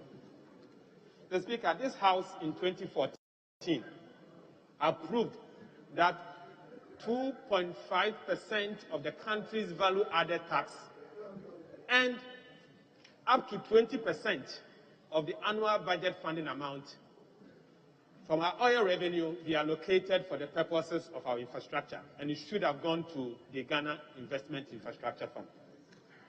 Mr. Speaker, in 2015, the previous NDC administration had capitalized Ghana Infrastructure and Investment Fund with $2 million as a seed fund, on top of the revenue flows, tax revenue flows that was supposed to go to the Ghana Infrastructure and Investment Fund.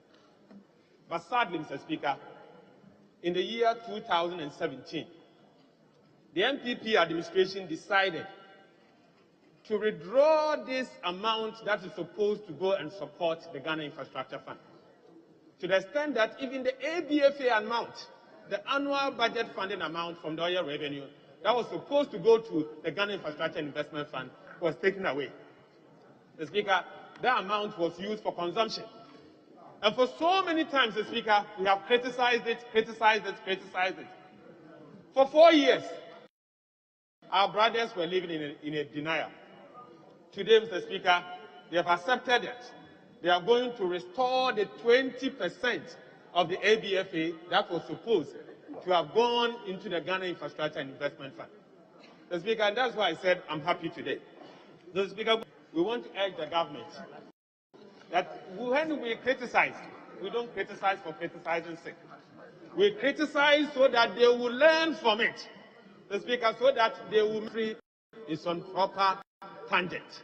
The Speaker, finally, Mr. Speaker, today they have come before us to restore the 20% of the VAT revenue, of the ABFA amount. Mr. Speaker, that is not all. They are still using the 2.5% of the VAT revenue for the purposes of consumption. So in good faith, please restore the 2.5 also, so the Ghana infrastructure will have the benefit. The Speaker, if you are to look at our budget, the money, the revenues are going into consumption, too much. So the Speaker, yes, I commend them for listening to us after 4 years. 4 good years for listening to us. But do more. Restore the 2.5% of the VAT, because Ghana infrastructure needs support. The Speaker, we were told that they are going to use the revenue flows to the Ghana Infrastructure Fund to deal with Agenda 111, the building of hospitals.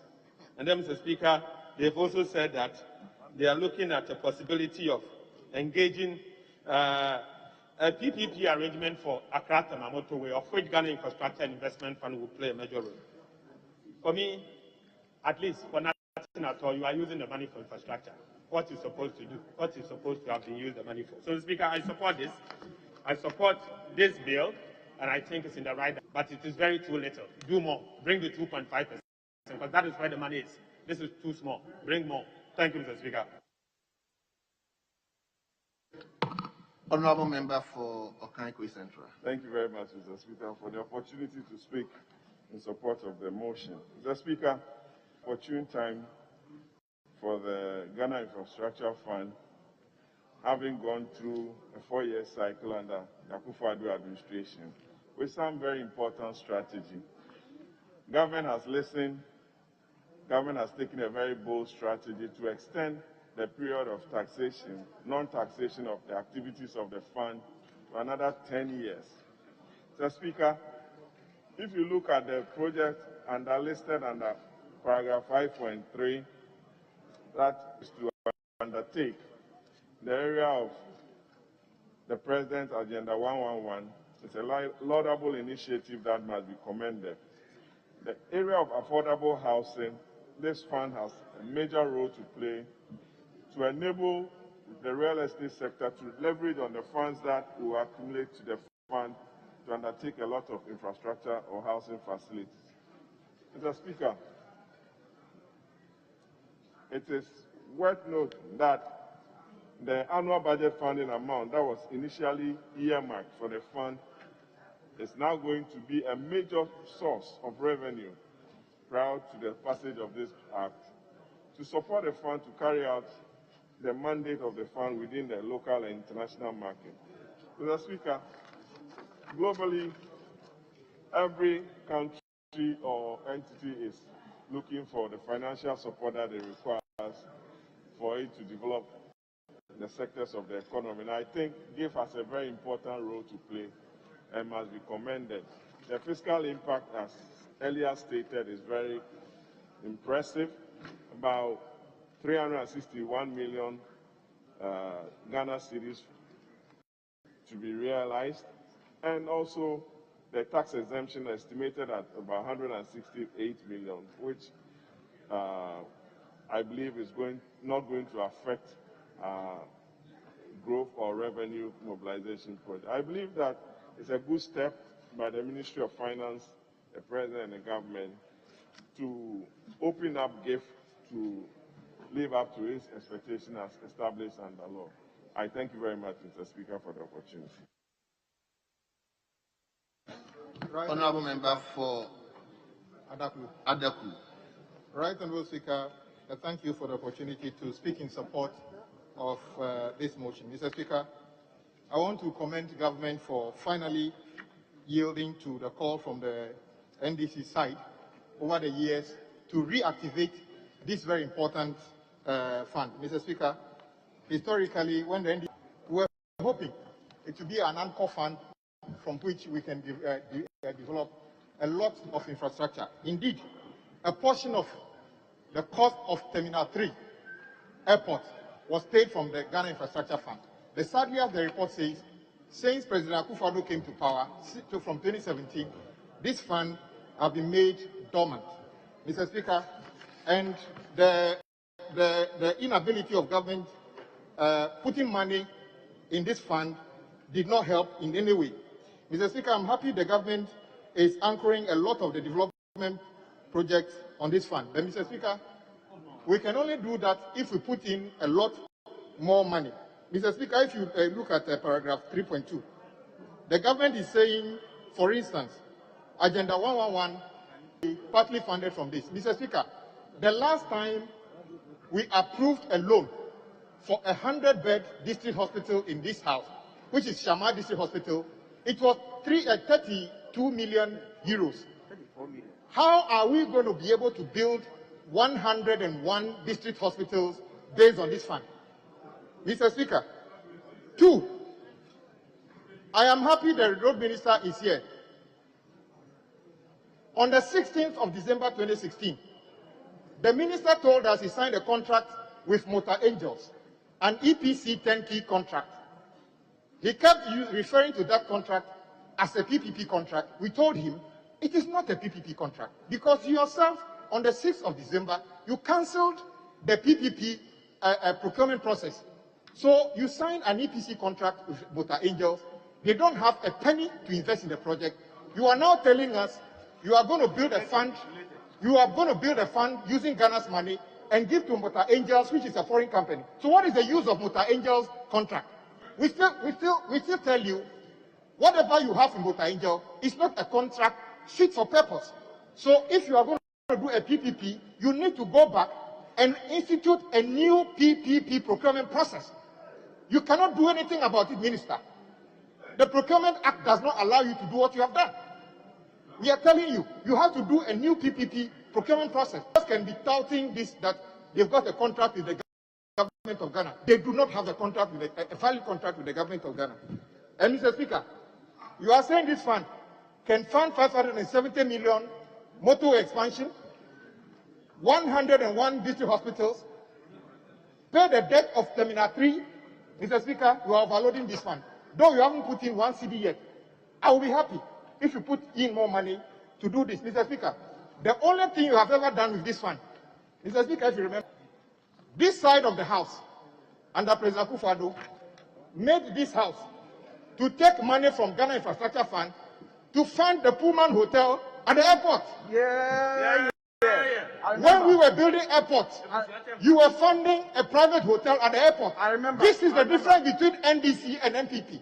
We invest in things that help the whole country. You invest in things that fund people close to you.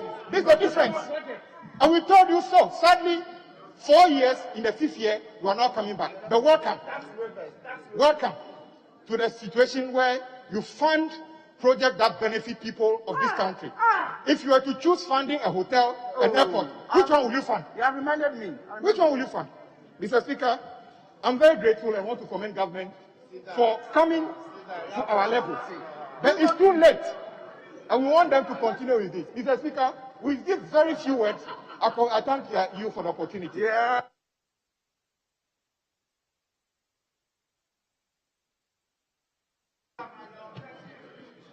Yes, Honourable Man.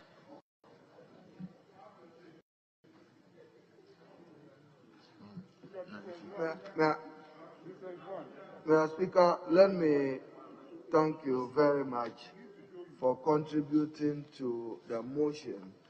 And as Mr. Speaker, as rightly observed by the committee, and may I, with respect, refer you to paragraph 5.1, page 3 of the committee's report for purpose of emphasis. The committee observed that the fund is a permanent capital investment vehicle initially capitalized at $250 million.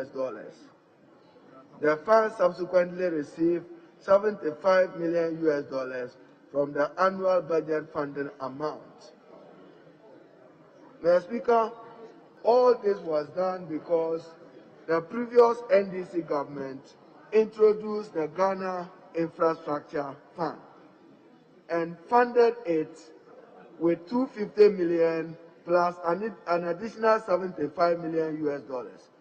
Mr. Speaker, government needs to be serious about this fund and what it wants to do with the fund. Mr. Speaker, a paltry $6.9 million was added to the fund in 2017. Yet we are told that they have invested $300 million in a portfolio of 14 infrastructure projects in 7 different sectors, covering airports. Mr. Speaker, we are demanding that you have a copy because you are a member of the Finance Committee. I am not. Mr. Speaker, we need the details of the projects the GRF has funded over the period. We all are entitled to information in the interest of transparency, so that in the exercise of oversight, we can know whether value for money provisions have been respected in the award of this project. For instance, the Agenda 111, we are already hearing that there is a dedicated insurance company, and anybody who has an award letter should look at it. A dedicated insurance company that every entity or contractor who is to execute this must work with a particular insurance company. That borders on conflict of interest. And that conflict of interest remains a veritable source of corruption and abuse of office. It cannot be so. Ghana is not run only by one insurance company. We are denying other insurance companies legitimate businesses. That is not right. To this House with a copy of the award letter, which is instructing contractors which particular insurance company they should deal with. Mr. Speaker, the committee's report in page 4 has this to say, and Mr. Speaker, I quote, the Accra-Tema Motorway Project, affordable housing. Which affordable housing project? We need to know. Renewable energy. Which renewable energy project? We need to know. Now, Mr. Speaker, it asks this without any adequate information to help address the shortages in university accommodation. Why? Then why was Get Fund set up? Get Fund was to deal with expanding access to higher education, including accommodation for students in the universities. Why do we now want to offload some of the burdens of the Get Fund to the Ghana Infrastructure Fund? That is not right. And Mr. Speaker, to conclude, Ghana will just pass the Public-Private Partnership Act. It means that this Ghana Infrastructure Fund, as it was contemplated when it was set up in 2015, must provide some financial for the state to engage with other private sector players or stakeholders to undertake major infrastructure projects. We cannot do so, as was observed by the Honorable Ranking Member for Finance. What has happened to the 2.5% VAT, which was dedicated to GRF at birth? We need to revisit it and make sure that that money is not used for other budget support purposes, but is dedicated to the infrastructure fund. If we are to succeed in doing, for instance, the Bonkra Inland Port, you need a public-private partnership. dualization of the Accra-Kumasi Nkoko Road. You need a public-private partnership. Kasua Winneba Cape Coast Road, dualization. You need a public-private partner. So this GRF must be positioned as if that is providing the government of Ghana its basic equity to engage with other private sector players for this major infrastructure project. Mr. Speaker, finally, if you read your committee's report, paragraph 5.4, we are being called upon to grant tax exemption for the next 10 years. Where is the tax exemption bill which was introduced by Minister Ken Ofori-Atta then to this House, when he was told that Ghana lost about 10 billion Ghana cedis annually to the grant of tax exemption? We want to know the fate of that particular bill. With these words, Mr. Speaker, I thank you for the opportunity.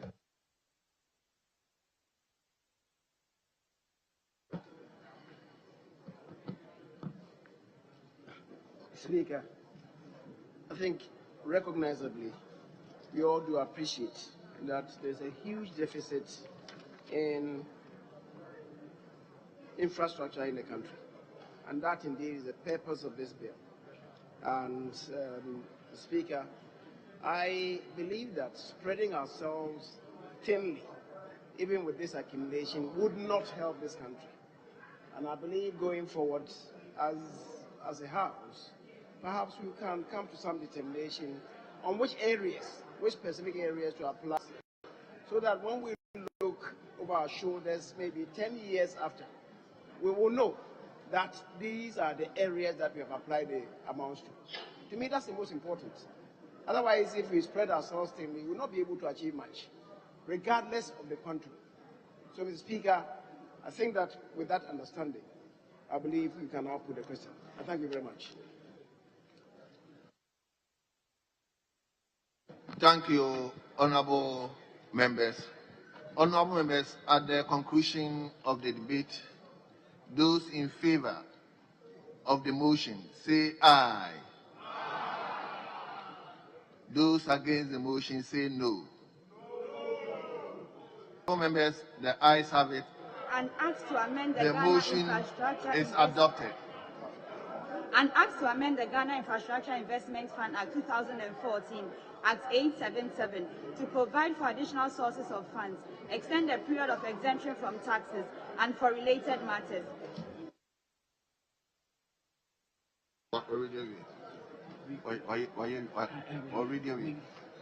Honorable members, the Ghana Infrastructure Investment Fund Amended Bill 2021 is duly read the second time.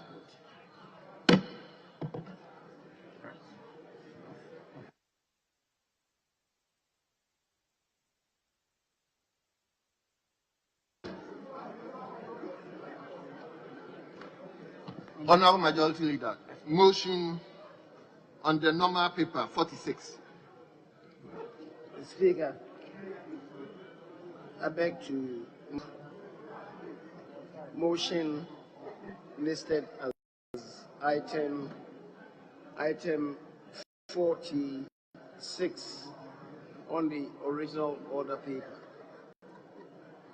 The Speaker, it appears also as item 22 on the addendum order paper. I'm sorry.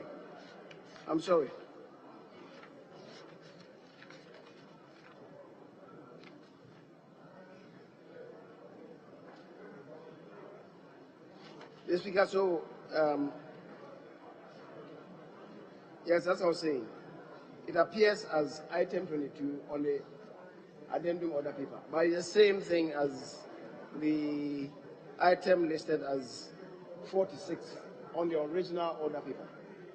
The Speaker, being conservative, I would restrict myself to the original order paper. So, item 46, and I beg to move that, notwithstanding the provisions of Order 1281, which require that when a bill has been read a second time, it shall pass through a consideration stage which shall not be taken until at least 48 hours have elapsed. The consideration stage of the Ghana Infrastructure Investment Fund Amendment Bill 2021 may be taken today. I so move. Mr. Speaker, I beg to second the motion. Chairman of the committee. Oh, okay. Honorable members, the motion has been moved and seconded, and it is procedural motion. So the question is, those in favor of the motion say aye. Those against the motion say no. Honorable members, the ayes have it. The motion is adopted.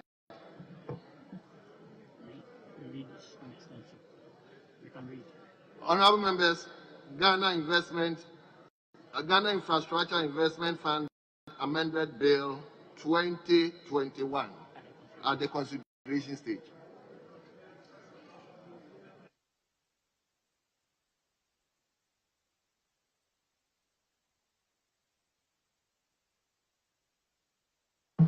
Oh, thank you, Mr. Speaker. Mr. Speaker, there are no amendments to this bill. So accordingly, we can proceed to the next stage.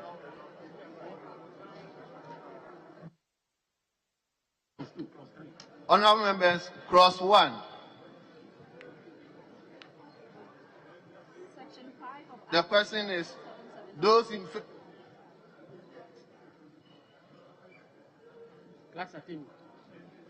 Honorable Minority Leader. Mr. Speaker, I risk being ruled out of order by you. I know that we are at consideration stage.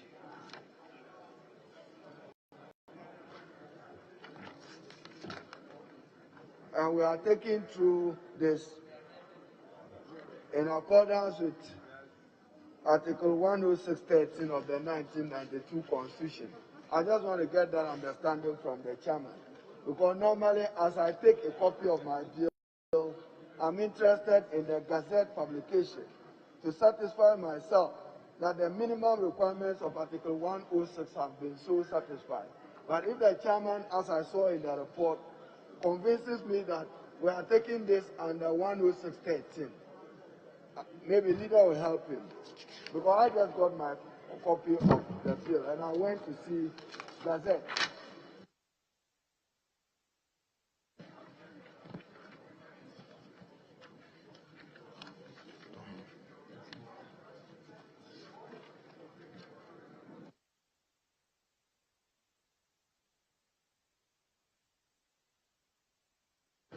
Minority Leader, specifically, which area are you? Majority Leader. Mr. Speaker, respectfully, the Minority Leader quoted Article 106. And in respect of money bills, they don't come by Gazette. You should know that.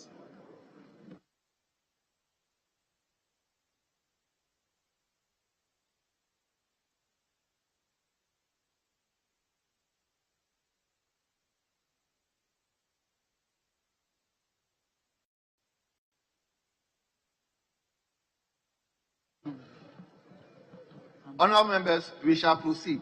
So cross one. Section 5 of Act 877 amended.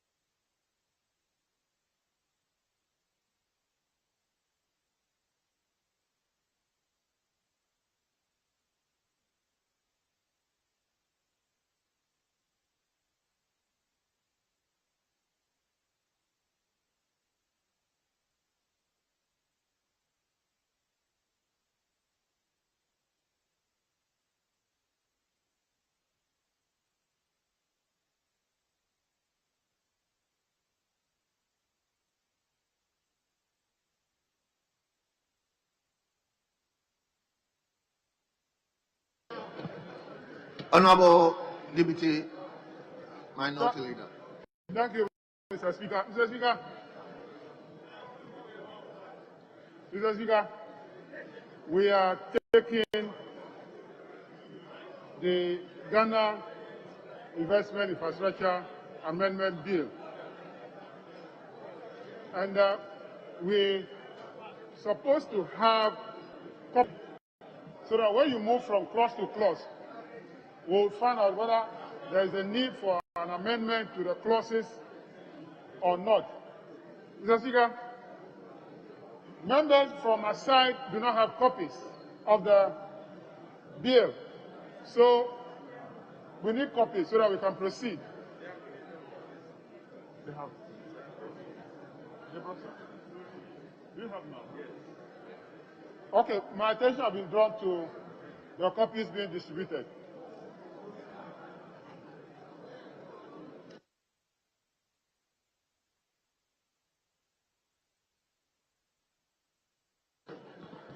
Honorable members, let's move on, please.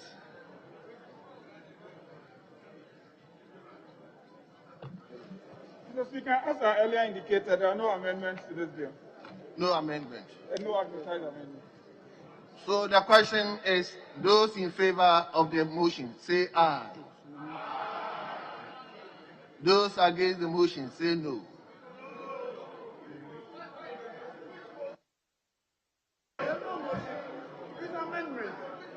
Mr. Speaker, we want to know the motion to which you are putting the question. Which motion?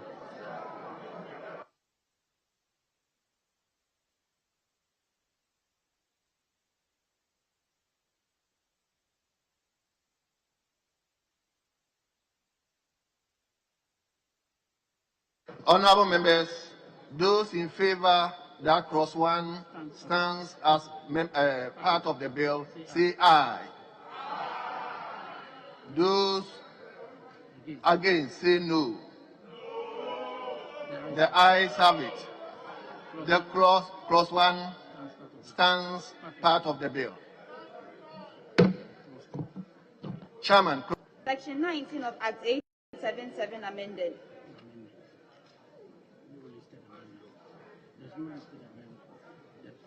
Honorable members, there's no listed amendment. So the question is, clause 2 stands part of the bill. Those in favor say aye. Those against say no. The ayes have it. The clause is part of the stands part of the bill. Clause 3, Chairman. Repeal.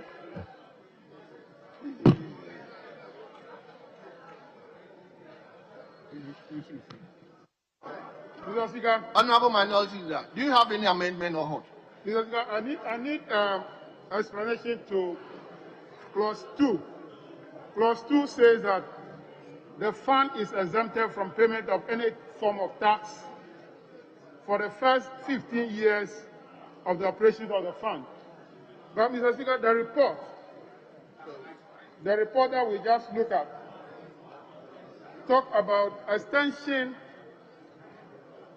under paragraph 5.4 on page 4, extension of tax exemption. Here, the report is talking about extending the tax to 10 years. So I need explanation. Ranking member. Mr. Speaker, for the records, this is not a tax bill. This is an expenditure bill. Mr. Speaker, what this seeks to do is that the existing law, the Enabling Act, imposes exempt the Ghana Infrastructure and Investment Fund from the payment of tax for 5 years. However, this amendment seeks to add 10 more years to the existing 5 years. So overall, what we seek to do is to exempt them from the payment of tax for 15 years from the date of establishment. That is why it is explained for that purpose. Thank you, Mr. Speaker. Honorable members, it's an explanation. So we move to clause 3. Repeal.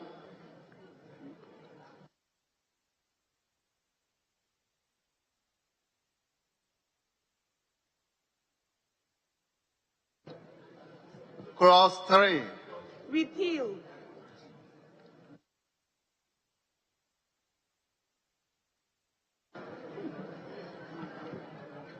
Clause 3. Mr. Speaker, there's no amendment to Clause 3. Won't read it. Honorable members, the question then is, Clause 3 stands part of the bill. Those in favor of the bill say aye. Those against say no. The ayes have it. The clause stands part of the bill. Now the long title. An act to amend the Ghana Infrastructure Investment Fund Act 2014, Act 870, to provide for additional sources of funds, extend the period of exemption from taxes, and for related matters. Honorable members, there is no proposed amendment, and therefore I shall put the question. Those in favor of the long title say aye. Those against say no. The ayes have it. The bill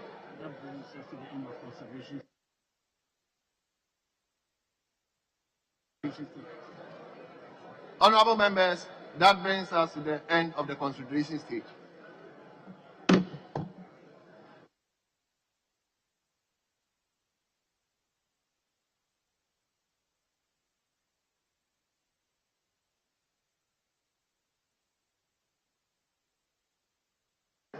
Honorable Minister responsible.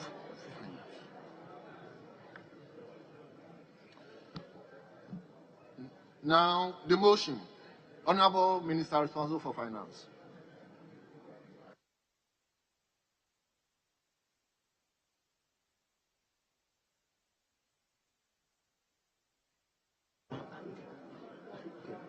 The Speaker, I beg to move that notwithstanding the provisions of Standing Order 1311, which require that when a bill has passed through the consideration stage, the third reading thereof shall not be taken until 24 hours have elapsed. The motion for the third reading of the Ghana Infrastructure Investment Fund Amendment Bill 2021 may be moved today. I so move. The chairman of committee. Speaker, I second the motion. Honorable members, this is a procedural motion. And I just asked for a quick answer. So when she comes to the office, she's going to call me. Or just be monitoring. And therefore, I will just open the question. Then we can go. Those in favor of the motion say aye. Those against the motion say no. Honorable members, the ayes have it. The motion is adopted. The Ghana Infrastructure Investment Fund Amendment Bill.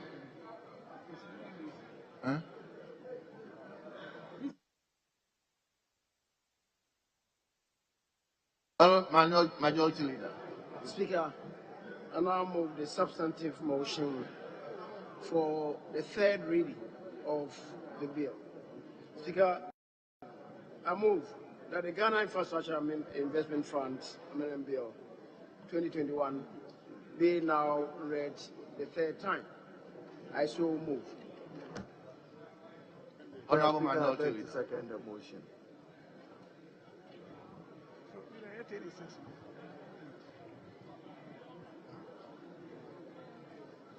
Now I can. This is the appropriation bill.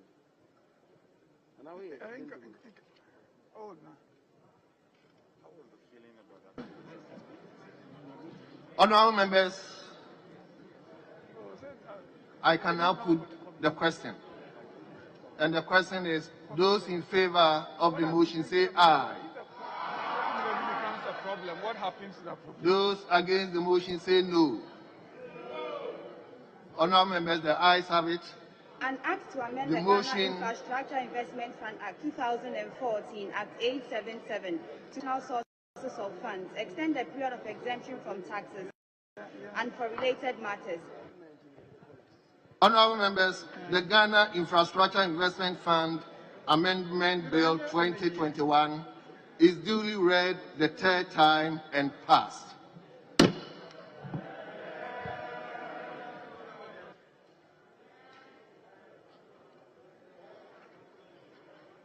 Honourable Majority Leader.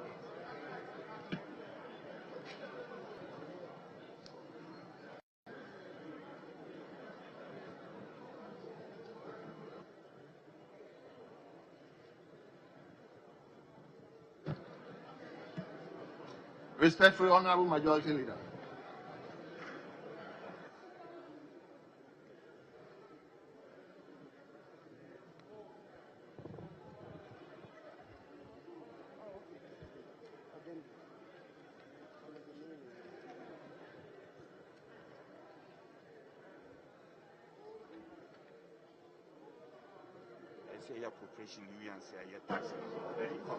Mr. Speaker.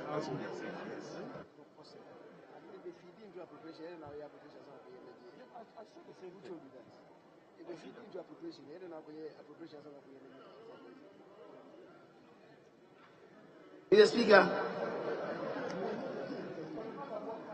I implore us to go back to the order paper, the original order paper, and to deal with item 32. 32. Mr. Speaker, I beg to move that notwithstanding Standing Order 81, which require that no motion shall be debated until at least 48 hours have elapsed between the date on which notice of the motion is given and the date on which the motion is moved. The motion for the second reading of the Energy Sector Levies Amendment Bill 2020 be moved today. I so move.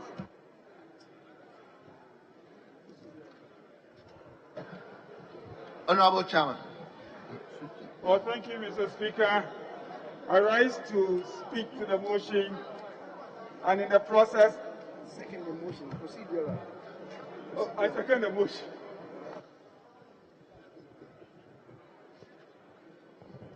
Honourable members, this is the procedural motion. The question is, those in favour of the motion say aye. Those against the motion say no. So this is the motion itself. Honourable members, the ayes have it. The motion is adopted. Honourable Leader.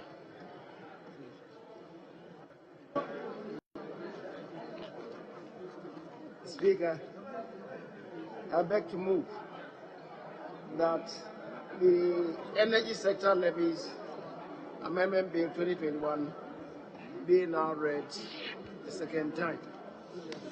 Mr. Speaker, the Energy Sector Levies Act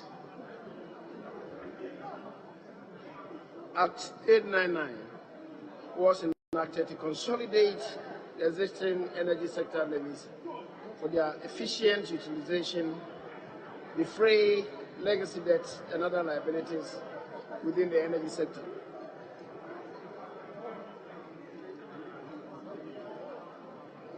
The chairman of the committee. Tell them to keep quiet.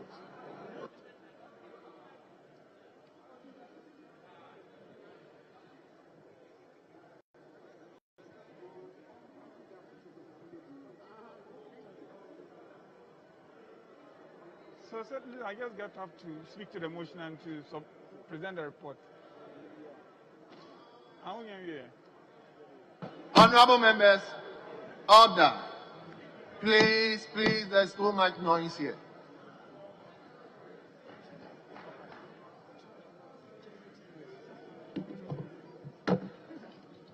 Now, the committee chairman. The Speaker, as I was saying, the Energy Sector Levies Act was enacted to consolidate existing energy sector levies for the efficient utilization, defray legacy debts and other liabilities within the energy sector, and to facilitate sustainable long-term investments in the energy sector and provide for related matters. Mr. Speaker, since its passage, the levies have contributed significantly to the part payment of the legacy liabilities of state-owned enterprises operating in the sector. Speaker, it's become necessary now to come with an amendment to the Levies Amendment Bill to consolidate and to reap greater harvest from it, to fulfill the purpose for which it was established, which is why we're coming with this amendment bill. Mr. Speaker, I beg to move. Honorable members, there's too much noise. Please. The chairman of the committee.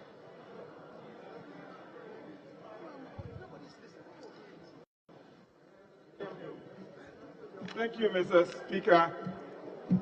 Mr. Speaker, I rise to speak to the motion and in doing so present the committee's report. The Speaker, officials of the Ministry of Finance and Ghana Revenue Authority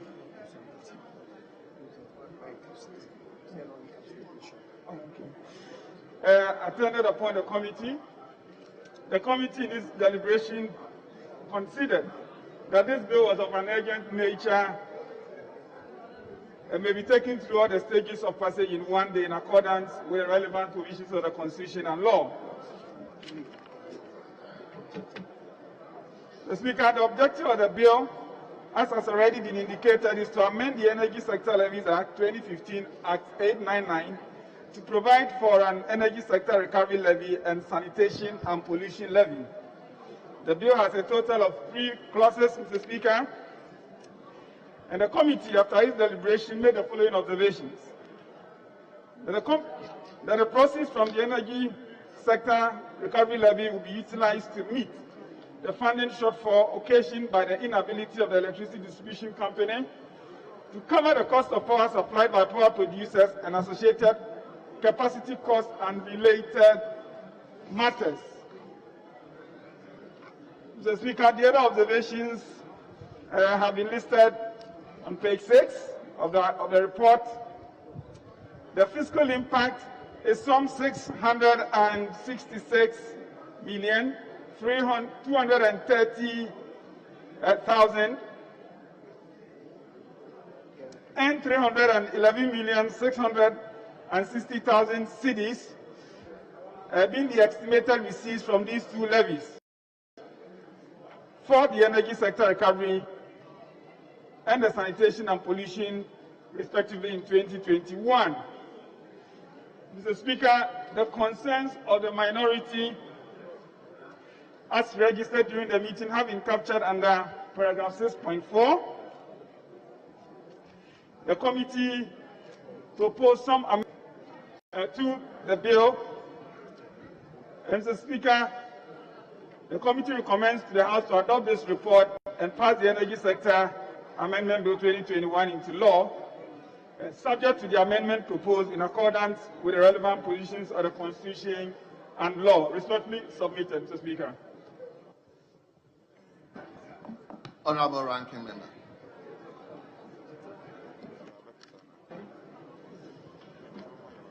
Thank you, Mr. Speaker. Mr. Speaker, I also rise to speak to the motion. Mr. Speaker, you recall that when the minister responsible for finance, the Honorable Osei Chairman Sabosu, when he read the budget statement and economic policy of government for the year 2021, the Speaker, we were informed that the government intends to introduce additional increases in the Energy Sector Levies Act. The Speaker, at that point, if you are to look at the budget statement, Honorable members, please, there's too much noise. Mr. Speaker, I refer you to the budget statement, page 59, paragraph 260. Speaker, the impression as created in the budget statement was that the government intends to increase the price of petrol and diesel by 20 pesos. 20 pesos, petrol and diesel. But the Speaker, strangely, the bill before us intends to increase the prices of petrol and diesel by 20 pesos for purposes of energy sector recovery levy and, Mr. Speaker, 18 pesos per kilogram of LPG. Mr. Speaker, the budget statement did not mention an increment in the LPG for the purposes of the payment of the energy sector recovery levy. But strangely, when the bill was sent to us, through the back door, the government has imposed an 18 pesos increment in every liter kilogram of LPG that we buy. So, Speaker, I believe that that is not in order, because, the Speaker, that was not the intention of government. The Speaker, the policy that Parliament approved, the budget statement and economic policy of government for the year 2021 financial year did not anticipate an increase of 18 pesos per kilogram in LPG. Yet the Ministry of Finance, once again through the back door, has introduced an increase of tax. The Speaker, the issue became a major one. And that's why, Mr. Speaker, if you are to look at the committee's report, page 7, the increment there says a kilogram, Mr. Speaker, but that is not the case. It's not 8 pesos per kilogram. The bill before us is 18 pesos per kilogram. Mr. Speaker, aside that, not long ago, in the year 2019, during the media review, the Minister of Finance. Honorable Member, hold on. Thank you, Mr. Speaker. Mr. Speaker, I just want to correct something that my colleague on the other side is saying. Mr. Speaker, at the committee level, we drew the attention to the fact that the gas levy was in the memo, and that it was part of the cabinet memo that was sent to cabinet. And cabinet has given us the approval. And in the figures, the fiscal tables too, the amount that we will raise from the gas is in there. We pointed it, and that, in addition to the fuel, the petrol, is 661 million Ghana cedis. So Ministry of Finance has not sneaked anything through the back door. It is in the budget statement, and we pointed it out to them very clearly. We omitted it in the write-up. Yes. Thank you. And Atu was there when we mentioned this. Honorable Member. Yes, Speaker, my name is Elisha. It's true I was there. What she said is true. It's all true. We were there, we understood it, so it's raising it all up. Mr. Speaker, put the question and let's get going, because what all makes that completely.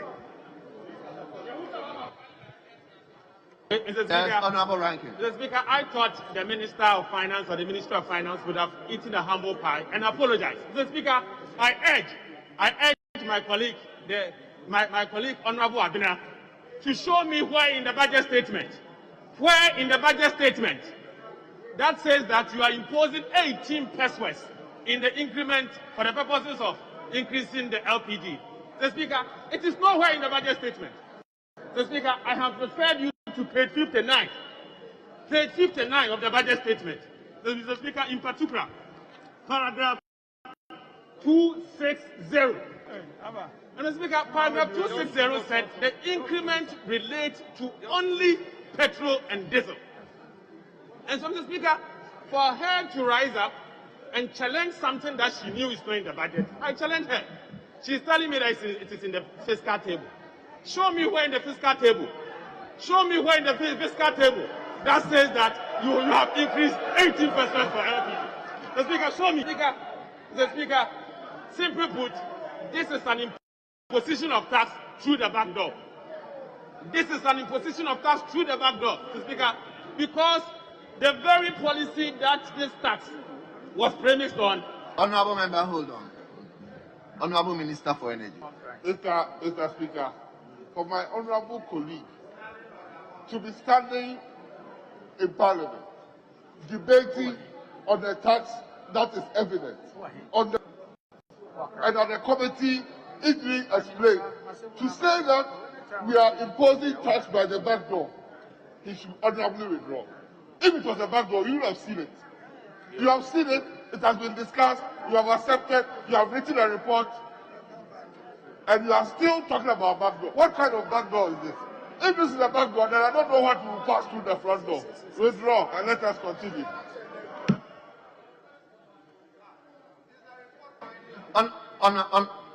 Please, hold on.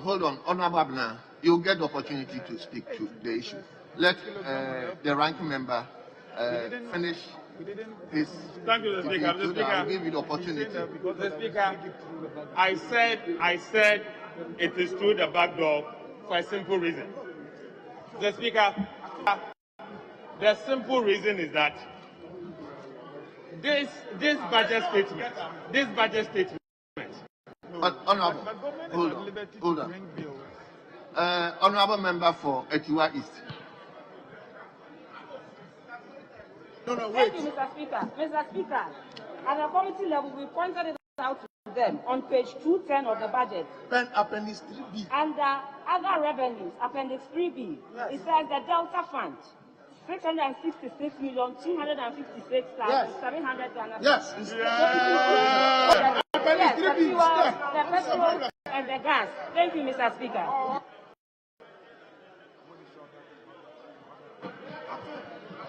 Honorable Ranking, please. Mr. Speaker, sadly, my colleague has said nothing. Mr. Speaker, she said nothing. So, Mr. Speaker, Delta Fund is the energy sector recovery levy.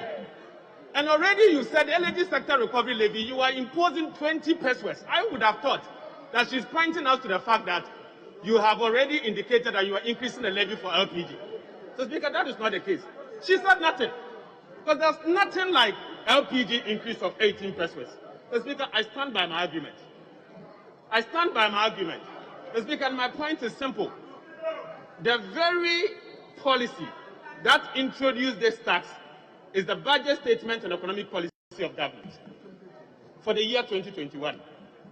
Yet, Mr. Speaker, if you are to look at the very budget statement, page 59, paragraph 3, there was nothing like LPG increase, a tax on LPG. And so, Mr. Speaker, an imposition of a tax with LPG, it is very worrying. Mr. Speaker, moving away from that, it is important for us to understand that not long ago, during the media review, our minister responsible for finance in the year 2019 appeared before us and said that, Mr. Speaker, there is the need for us to contribute for the purposes of paying energy sector obligations. Mr. Speaker, this House accepted it in good faith and granted our minister responsible for finance the opportunity to increase taxes for the purposes of settling the energy sector related expenditures. Mr. Speaker, a year, or just about more than a year, the minister has come before us again, telling us that we should give him another opportunity to go and impose additional taxes for the same purposes. Why? Mr. Speaker, yet he has failed to tell us what the original one was used for. Mr. Speaker, that is where my difficulty is. Because I've given you a mandate, all of us voted by consensus to support you to raise that resources. And you've not accounted for it, and you are asking us to support you once again to raise additional revenue. Mr. Speaker, to conclude on this matter, it has become apparent that this government sees petroleum as the major source of raising revenue. So anytime they need money, they just think like, go and impose taxes on petroleum. Mr. Speaker, that is worrying. So I'm responsible for finance to look at other ways of raising revenue and not necessary to consider petroleum, other ways, not necessary to consider the petroleum as the only option. Because there are other options other than petroleum. If you want revenue, pass the tax exemption bill.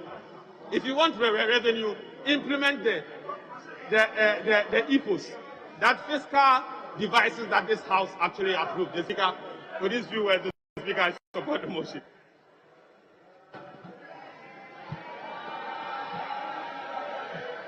Thank you, honorable member. Input question. Honorable member. Speaker.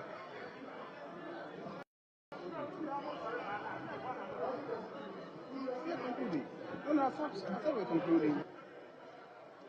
Thank you very much, Right Honorable Speaker. Honorable, I haven't called you. Oh, sorry. Hold on, I haven't called you.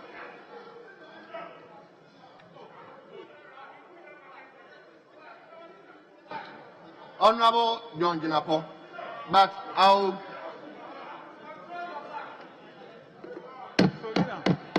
Please hold on. At the consideration stage, yeah. Honorable John Jinapo, but before then, I will give the seat to Honorable Deputy Speaker. Thank you very much, Right Honorable Speaker. Right Honorable Speaker, today is the 30th in the year of our Lord 2021. And I hold in my hand a proposal from the MPP government led by His Excellency President Akufo-Addo, proposing that we should increase taxes on diesel, petrol, and LPG. Mr. Speaker, in 2015 December, I was in this house as the Deputy Minister responsible for power. I was here with Honorable Seteko.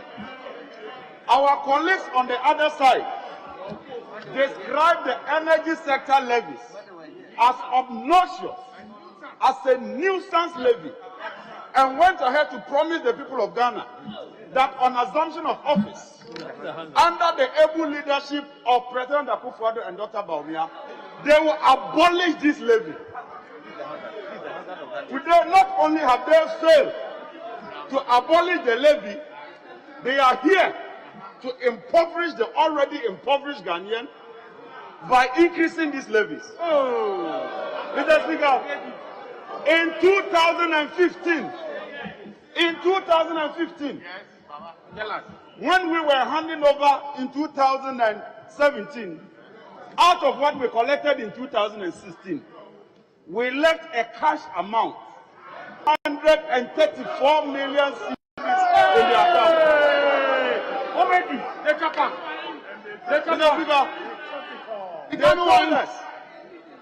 told us. Make sure I'm a number.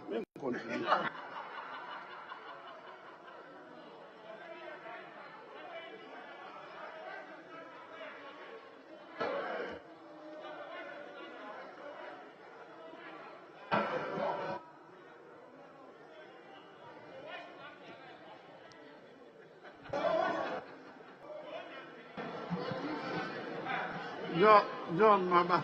Thank you, Honorable Speaker. Honorable Speaker, I just started when you entered, so I sat down to wait for you. Okay.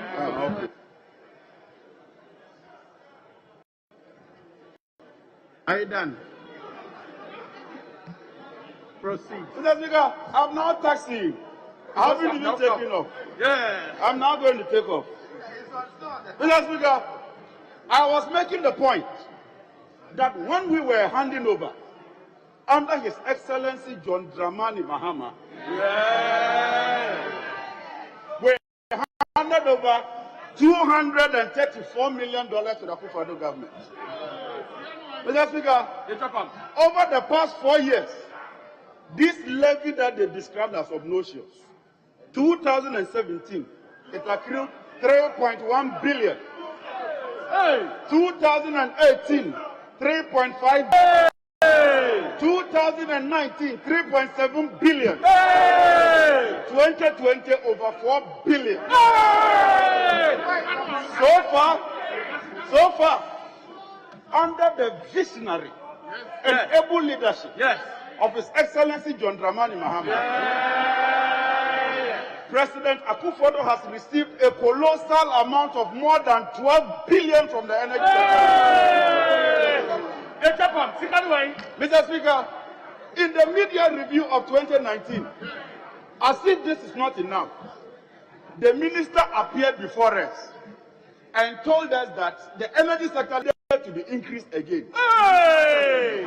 He increased diesel by 17.5%, increased petrol by 17%, and increased LPG by 8.7%. The rationale was that he needed this increment in order to deal with the energy sector payments.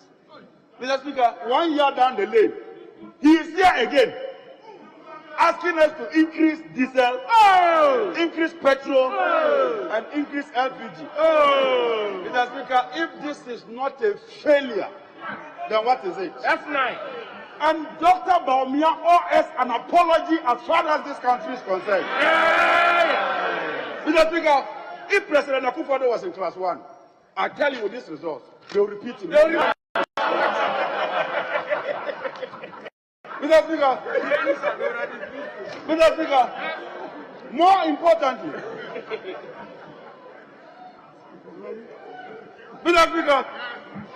importantly, these funds have not been managed well.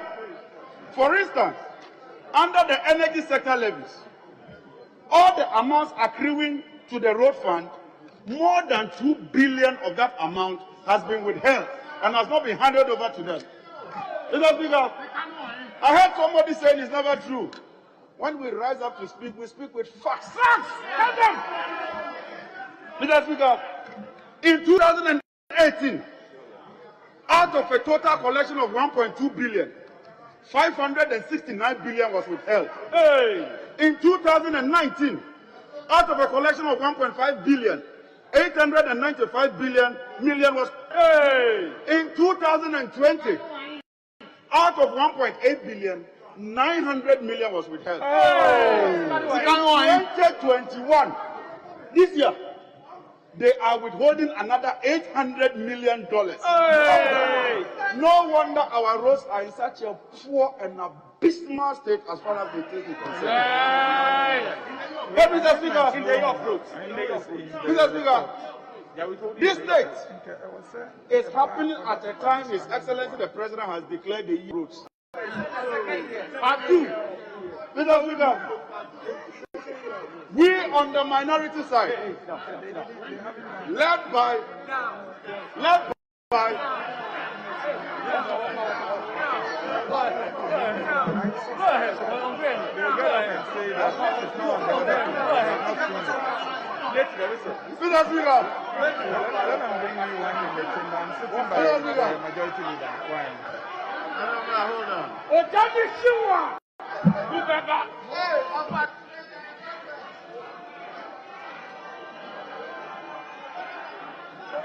Madam, I ask you to hold on. Madam, watching those who are shouting, that's why. Those who are shouting. Can you hold on? Yes. Yes, Honorable Minister.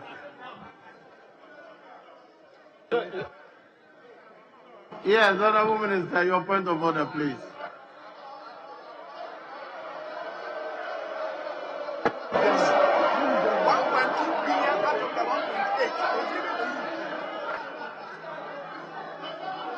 Thank you, Mr. Speaker. The mortgage.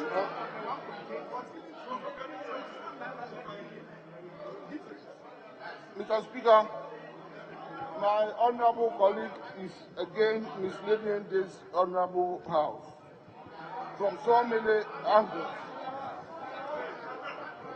The amount that he's talking about is not true. There is no way that the ministry was giving 2 billion from the amount he's talking about. And again, Mr. Speaker, he is creating the wrong and erroneous impression that President Akufo-Addo's government has visited upon this country West Roads in its history. Mr. Speaker, I want to challenge the other side and the NDC. I want to challenge them, and I can debate them at any time, any forum, that they left this country the best road infrastructure in this country's history. So they should not create the impression that we have bad roads upon this country. All members of the road infrastructure Honorable Minister. So significant.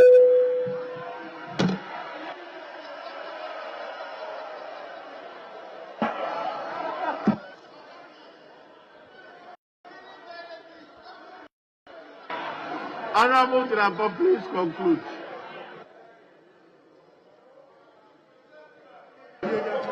Mr. Speaker, when some of us rise to speak, we speak with facts. He says that I'm misleading the House. Mr. Speaker, I refer to the 2021 budget, and I'm quoting the page 206, Appendix 2B, Road Fund Levy. The provisional outturn is 1.8 billion. It's in the budget. This is not my budget.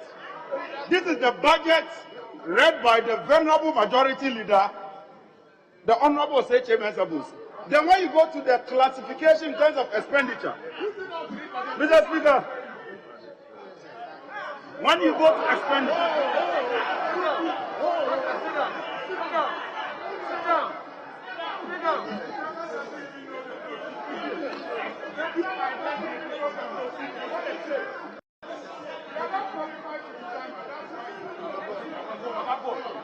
Mr. Speaker, when you go to page 207, Appendix 2C, Economic Classification of Central Government Expenditure, Provisional Outturn, Road Fund, 544 million.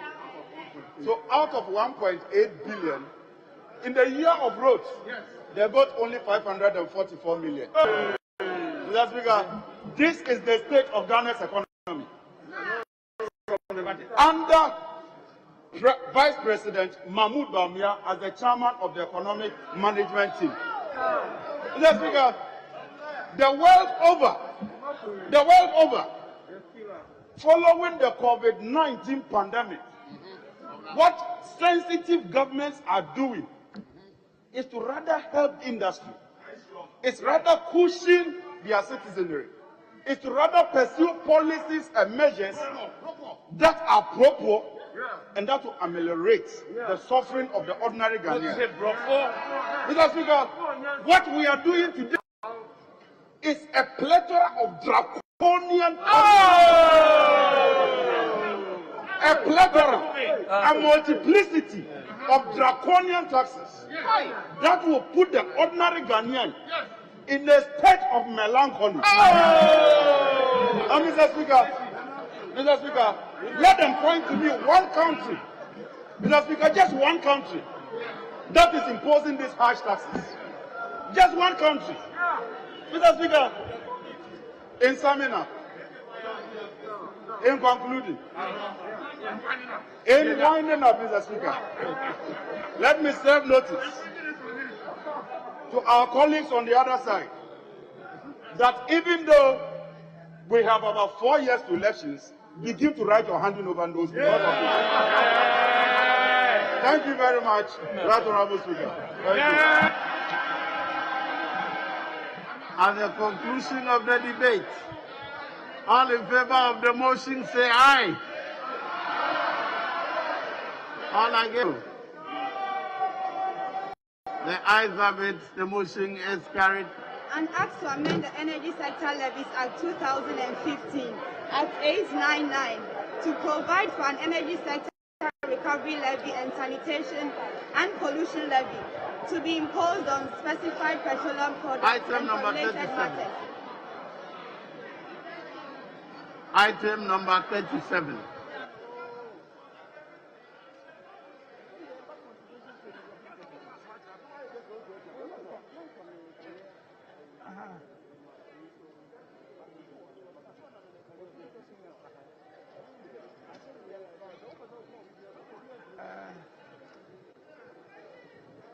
Okay, all right. Yes, Speaker. Now, item 34. And if you agree, Speaker, I want to move the motion. And the motion is that notwithstanding the provisions of Standing Order 1281, which require that when a bill has been read a second time, it shall pass through a consideration stage which shall not be taken until at least 48 hours have elapsed. The consideration stage of the energy sector levies one may be taken today. I so move. Mr. Speaker, I beg to second the motion. Honourable members, the procedural motion has been moved and seconded. All in favour of the motion say aye. All against say no. The ayes have it. The motion is carried. Now, item 35, the Energy Sector Levies Amendment Bill 2021 at the consideration stage. Energy sector, the amendment on the order paper, we don't have some here. But bring some here immediately. All right. It doesn't make sense because at the consideration stage, when I get up, what do I say? The consideration stage. Oh, no, because the amendments. Okay, so okay. Okay. And say maybe I don't know I can plus one. Answer me, All right. Honourable members,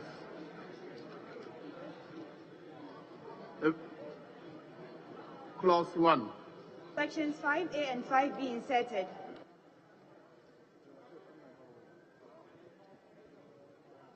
Amendment proposed. Chairman of the committee. Thank you, Mr. Speaker. Mr. Speaker, clause 1. Amendment proposed. 50, 5B, 3B. Delete and insert the following.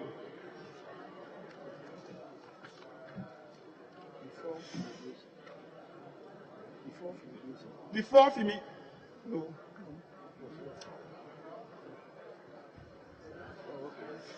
Design, construct, and re-engineer solid and liquid waste treatment and disposal facilities, including compost production facilities, recycling facilities, landfill sites, medical and other specialized waste treatment facilities.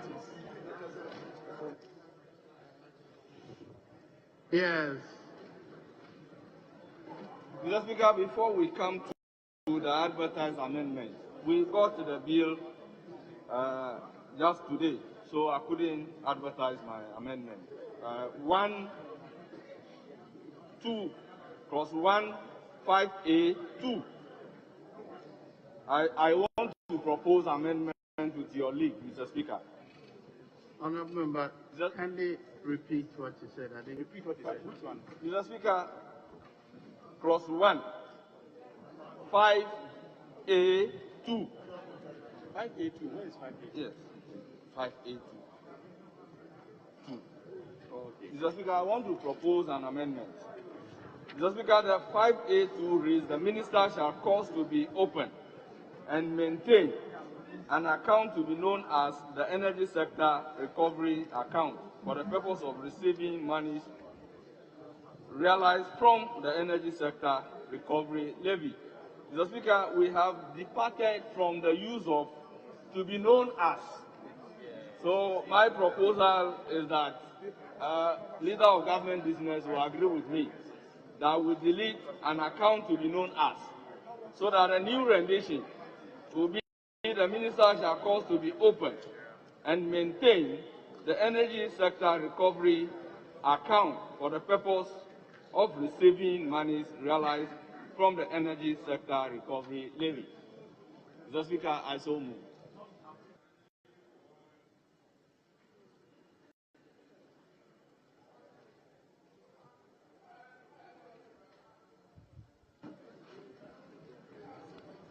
Honourable member, hold on.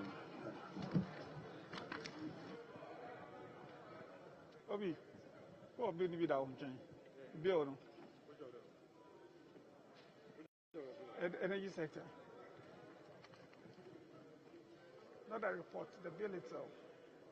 Very well. Honorable, kindly, because I was looking at the wrong bill, so I can now follow you. Mr. Speaker, I'm seeking your leave to propose an clause 15A2. Mr. Speaker, it reads, the minister shall cause to be opened and maintained an account to be known as the Energy Sector Recovery Account for the purpose of receiving monies realized from the Energy Sector Recovery Levy. Mr. Speaker, I'm proposing that we delete an account to be known as. Just meaning that we draft in the present, we don't draft in the future tense. So this House has departed from the use of to be known as. So, Mr. Speaker, the new rendition should be the minister shall cause to be opened and maintain the Energy Sector Recovery Account for the purpose of receiving monies realized from the Energy Sector Recovery Levy. Mr. Speaker, I so move. Going through this motion, I direct the draft persons to effect the corrections accordingly. Very well, Mr. Speaker. Yes, Honorable. Mr. Speaker, I fully agree with him. The old construct, and we have moved away from there. So we either say the minister shall cause to be open and maintain an account known as, not to be known as, known as, or if you like, you can delete the entirety of to be known as and say the minister shall cause to be open and maintain the Energy Sector Recovery Account. Simplicity. The value is the same. It shouldn't be futuristic. I think that is all that my colleague on the other side is saying. And I agree entirely with him on the principle that he espouses.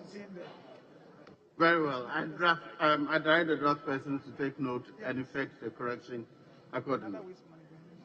Now, Chairman, you may move your motion again.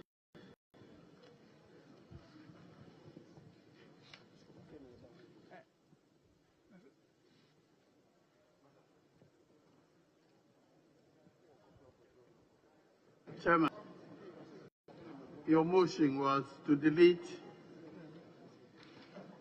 paragraph 3B and insert a new one. Is that right? I take my amendment again, the committee's amendment again. Yes, please do. Clause 1 amendment proposed 5B, 3B, delete and insert the following. B, design, construct, and re-engineer solid and liquid waste treatment and disposal facilities, including compost production facilities, recycling facilities, lights, medical and other specialized waste treatment facilities. Thank you, Speaker. Yes, Honorable. Mr. Speaker, I support the chairman's amendment. This is really in line with paragraph 256 of the budget that we just considered. All in favor of the proposed amendment, say aye. All against, say no. The ayes have it. The motion is aye. Aye. Plus 1 amendment proposed 5B, 3D, line 1. Before fumigation, insert disinfestation, disinfection end. And after schools, insert lorry parks.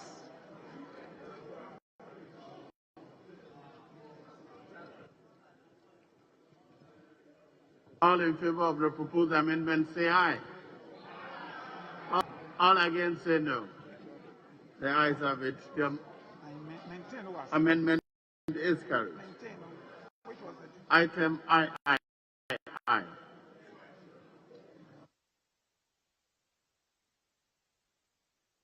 Yes, Honorable Leader.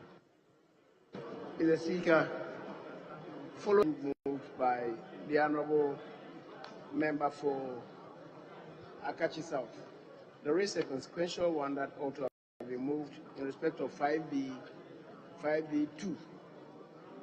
The minister shall cause to be opened and maintain an account to be known as the sanitation and pollution account. The Speaker, we should have the same rendition affecting 52B.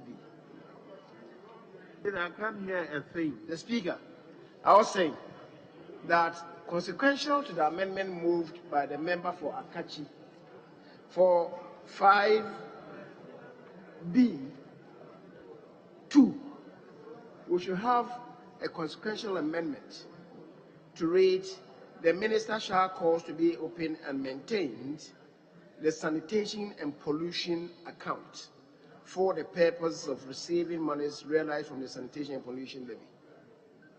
Just so that it will be in symmetry. I was hoping that we'll finish with clause 1 before we go there. So that the two same constructs. Very well. I was on item I. When I finish, we'll take that one. Yes. Yes, Honorable. I. Clause 1. Amendment proposed. 5B3, paragraph E, as follows.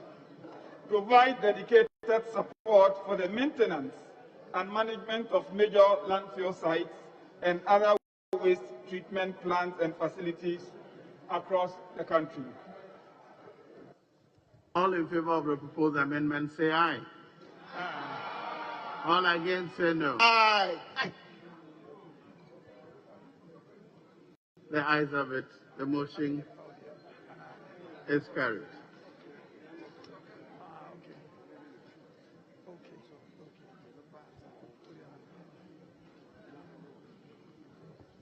Now, Leader, the proposed amendment was in respect of the same clause, right? 5B.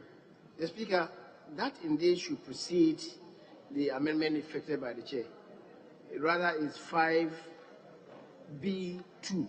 What the Chairman just effected is 5B3.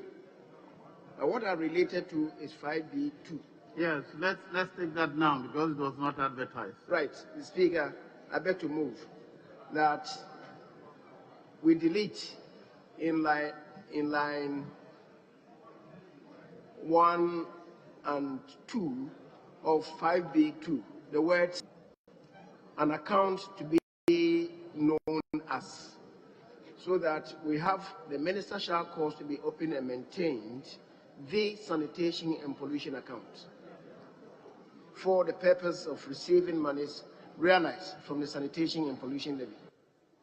Speaker, so moved. In the earlier case, I directed that the draft persons effect that correction. So I give the same instructions, the draft persons to effect very well. The correction. Very well, Mr. Speaker. Now, clause 1 adversely amended. Yes, Leader. Mr. Speaker, just the clause that. What then will be the role of the Controller General? Are we leaving the obligation just to the minister, or the minister, together with the Controller and Accountant General, shall open that account? I'm doing so within the meaning of the Public Financial Management Act. So if you can improve it further, we will support it in the form. Agreed. So improve it for our purposes. Thank you. I think the text takes care of it. So, Mr. Speaker, the minister will do so in the form prescribed by the Controller and Accountant General. I think if you look at the clause, it's saying the minister shall cause to be. So not the minister himself or herself who would open the account, would rather cause to be opened. And that is where the Accountant General comes in. Am I right? Yes, Mr. Speaker, just to say that in the PFM Act, the Minister of Finance instructs the Controller and Accountant General to open the account. So it's the Minister who is instructing the Controller to open that. Very well. Clause 1, as amended, shall stand part of the bill. All in favor? Yes. Mr. Speaker, before the question is put on the entire clause 1, I see that two terms are being used, not interchangeably but distinctly. If you look at the amendment in item 2, clause 1, the use of disinfestation and disinfection, I see that it's a new clause we are inserting in the law, but there's no provision for interpretation in the new bill. And in the Parent Act, there's no provision for explaining these two terms. So I want the chairman of the committee to offer some explanation before the question is put on these two terms.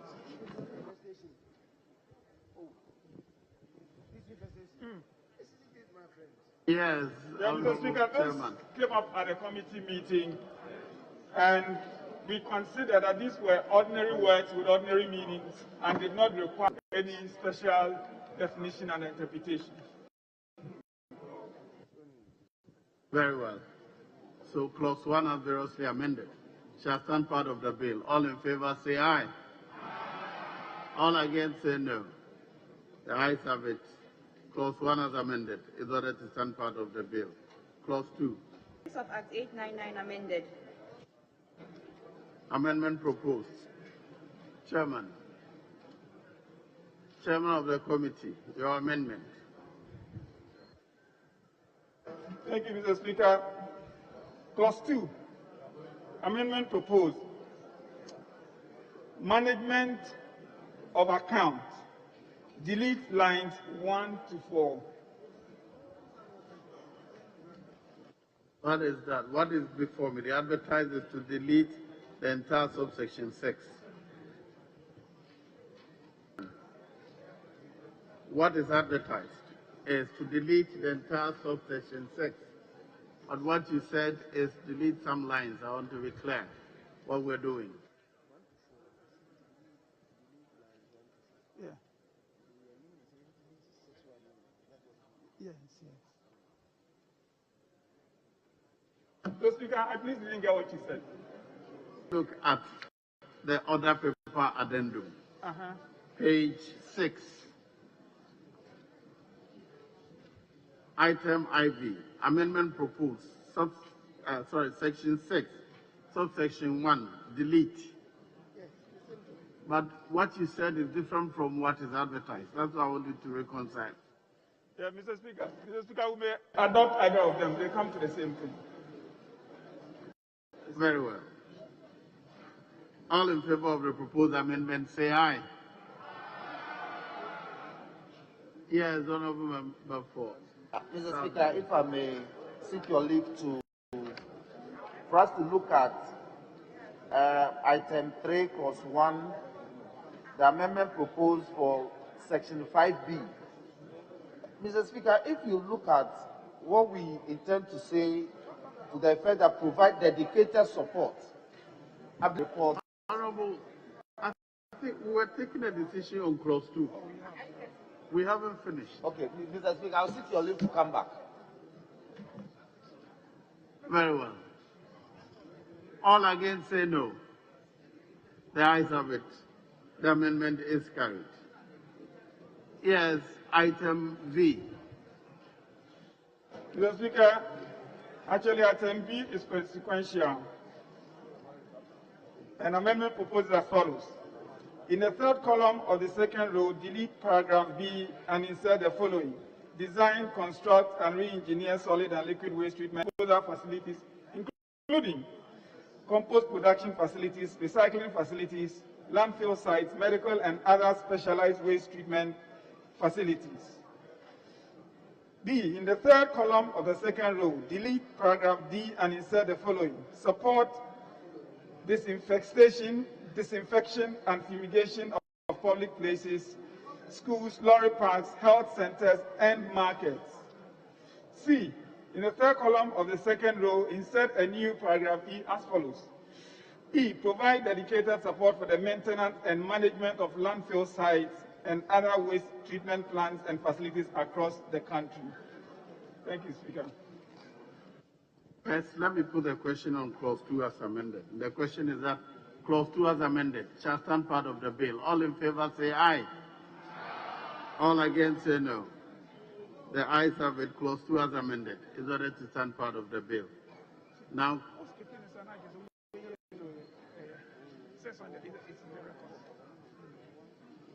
item V was on clause 3. Schedule of Act 899 amended.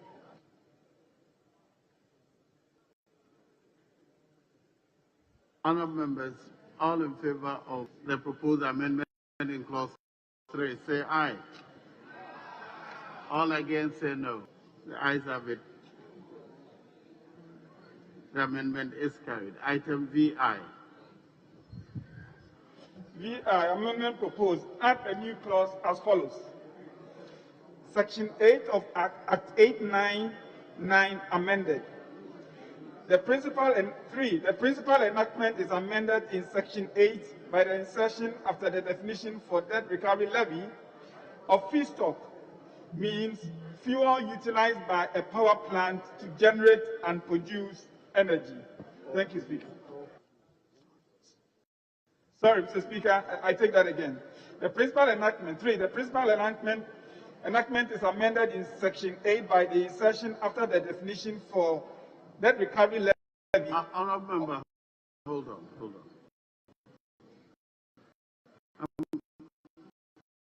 What is before me is different from what you're reading. The other paper addendum which is before me. Item amendment proposed, the schedule under the column headed, that's what is before me.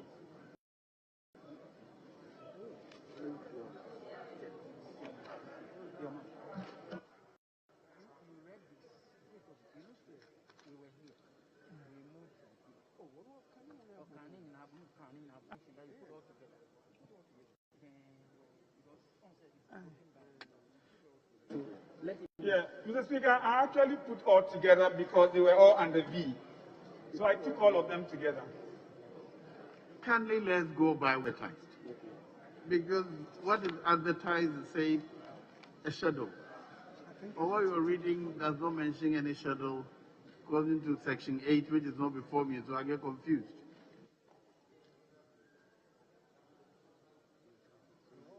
So then.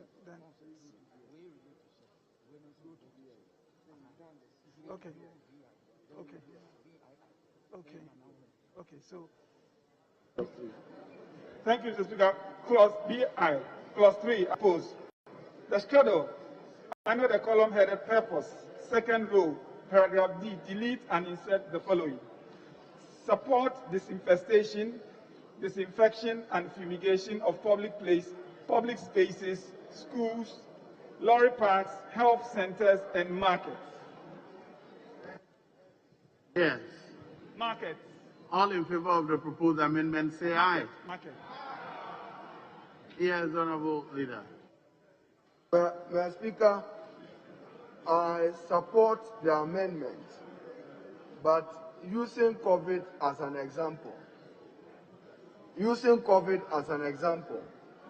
assuming that some space, not public, and some space, not market, not lorry park, was evidence that they are contributing to COVID. Mr. Speaker, yourself a good lawyer. You use them generics. We are limiting it only to this. What then happens if tomorrow the state, as an intervention, has to expand those others that may benefit? So I'm just going to seek your leave. If we can even just add the word and others. And others. It will be too wide. Not private. Are you saying public spaces in Ghana are only the 4 you have listed? Is it only lorry park, markets, and others? So I'm saying, for instance, COVID. Maybe it's identified as some other place, not identified in the words we are using now. How do we deal with it? It's just a question. Thank you. Well, Mr. Speaker, I get the point of the minority leader, but we ought to appreciate that this is not the only source for addressing sanitation matters in the country. This is a special account being created with special sources, and I think if the policy objective is to focus on public places for the purposes of the utilization of inflows into this account, we, Parliament, should not be seen to be varying it. We should not be seen to be varying it. Very well. All against it, yes, the framework. Mr. Speaker, I am of the opinion that the position by the minority leader in this matter should hold sway. Should hold sway in this matter. Yes, I'm listening. Yes. Mr. Speaker, I want to appeal to my colleague to drop that. Mr. Speaker, this is because the fund as established, we want to dedicate some sources for the purposes of dealing with certain situations. Unfortunately, Mr. Speaker, anytime there is an epidemic or a pandemic, there is a special response for that purpose. And we cannot use this for the purposes of addressing an epidemic or a pandemic. In cases like that, there will be a national emergency. An emergency situation will apply. So I don't think we should open it up like that. It's very dangerous. Very well. The ayes have it. The motion is carried. Item VII. VII, clause 3. Amendment proposed. The schedule under the column headed Airports. Second row, add the following paragraph. Dedicated support for the maintenance and management of major landfill sites and other waste treatment plants and facilities across the country. Very well. All in favor of the proposed amendment say aye. All against say no. The ayes have it. The motion is carried. Now, clause 3, as variously amended, shall stand part of the bill. All in favor say aye. All against say no. The ayes have it. Clause 3, as variously amended, is ordered to stand part of the bill. Item VIII, new clause. VIII, new clause, amendment proposed. Add the following new clause. Section 8 of Act 899, amended. 3. The principal enactment is amended in Section 8 by the insertion after the definition for debt recovery of feedstock means fuel utilized by a power plant to generate or produce energy. All in favor of the proposed amendment say aye. All against say no. The ayes have it. The amendment is carried. Now the new clause, as amended, shall stand part of the bill. All in favor say aye. All against say no. The ayes have it. The new clause is ordered to stand part of the bill.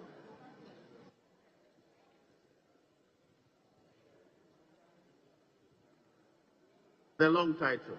An act to amend the Energy Sector Levies Act 15, Act 899, to provide for an energy sector recovery levy and sanitation and pollution levy to be imposed on specified petroleum products and for related matters. The long title shall stand part of the bill. All in favor say aye. All against say no. The ayes have it. The long title is ordered to stand part of the bill. That brings us to the end of consideration of the Energy Sector Levies Amendment Act 2021.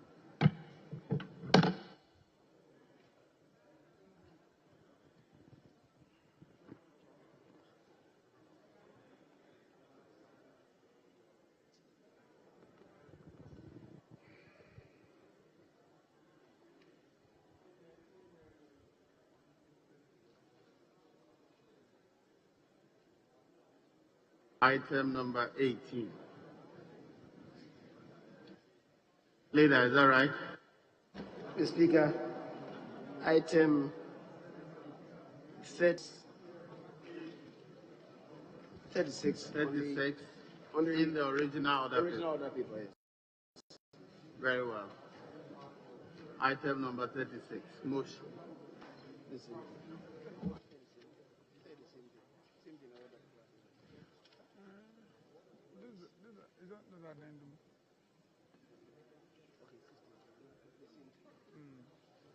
Mr. Speaker, I beg to move that notwithstanding the provisions of Order 131.1, which require that when a bill has passed through the consideration stage, the third reading thereof shall not be taken until at least 24 hours have elapsed. The motion for the third reading of the Energy Sector Levies Amendment Bill 2021 be moved today. I so move. Speaker, I second the motion. Honourable members, the procedural motion has been moved and seconded. All in favour of the motion say aye. All against say no. The ayes have it. The motion is carried. Now, item number 30. The Speaker, item 37 on the original order paper and 17 on the order paper addendum.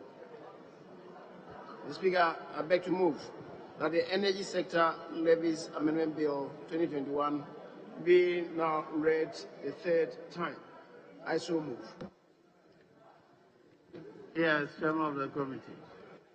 The Speaker, I second the motion. Honourable members, all in favour of the motion say aye. All against say no. The ayes have it. The motion is carried. An act to amend the Energy Sector Levies Act 2015, Act 899, to provide for an energy sector recovery levy and sanitation and pollution levy to be imposed on specified petroleum products and for related matters. The Energy Sector Levies Amendment Bill 2021 is now read a third time and passed. Income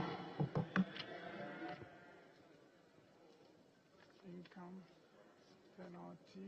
Yes, Honourable Majority Leader.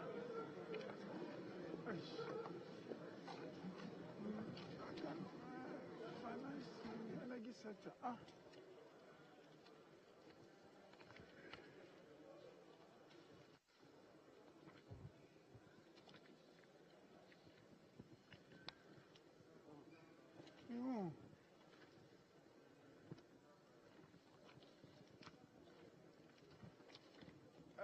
I think it's here.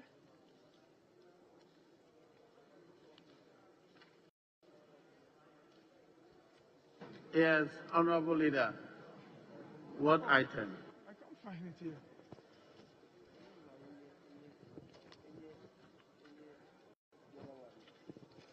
Penalty and interest waiver. Okay. Mr. Speaker, I beg to move that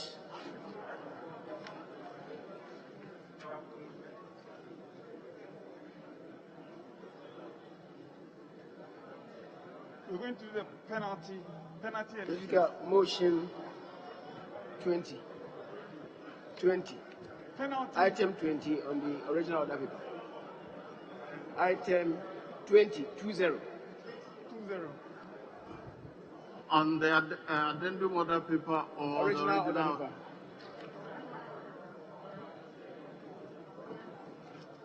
Original. Mr. Speaker, I beg to move that, notwithstanding the provisions of Order 81, which requires that no motion shall be debated until at least 48 hours have elapsed between the date on which the notice of the motion is given and the date on which the motion is moved, the motion for a second reading of the Penalty and Interest Waiver Bill 2021 may be moved today. I so move.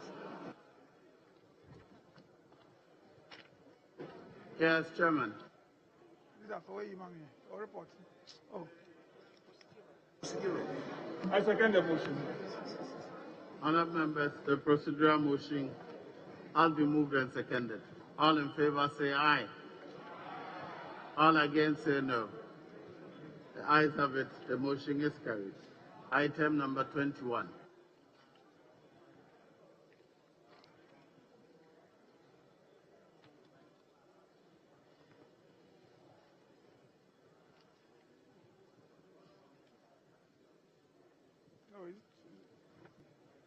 Item 21. Mr. Speaker,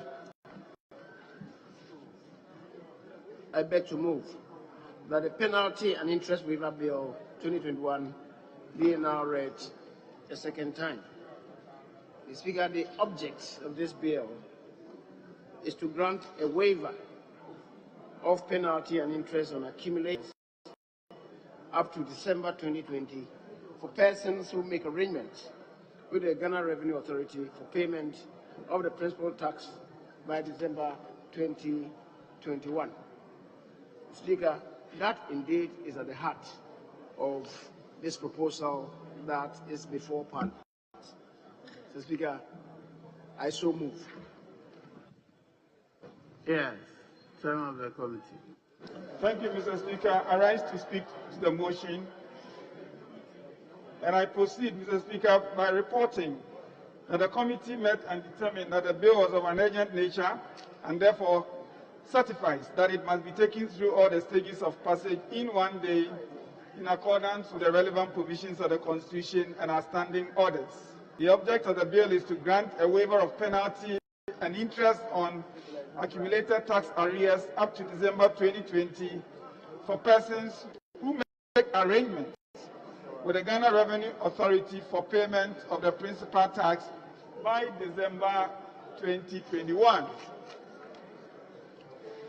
The bill contains 12 clauses, Mr. Speaker. Our observations as a committee was informed by the fact that COVID-19 pandemic has adversely affected the livelihoods of many Ghanaians and enterprises.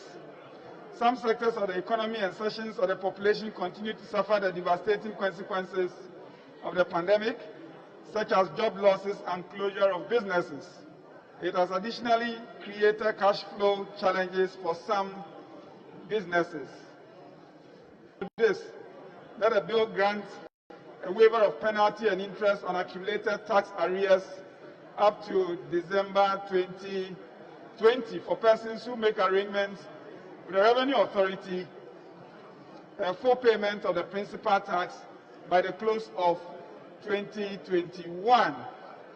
The fiscal impact, Mr. Speaker, is some 204 million from the waiver of the interest, and then 536 for the waiver of the penalties.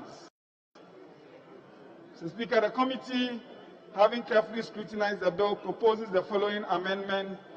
Propose some amendments to this House. We further urge this House that the bill is in the right direction, as it will provide some relief to tax-paying public and enhance compliance. Respectfully submitted, Mr. Speaker. Yes,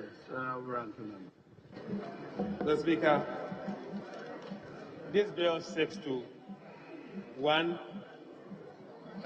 ensure that taxpayers that owes tax obligation or are yet to settle their tax obligation with Ghana Revenue Authority without imposing a penalty or an interest on them.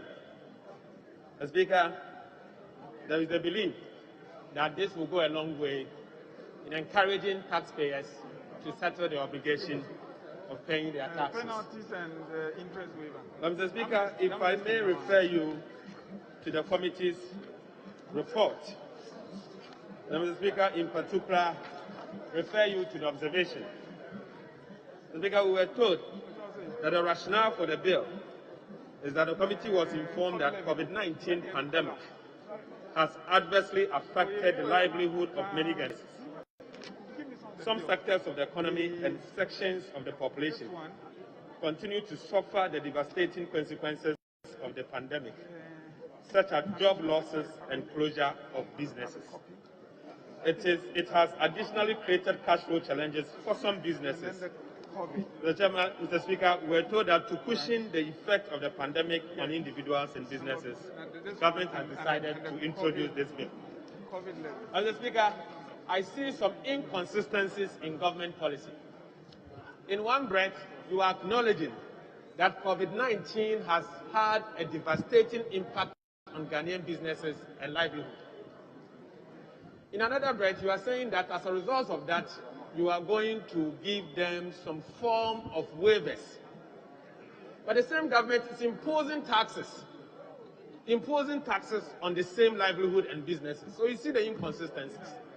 And that is why I'm saying that government needs to go back to the drawing board and realign its own policy, because you are the same person acknowledging that livelihood and businesses are suffering as a result of the pandemic. And so you are giving something to them. How then can you go back and impose additional taxes on the same livelihood and businesses? Mr. Speaker, when we get there, we'll cross it. But currently, Mr. Speaker, with this tax, I support it. And because, Mr. Speaker, it is not a tax, it is a waiver of interest. It is indeed going to help businesses to pay their obligation to the Ghana Revenue Authority and to the state. It will also help Ghana Revenue Authority to implement their compliance policy. Mr. Speaker, I believe that in the long run, government of Ghana stands to gain, and the taxpayers will pay their obligation. Thank you, Mr. Speaker. Yes, Honorable Leader. Mr. Speaker, a colleague knows that economic management is moving money from one place to the other, in order to cushion the people and stimulate the economy. Mr. Speaker, there are just two sources of making money. Either you raise it domestically or you borrow.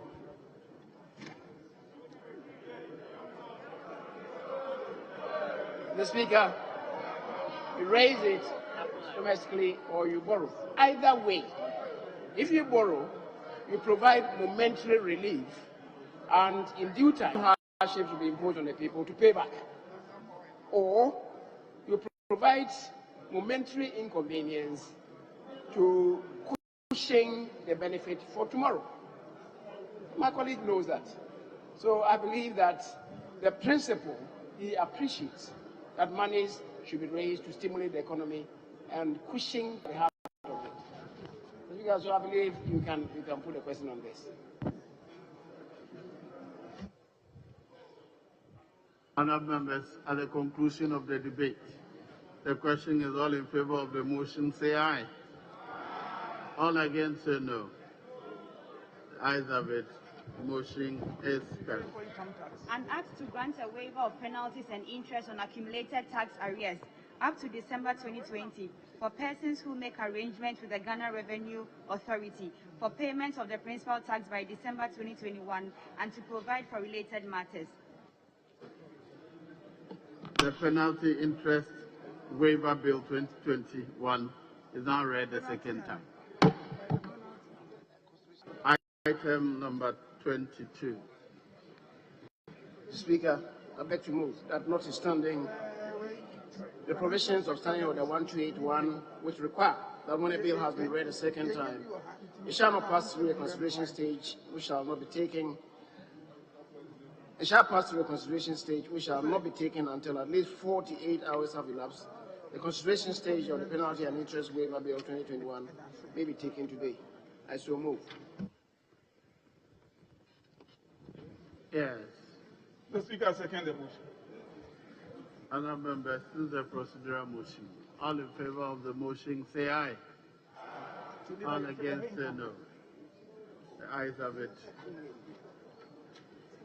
The motion is carried. Item number 23. The penalty and interest waiver bill 2021 at the consideration stage.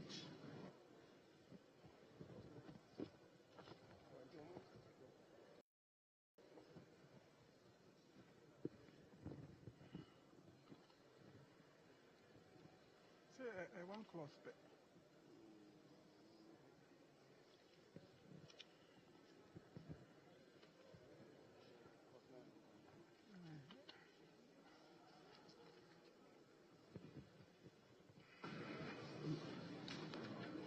Yes. Chairman, the amendment according to the clause 9. Sorry. I just want to be sure. There's only clause 9 that is intended to be amended. Exactly so, Mr. Speaker. Very well. Clause 1. There's no proposed amendment to clause 1. All in favor of clause 1 being a part of the bill, say aye. All against, say no. The ayes have it. Clause 1 is ordered to stand part of the bill. Clause 2. Conditions for waiver of penalty and interest. Hold on. Yes. Mr. Speaker, in respect of Clause 1, I have a worry that we may not be complying with the Constitution. Mr. Speaker, if you look at Article 174 of the Constitution, particularly the terms of Clause 3, the terms of Clause 3, it would appear that any such waiver or variation of the tax must be done with the prior approval of Parliament. This seems to me to be a blanket waiver or grant of the power to waive the taxes without further recourse to Parliament. And I think that it is unconstitutional. Potentially, it is unconstitutional because, Mr. Speaker, if you look at Clause 3, it says that Parliament may by a resolution as support of not less than 2/3 of the members of Parliament exempt the exercise of any power from the provisions of Clause 2 of this article. Now, Mr. Speaker, what Clause 2 does is to give Parliament the power to enact laws and to invest persons and authority with the power to waive or vary a tax. Let's see, is the penalty and interest a tax? This one is to waive penalty and interest. Is it the same as the tax as envisaged by Clause 174? Mr. Speaker, a penalty or interest arises out of and in connection with your tax obligation. So it is part of revenue. If you do not default in your primary obligation to pay the tax, there is no penalty that accrues as a result of non-payment. And so it's part of revenue. And therefore, if we are granting the power to waive or vary that tax, it must be done in accordance with Article 174 of the Constitution, Mr. Speaker. And so this blanket grant of the power of waiver is potentially unconstitutional, and the bill has to be recrafted. Yes, leader. Mr. Speaker, I believe my colleague is getting it totally wrong. Mr. Speaker, what is at stake here is Article 1742, which provides where an act enacted in accordance with Clause 1 of this. First, 171 provides no taxation shall be imposed otherwise by or under the authority of an act of Parliament. Mr. Speaker, it's exactly what we are doing.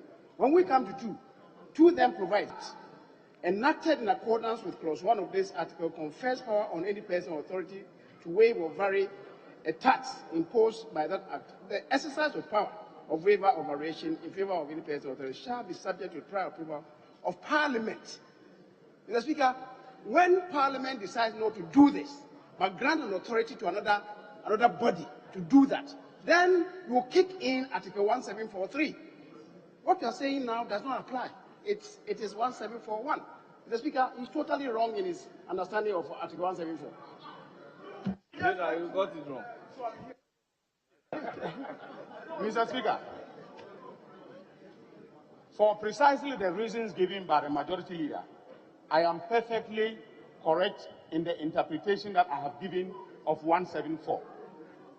Because 1742 is very clear that when Parliament by an act grants the power, the exercise of that power is subject to the prior approval of Parliament. Yeah. And this is what we are doing in this case, right? That is what we are doing. We are granting the power of waiver. We are granting the power of waiver to the Commissioner General.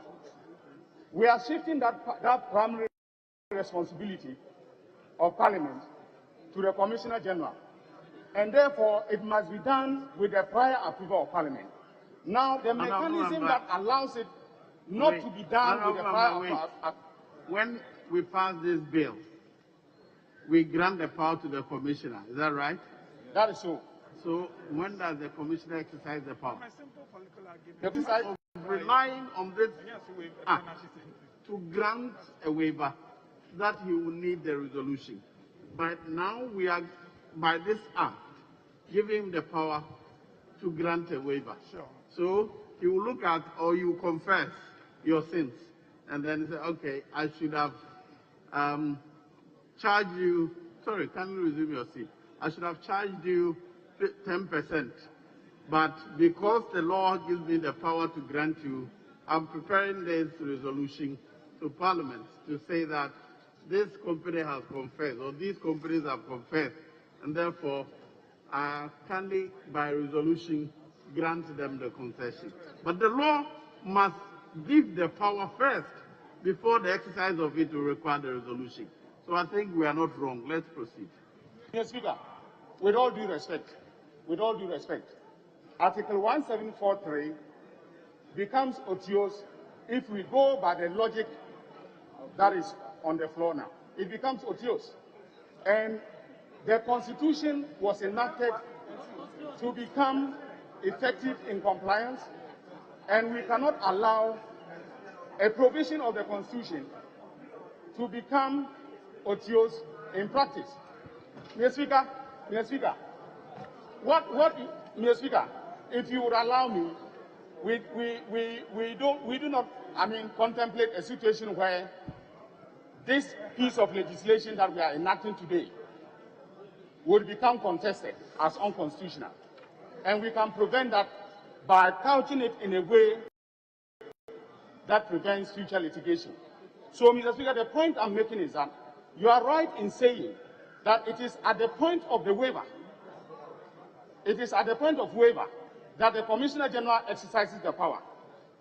But, Mr. Speaker, in this bill, is there anything that contemplates that the Commissioner General will resort to Parliament for a resolution to exempt him from the exercise of the power of waiver in that particular instance that the Speaker is talking about?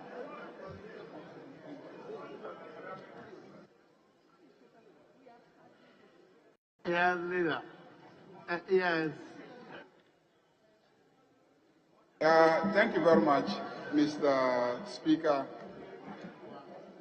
Mr. Speaker, I think we should have some clarity. There is a legislation imposing a tax, and then there is a penalty on failure to pay. The penalty on failure to pay is simply a penal provision. Yes, it's not a tax. It is not a tax imposing provision. It's a penal provision. So if you don't pay the tax on time, then the penal provisions kick in. And it is the penal provisions that generate the interest, a possible interest. Is that okay? The possible interest that will accrue itself is not a tax. It is a penalty. So in this legislation, it is revenue if it is paid. If it is paid, it is revenue.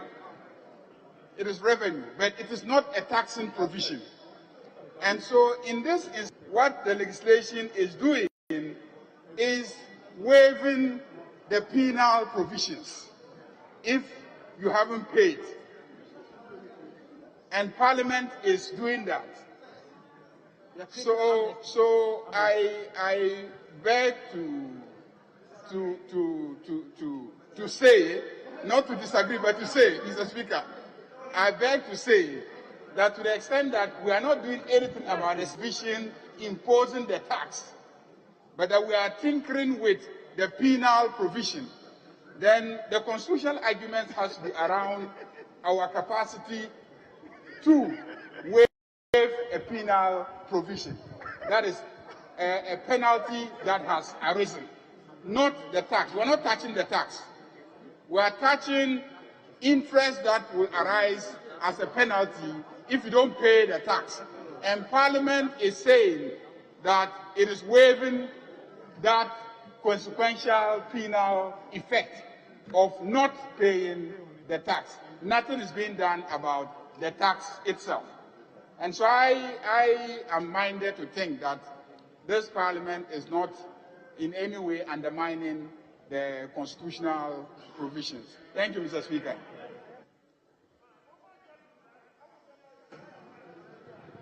Very well, let's proceed. Clause 2. Conditions for waiver of penalty and interest. All in favor of clause 2 being a part of the bill, say aye. All against, say no. The ayes have it. Clause 2 is ordered to stand part of the bill. Clause 3. Scope of waiver.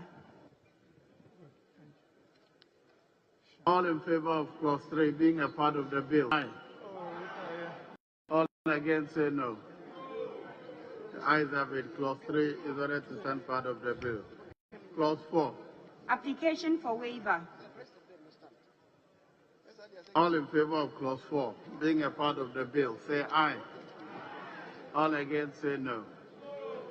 The ayes have it. Clause 4 is ordered to stand part of the bill. Clause 5. Consideration of application for waiver. Clause 5 shall stand part of the bill. All in favor, say aye. All against, say no. The ayes have it. Clause 5 is ordered to stand part of the bill. Clause 6. Complaint and determination of complaint. All in favor of clause 6 being a part of the bill, say aye.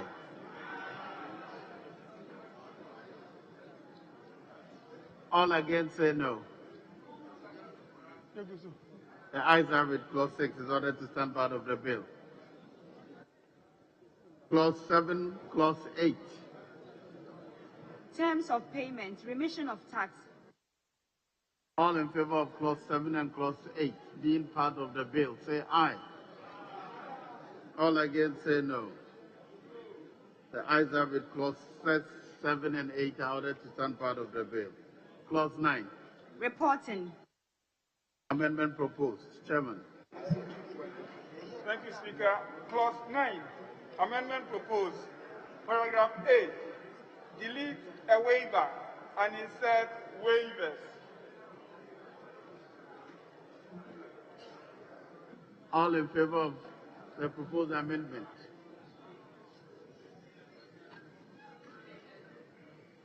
All in favor of the proposed amendment being a part of the bill, say aye. All against, say no. The ayes have it.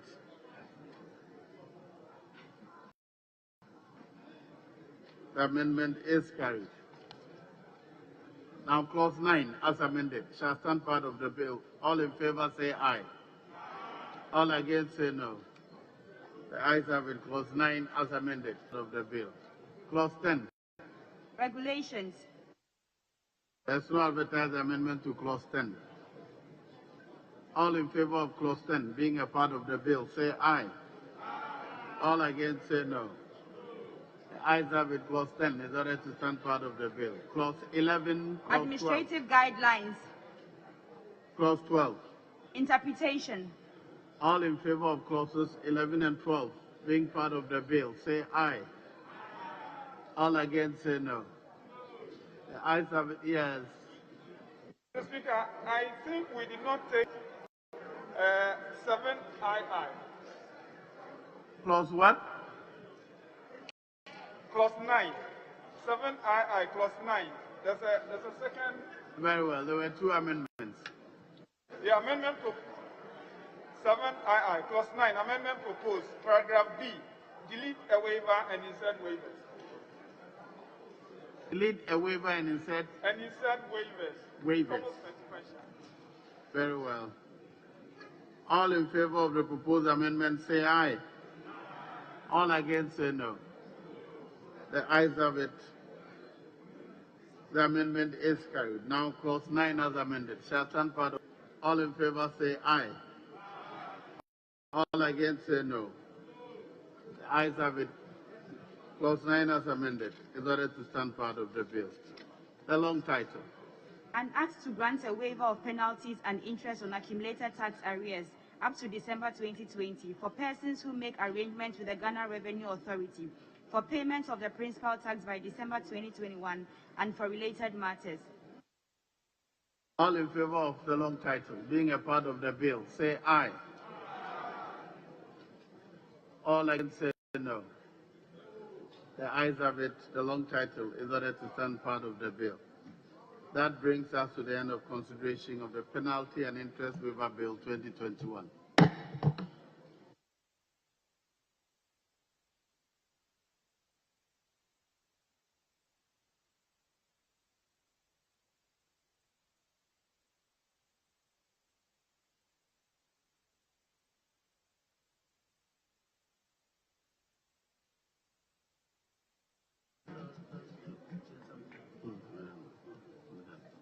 Item number 24. Mr.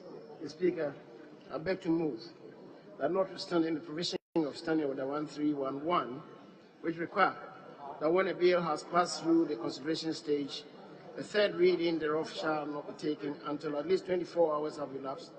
The motion for the third reading of the Penalty and Interest Waiver Bill 2021 may be moved today.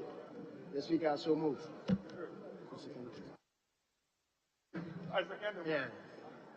Honourable members, the procedural motion has been moved and seconded. All in favor of the motion, say aye. All against, say no. The ayes have it. The motion is carried. Item number 25. Mr. Speaker, I beg to move that the Penalty and Interest Waiver Bill 2021 be now read the third time. I so move. Yes. Yes, Chairman.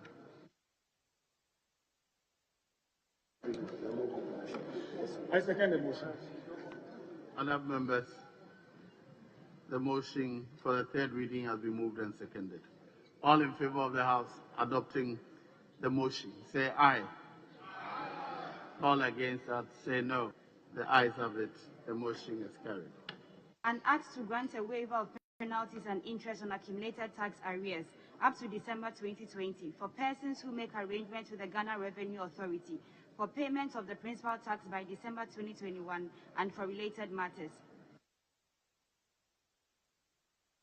The Penalty and Interest Waiver Bill 2021 is now read a third time and passed.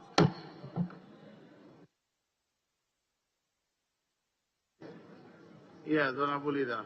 What next?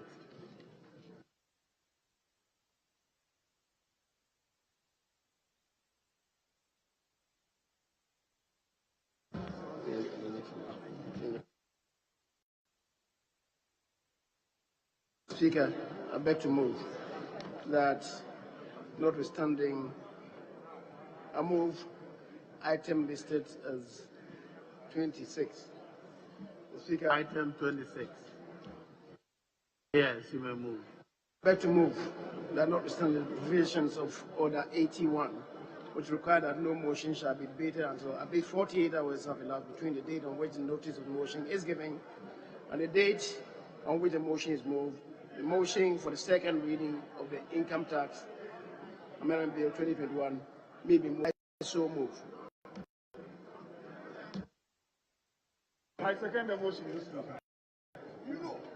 Honourable members, the procedural motion has been moved and seconded. All in favor say aye. All against say no. The ayes have it. The motion is carried. Item number 27.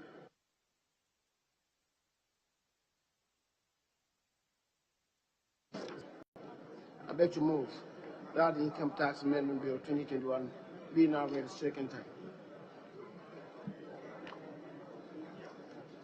Speaker, the object of the bill is to amend the Income Tax Act 2015 to provide for a rebate for specified industrial sectors and to suspend quarterly installment payments by self-employed persons using the tax stamp system and owners of commercial vehicles using the vehicle income tax stamp system for for the second, third, and fourth quarters of 2021. This indeed is the government of the bill before us, and I commend same to us. I so move, Speaker.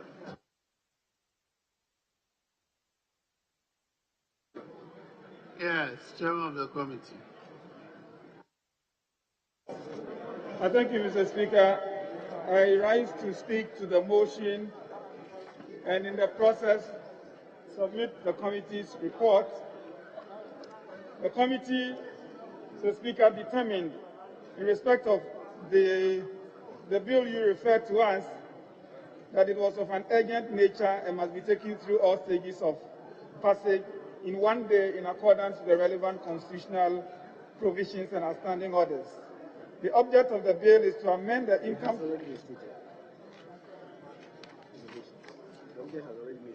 The structure. All right, thank you, Mr. Speaker.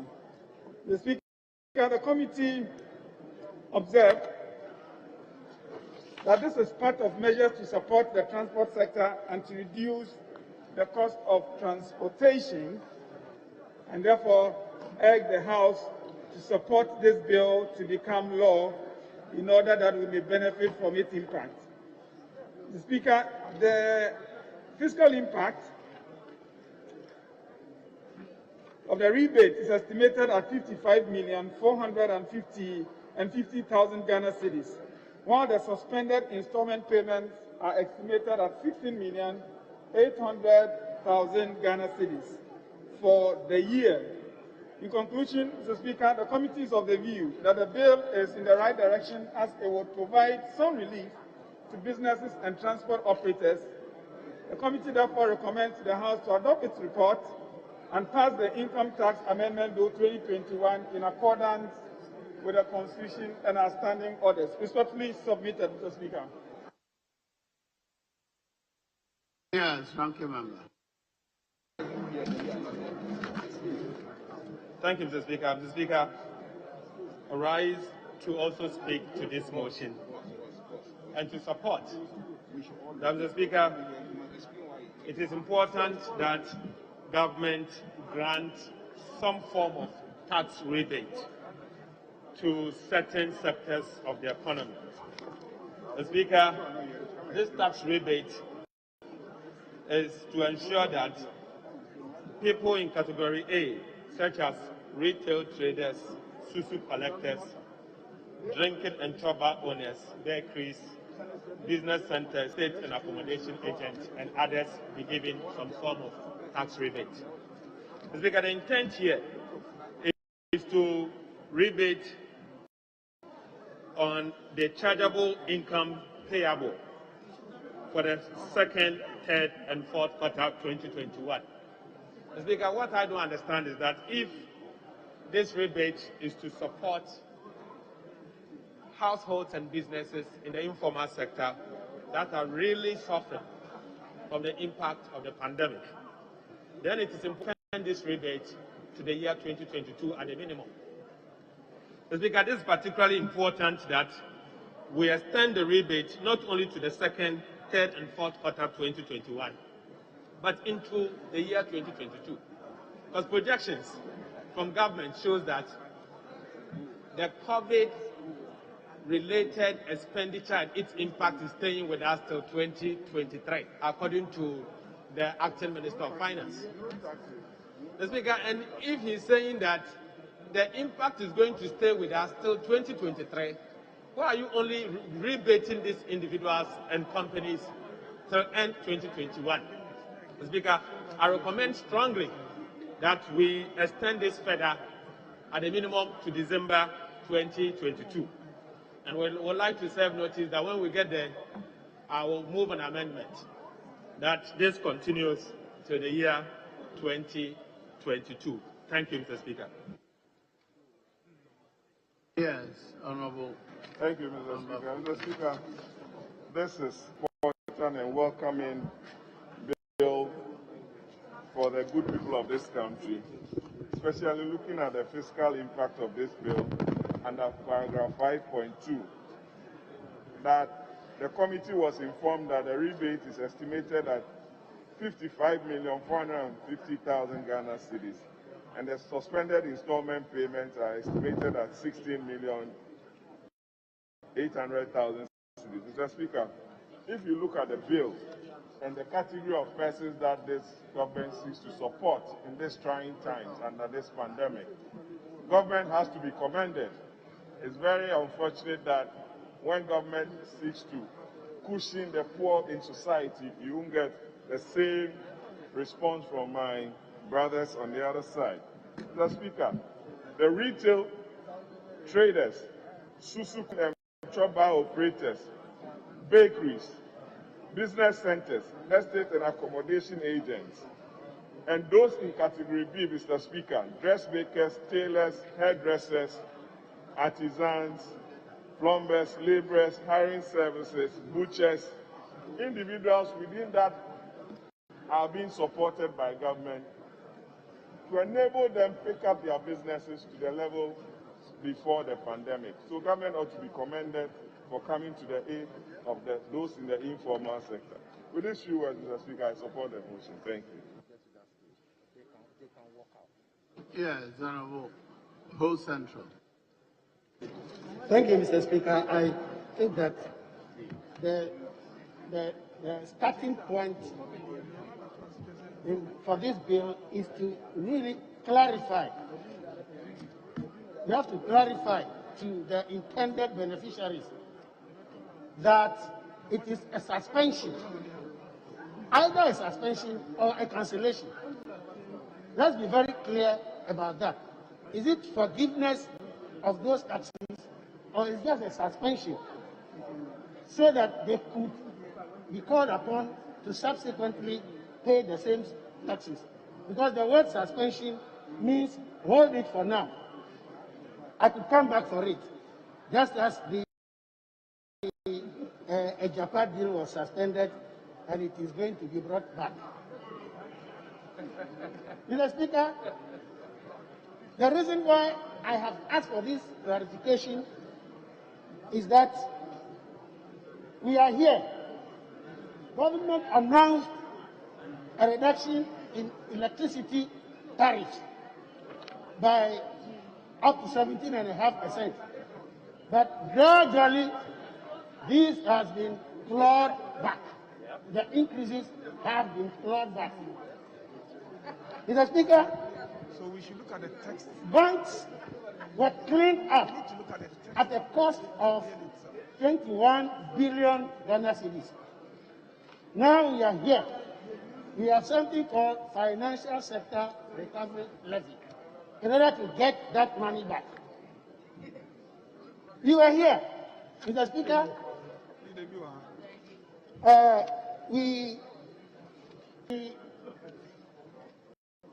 granted respite for people to take water free, not to pay ECG bills. But now we have to pay COVID-19 levy back so that we can recover those monies.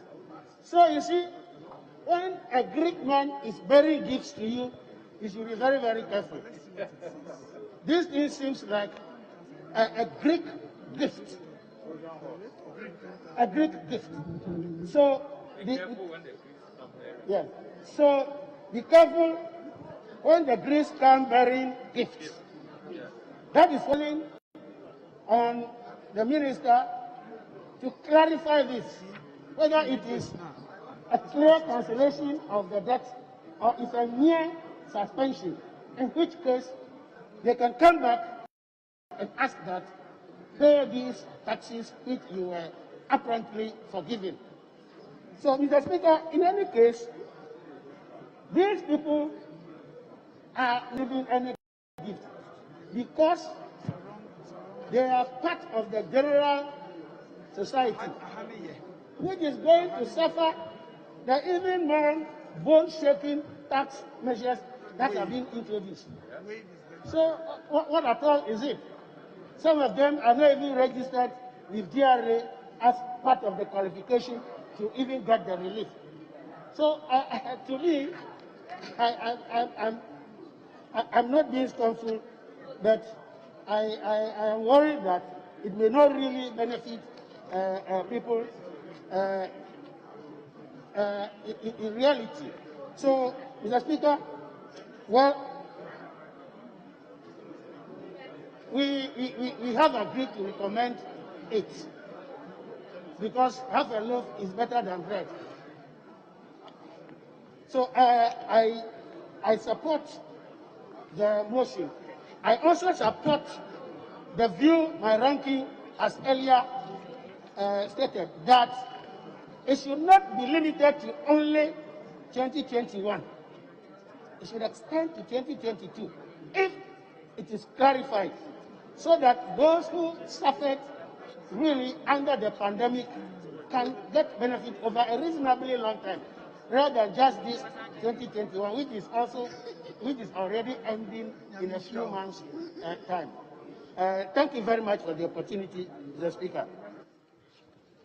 At the conclusion of the debate, the question is all the motion, say aye. Aye. All against, say no. The ayes have it.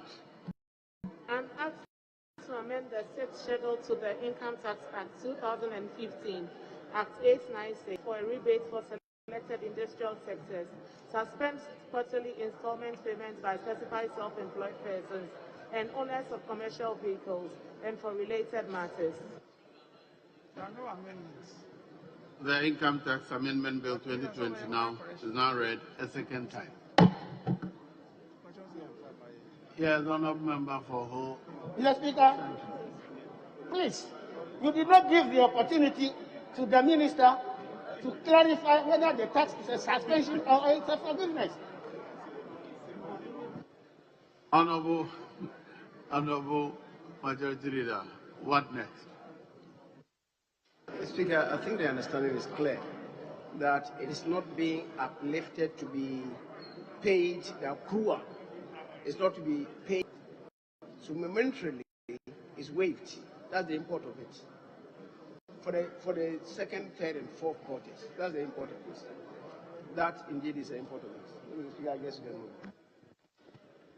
Yes, item number 27. Motion.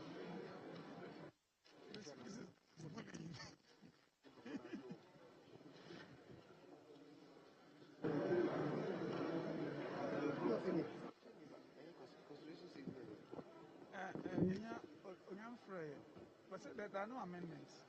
Mr. Speaker, if I may hear you.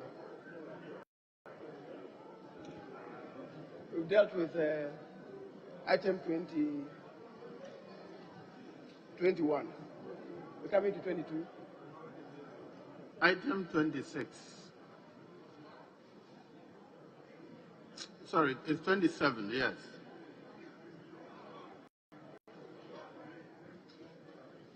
Oh, sorry, we just finished 20. So, Mr. Speaker, we just finished 27.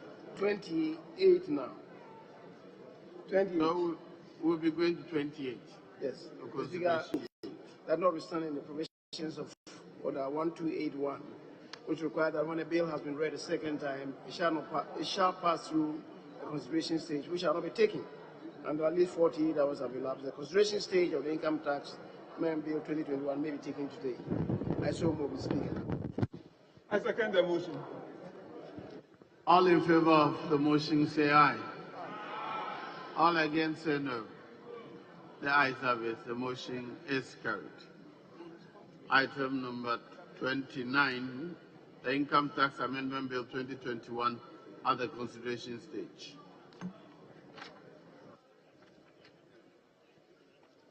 I think I have a copy of this. I have a copy of it.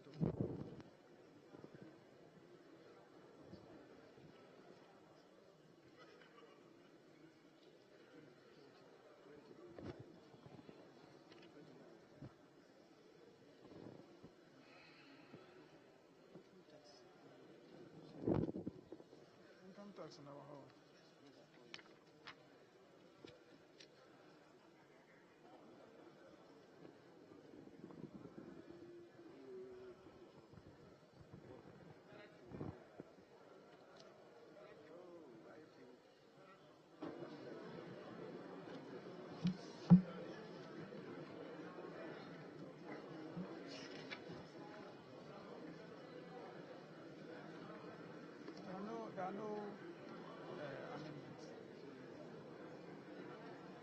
So I just rise to tell you that there are no advertisers.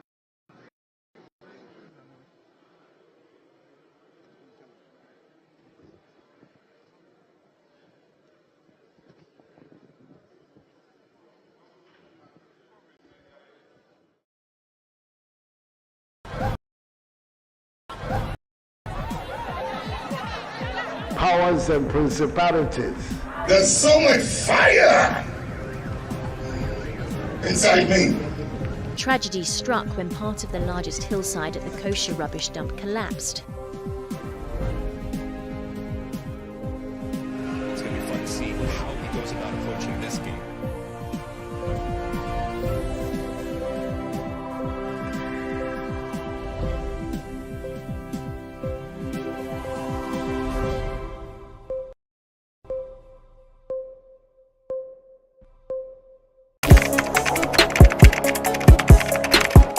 We table issues relating to the arts and entertainment for a riveting discussion, of course, without fear nor favor. The question the presenter asked them was a dumb question. You need to speak the part and move. Varied views. We agree to disagree. So I would disagree with everything you said. I think that he's a smart guy. I think what he did. No, but I also said he's a smart guy. Yeah. I guess that I'm waiting for the what next. Yeah, I don't think that we have to wait for what next. It sometimes gets confrontational, but that's the beauty of the game. Today you're denying funny face. It's not my brother. You're denying funny face. I don't know him. You don't know funny face. It's not my brother. You don't know funny face. It's a package. We meet, we sit, we dialogue, we learn, we progress. My name is Benefo Abrantepa, a proud blogger, and this is my forum.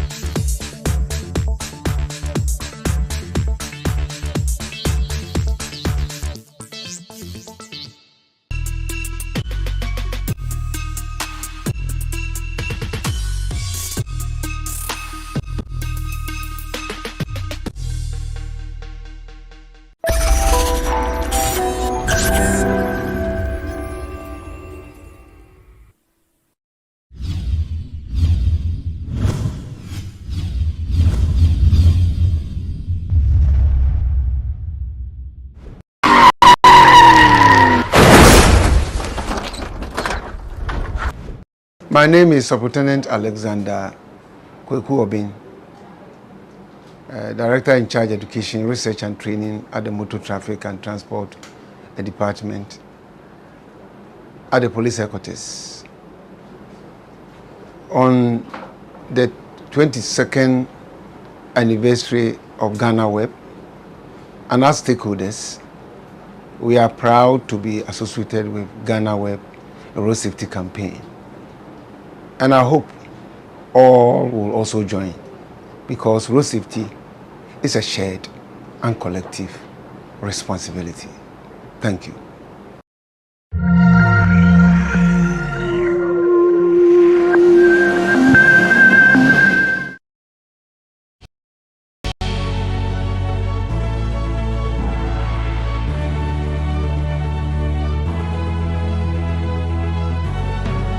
From the dawn of time, people have engaged in several businesses.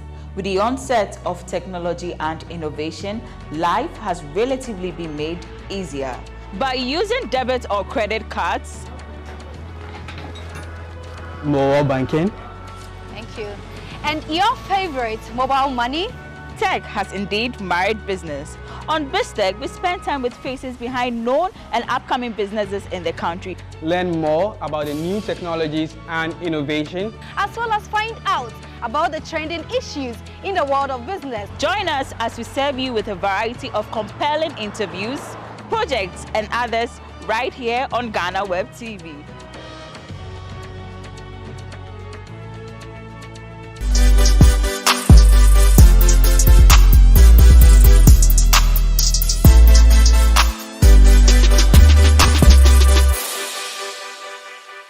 She is young, bold, beautiful, and talented. And today, she joins us to get personal. So if you want to know who our guest for today is, join me after this break. This is Talkatainment, and I am Elsie Lamar. Welcome back from that quick breather. Jackie is my guest for today. My heart beats for you. Every time when I think of you, I don't know, I feel loved again. I don't want to wait for days. Let me have you in my arms again, please. Oh, so when you go on social media, you scroll through your phone, you go to your explore page, and you see videos, TikTok videos of your songs. And how do you feel? Do you get fed up? Like I mean, it's exciting sometimes, but sometimes too, I don't like hearing my own songs. I'm sure it happens with a lot of creatives. Like sometimes something you've created, you don't like seeing it by yourself. But I mean, it's a nice feeling that lots of people are hearing your sound.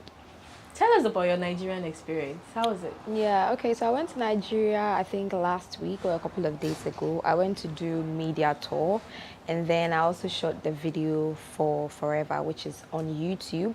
The remix with Omale, and I met up with some artists too. So it was basically about work. That was the main reason why I went to Nigeria. But how was it? What were some of the fun moments? Yeah, it was nice. It was interesting. I mean, that was my first time in Nigeria. I tried some of their food as well. And aside the stress, it was fun because it was the first time I went there. It was first time meeting the people in Nigeria, in their country. So aside the stress, I would say it was fun as well. Because the people are welcoming. They are welcoming. They are welcoming, very welcoming. What type of food did you try in Nigeria? I tried eba with egusi soup. Yes, and then I tried their suya too. It was really nice. It was nice there. Okay. Of all the countries, why Nigeria? Why did you choose Nigeria for your tour? I didn't choose Nigeria, and I didn't say that is where I'm starting and stopping. My music is charting in a lot of countries. But I think people are just focusing on Nigeria. It's doing well in so many countries. And so I started off with Nigeria. There are other countries that I would go to do media run as well. But school is coming in the way a little bit. And that is why after I went there, I came back. But Nigeria is not the first and last country that I'm going to go to. I started off from there. So tell us, we've seen you with Mayokun, and we've seen you with Joe Boy. Hey, and Tenny yes. Too. Fireboy, he was in Ghana. Oh, okay. But recently I met Mayokun and then Tenny. Doesn't mean you are cooking something with them? Yeah, we will cook something actually, so the fans should look forward to it. I see. So moving on to your new deal. Right. Tell us how you landed it. Okay, so in case maybe a viewer doesn't know, I have Flip the Music, my management and myself, we have a deal with Sony Music Entertainment, RCA UK, Sony Music International, Sony Music Africa. And I mean, this is one of the biggest labels in the world. It's good news for myself and good news for Ghana. And so, yeah, literally that's all I can tell you. That's all I can tell you now, because I'm a baby in the industry, in the label actually, so there's not much I can say.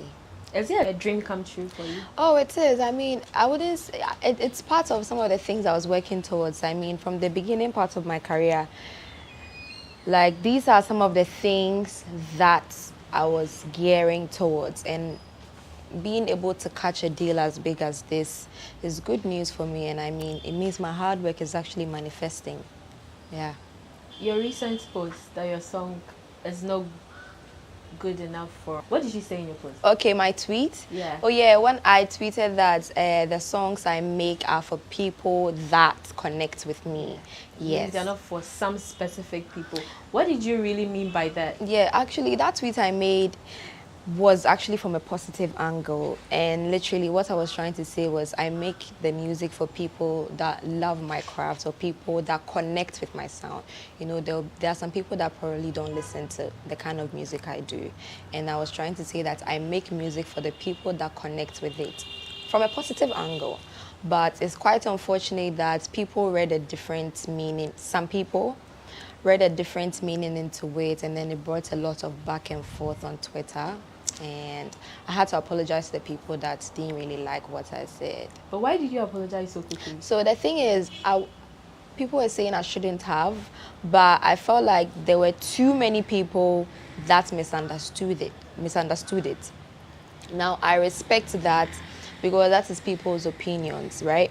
It doesn't, the apology doesn't mean that whatever I do, everybody is going to like it. But there were just too many people that said they felt offended. And so I just had to apologize to the majority to calm down the whole brouhaha. I mean, Twitter was on flames. Everybody was just throwing stones at me left, right, front, center. And so I just wanted to calm down the brouhaha. But it doesn't mean that you are going to apologize for everything no, on social media. This particular case is different. If you realize, this one is very, very different. I think the time I made the tweet, it was around the same time where people were talking about the remix, right? And so maybe it wasn't just the right time, but at the same time, like I said, majority of the people misunderstood the tweet, and there was just a lot going on Twitter, and so I just had to apologize, my dear. I just had to. So when people compare you to the likes of Ifia and Becca and the rest, what comes to mind? Oh, I mean, I'm a baby in this industry. I started, it's been like 2 years now. When they compare me to them, it's not right. I mean, comparisons there, it's not just with me. A lot of people compare other creatives to other people. But I feel like those things are not necessary. We just have to focus on pushing Ghana music to the world. We have to focus on making the Ghanaian sound or the African sound cross into the international market. And so when people compare me to other artists, especially my seniors, I'm not entirely comfortable with it. So with all that has happened so far, has any of the A-list artists approached you for a feature? Yeah, a couple of them. I mean, my music has just been in the system for 2 years now, and I haven't done a lot of collaborations. So the fans should know that a lot of collaborations will come up with their favorite artists and their A-list artists. And so collaborations, dear, look forward to that with a lot of artists. Do you see people as competition so far? No. I'm not in competition with anybody at all. I am in my own pace, right? I'm in my own pace. I'm embarking on my own journey. And so that is just what it is. I'm not in competition with anyone. I don't want anyone to feel like I'm in competition with them as well. What do you make of female participation in the entertainment industry so far? Yeah, well, first of all, we are a few, and then it's quite sad. It's not entirely sad because definitely there are people there's probably a lot of people who are also trying to work on themselves to start music. But what I'll say is, if there's any female out there that wants to do music, I would actually motivate you to, because it's good. You really need to embark on it, because you could literally count the number of females in the industry as compared to the male. And then so if you are watching right now and you're a female and you want to start doing music, don't let anybody discourage you. You need to embark on it. But to those who have started and then they might not be as lucky as you have been, what would you tell them? Because people have been in, I don't want to mention names, but there are people that are like grandmothers, underground musician grandmothers and grandfathers. Let me put it. Well, I think in life, everybody has a time. Everybody has a time where they would flourish. maybe mine had to take this. What if I also started and I also felt that, hey, my music is not doing good? I didn't know this year was going to be a very good year for me. And so I feel like if there's somebody that isn't there yet, probably that person's time is going to be the coming year or the coming decade or something of that sort. So everybody has a time that they have to flourish. And when that time comes, it's going to happen. Recently, there was a picture of you and D Black on social media, yeah. On social media, and then someone came to write under the picture that that was D Black should leave you alone. Oh, you are their star. Really? Oh. My name is Sino. Almost better D Black, best Sino. Oh. You didn't see I it? haven't seen that. I haven't seen yes, that. Oh. People shouldn't do that. No. People shouldn't do that. No. People shouldn't do that. We were in the studio, we recorded a song. But would you have accepted any of that? Maybe when he approaches you, that I mean, when people bring deals to you, you look through what they have to offer and all that. And so, if my manager and I, if they came forward, my manager and I felt it was good, why not? Yeah. We see you. You are mostly around Bisakede, working in his studio. Yeah. Oh, Bisakede and I, we have a nice vibe. I mean, the way he writes his music, his melodies, even his voice is quite similar to myself. And then we always click anytime we get into the studio. And so whenever he's free and I'm free, we always link up in the studio. With your dad's contribution, do you feel pressured in any way? No, not at all. My dad is actually a big fan of my music. And like I said earlier on, I'm actually doing my own thing. I'm on my own pace. And so daddy's work or his achievements do not give me pressure in anything that I do. But what does he make of your achievements so far? My dad's work actually motivates me to do more. You know, it actually pushes me to keep doing what I'm doing, because at the end of the day, you know, people that love his music also love my music now. And people that know now that I'm his daughter, they be like, oh, I'm a fan of your dad's music, and so because of that, I'm also going to support yours, right? So I've grabbed a bit of his fans, and his fans have also grabbed a bit of mine as well. What were some of the things that he has said to you ever since, you know, you blew up like that? Has he called you to tell you anything? Yeah. Oh, my dad, yeah. When he comes to Ghana, he lives with us. And so he's very proud. And he talks about my lyrics. He talks about my melodies, the things I talk about in my songs. He's really proud. And I'm honored that someone as big as him is proud of the kind of music I'm doing. Are you a daddy's girl? To me, I'm like a crazy, but I'm not a daddy's girl. I mean, I think it was my kid sister that is always jumping around my father. Are you anticipating a collaboration with your dad? Yeah. Oh, my dad and I, we've been hitting the studios, and so the fans should look forward to a song from myself and my dad. Aside your dad that you're working with, are there any veterans that you would want to work with? Yeah, there are lots of them, but they are in my books. And they will come off as surprises to the fans, and so they are all in the pipeline. We look forward to it. We only hear of you talk about your dad. What about your mom? Oh, my mom, she's a very low-key person. Big shouts to her, by the way. I know she'll watch this interview, but she's a very low-key person. You know, mother, she's just behind the scenes supporting her daughter with prayers and her blessings, and so she's there, pa. You're from a very strong Christian home. Yes, please. Your mom is an awesome mommy. Oh, no, she's not, but she loves to pray, pa. Yes, I mean. So do you get her calling you all the time? Hey, I'm not sorry about Bompire. Yeah, she does that. She's been doing that since, not even just because of the music. Ever since growing up, my mom is a very prayerful person. It's part of the reasons why, you know, I'm still strong and I'm here. But with all that happened recently, you know, the social media fire, did she call you? She Efana Sum Kakweri, but she's not on Twitter, so she didn't really know much about it. But Efana Sum, but she didn't really make a big deal out of it. She's cool. She's very fine. Prior to becoming a musician, what were you aspiring to be? I wanted to be an entrepreneur. You know, growing up, my dad made me fall in love with music and entertainment. So I was a huge lover of entertainment. I was actually the entertainment prefect in my secondary school, TIMAS, in Kumasi. So if I wasn't doing music, I would have been an entrepreneur. I would have been a business head, a CEO, or something of that sort here. Because I'm actually studying international business in school. So you would have been an entrepreneur with right. your specialty in what? I'm doing international business, so anything that I could get hold of, right? I actually had plans of opening a music school. Yeah, wow. yeah, but you know, life, you could be heading towards this place, and life will just tell you, no, this is not what I want you to do. I want you to do this. So I just wanted to be a boss. I just wanted to have something that I am running, right? And so if I wasn't doing music, I'd been an entrepreneur. Do you write your own songs? Yes, please, I do. The songs that I've released so far, each and every single one of them was written by me. Okay, let's hold on here. Let's go over to Abrantepa, who will be bringing us the Discovery segment.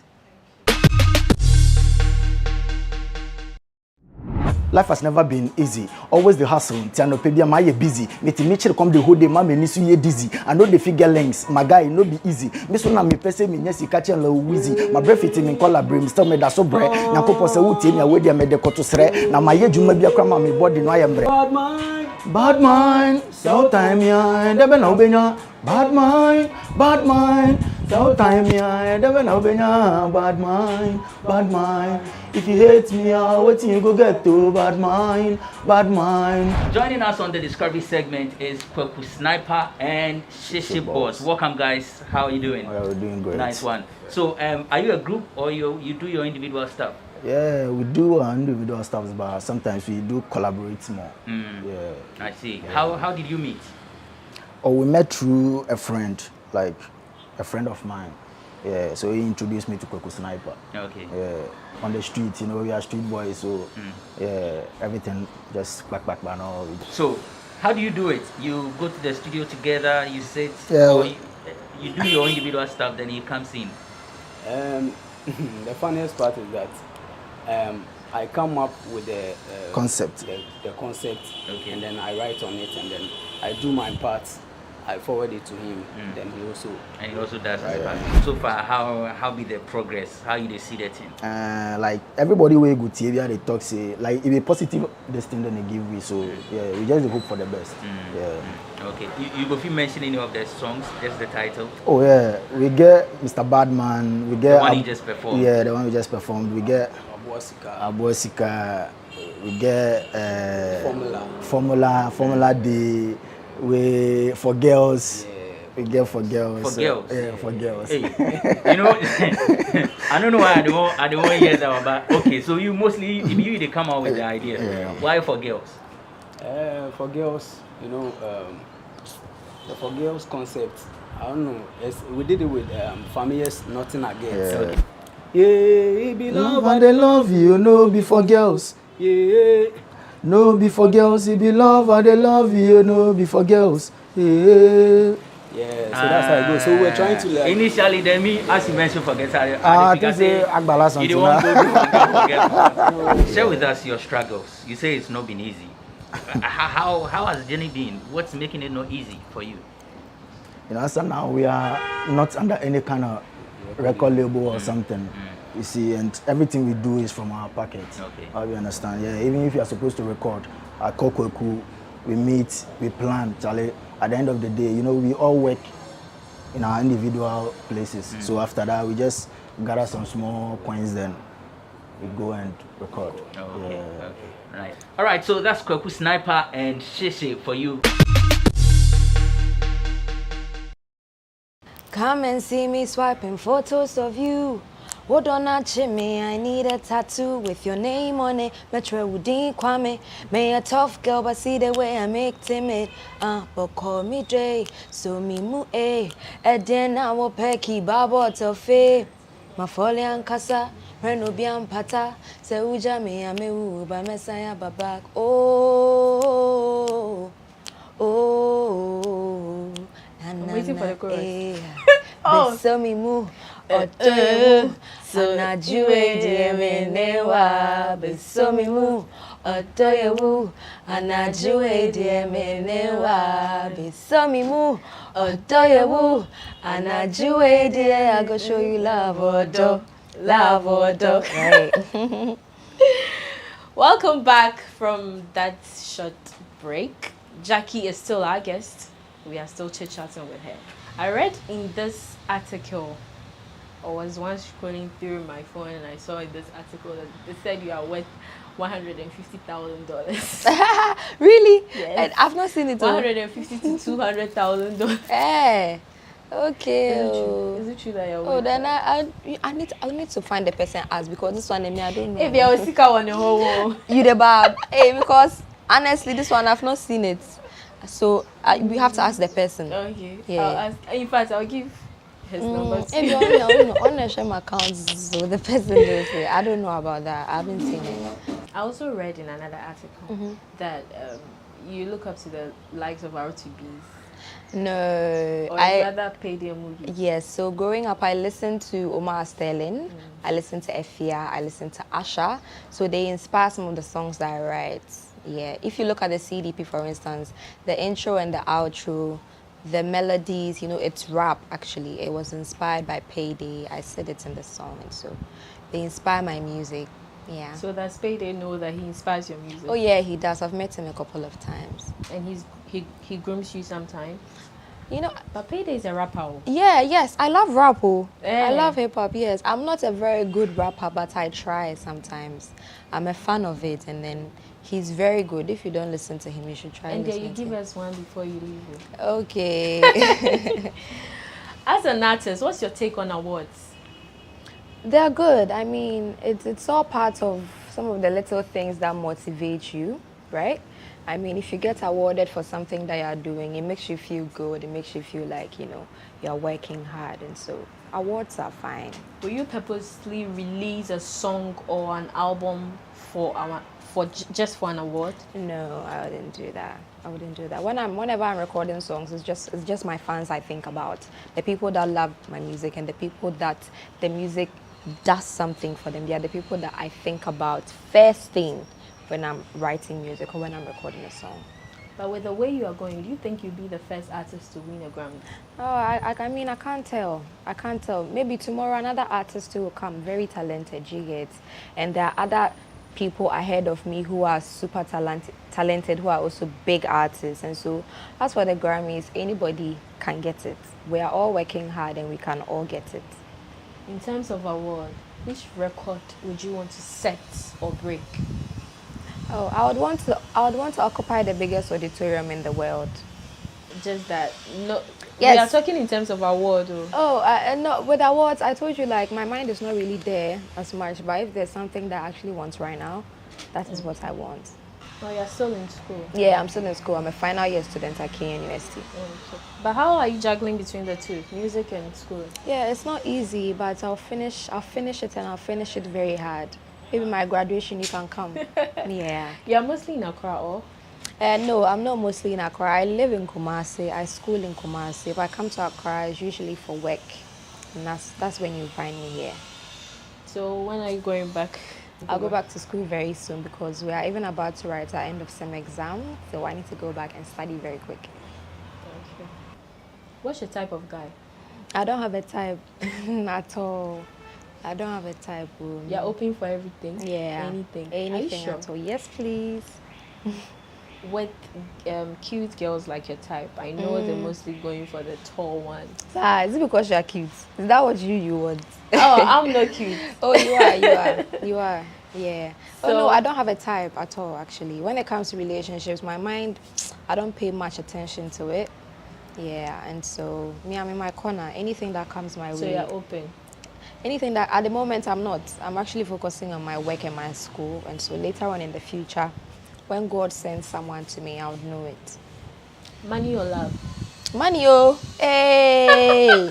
Please. Money every day, all day. Yes, please. Hey. See, the fact that you just said a while ago that you're open. Oh, so you'll be open. Exactly. But okay, say like you're open. Inti nipa ne bana say. There my manage kakra. Say no mama alternatives. Osisika or love. Okay. And I'm choosing back. Inti nipa ne bana okase o dey my manage kakra. No. If it's money, if I have to choose between money and love, I'll choose money. That's just it. But you sing love songs. Yes, I sing love songs for you and the listener. the people that are in love, you know, that's what I do, literally. That's what I do. So when I fall in love in the future too, then me too, I'll start feeling what you guys feel when you listen to my songs. Yeah, so the music is for the fans. Would you mind dating anybody in the industry? Whatever God plans for my life, dear, I'll just move with it. Honestly, when it comes to my personal life, I leave it to God. Anything that God has set for it to happen for me, that is what I'm going with. Do you hope getting married someday? I'll get married. I'll get married in the future. I will. Like in how many years to come? Oh, yeah, not now. What's next for Jackie? Oh, a lot of things. Jackie, my journey is very, very long, and so people should know that I'm here to stay. There are new songs coming up, good content, a lot of collaborations, and so the fans should look out to a lot of good music coming up next. Okay. And then Nana McBrown, who is she to you? Oh, Nana McBrown and my mom, they go way back. They've been friends since they were young, and that was how come we were. But so she also lived in Kumasi. Yeah, actually, yeah, she also lived in Kumasi, and yeah. And so when she linked up with me, it was a very beautiful vibe. We spoke about a lot of things, and you know. He's our rap. Your rap. First off, pull over, take a seat. I'm your ruler. I got inspired by Payday. Omar Sterling yesterday night. I checked the charts and we were trending. That's not the vision, anyways. That's actually my song. It's on my EP. It's called The Journey. Go and check it out. So give us one of Payday's rap. Payday song. I'm from back in the days. Ash in the tray. Kush so loud I can feel my face. So far gone, I think I am Drake. No, I am not. I am Pay. Finish. Hey. Oh no, I don't give you everything. No. Dubai, them know they high. I don't give you anything. Nah. I don't give you everything. Why? I don't give you everything. If you want to get more rap, if you want to get more rap from me, you should be listening to my songs. You find it. Okay, give us Never Like This, then we leave. Go. What's in my coma fala? Se mi suje wa asembia metibia wodona makome munti mafana sem tra yeah. Never like this, so never like this. Never like this, so never like this. Never like this, so yeah. You did me bad, oh. You did me bad, oh. Hey, you did me bad. Hey, yapon. You did me bad, oh. Okay, that was an interesting one with Jackie. I hope to come your way another time with much more interesting edition of Talkatainment. I am your host, Elsie Lamar. See you another time. Till then. Powers and principalities. There's so much fire inside me. Tragedy struck when part of the largest hillside at the kosher rubbish dump collapsed. It's going to be fun to see how he goes about approaching this game.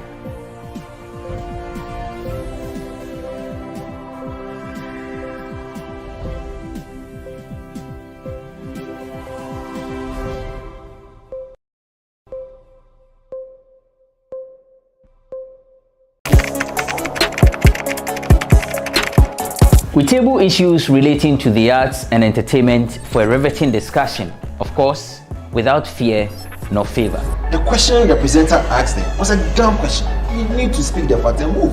Varied views. We agree to disagree. So I would disagree with everything you said. I think that he's a smart guy.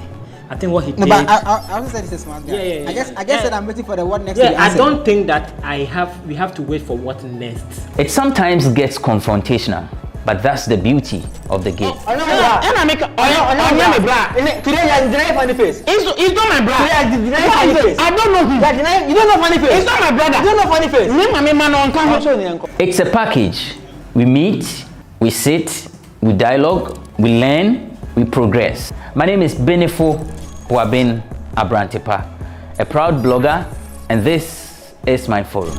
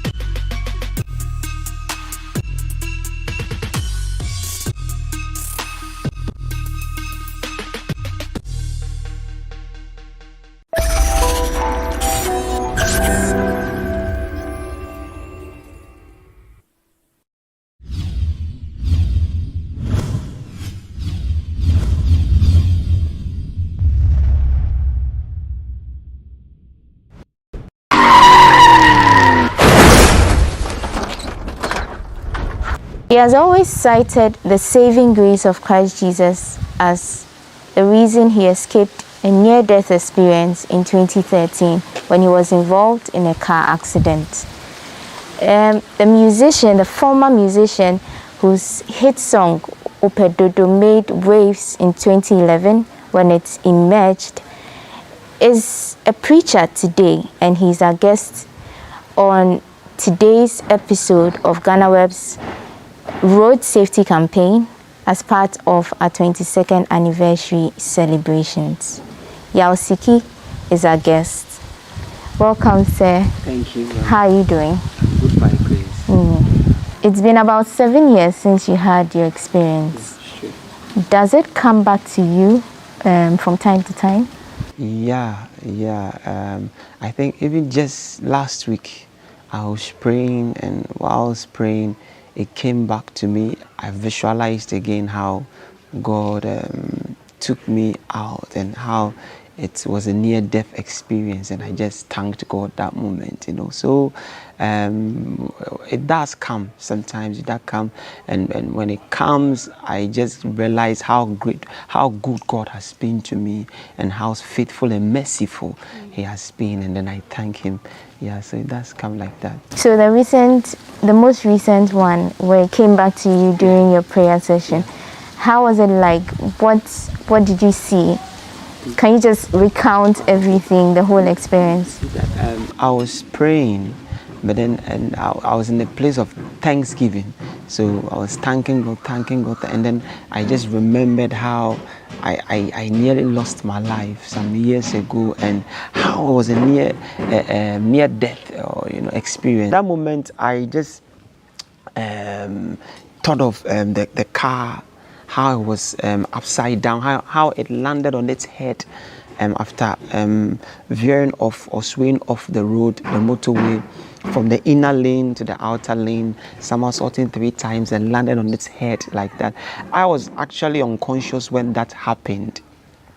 And so I always, whenever I remember that moment, I always try to imagine how it was like, because I didn't see it with my physical eyes. I was told, I was dozing off when that it happened on the road, when the car got off the road. So I didn't see how the car turned and all, and I heard, and in the process my head banged, and I got unconscious, so I didn't know where I was, and I was up and bleeding. So that moment when I was praying, I was just trying to imagine and visualize that moment, because that was a dangerous moment for me. That was the time. Could have ended it for you. Exactly.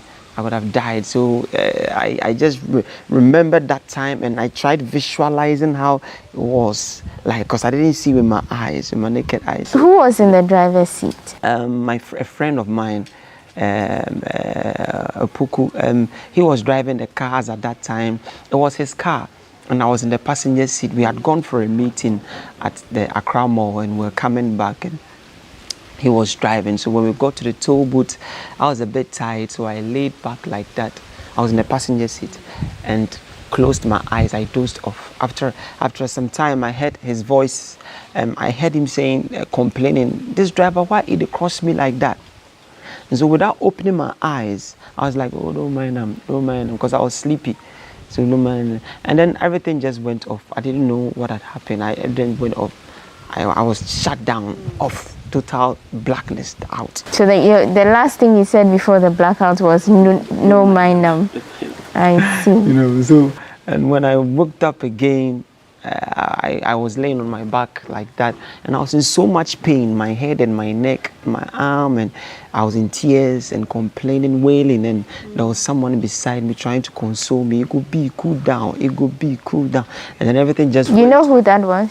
I'm suspecting it might be my friend, yeah, because the pidgin language, yeah, because we know that's at that time we use a lot of pidgin. When boys we made like that, yeah. So because it was a pidgin language, it could be cool down. So I knew definitely it was either my brother or my friend, one of them, So, but because I couldn't see well, my eyes were open, but the vision was blurred and dark.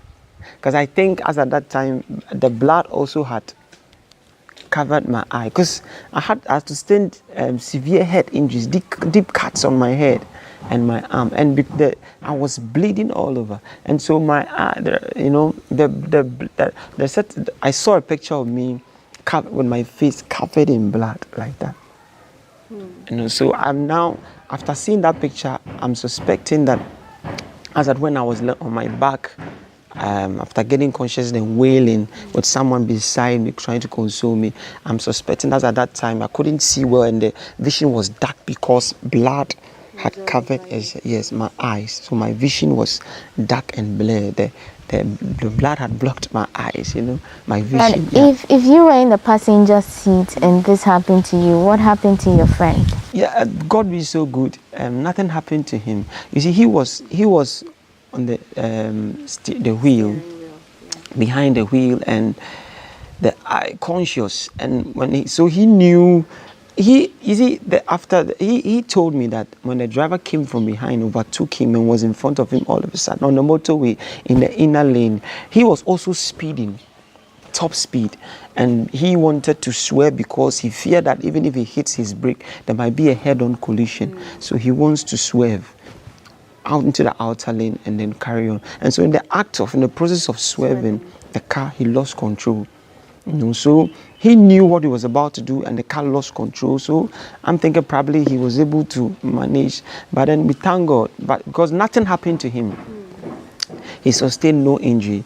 And so he was able to get out of the car, found some people around, and then they got me out from the car and rushed me. Because if he had gotten injured or had also gotten on me, I would have died.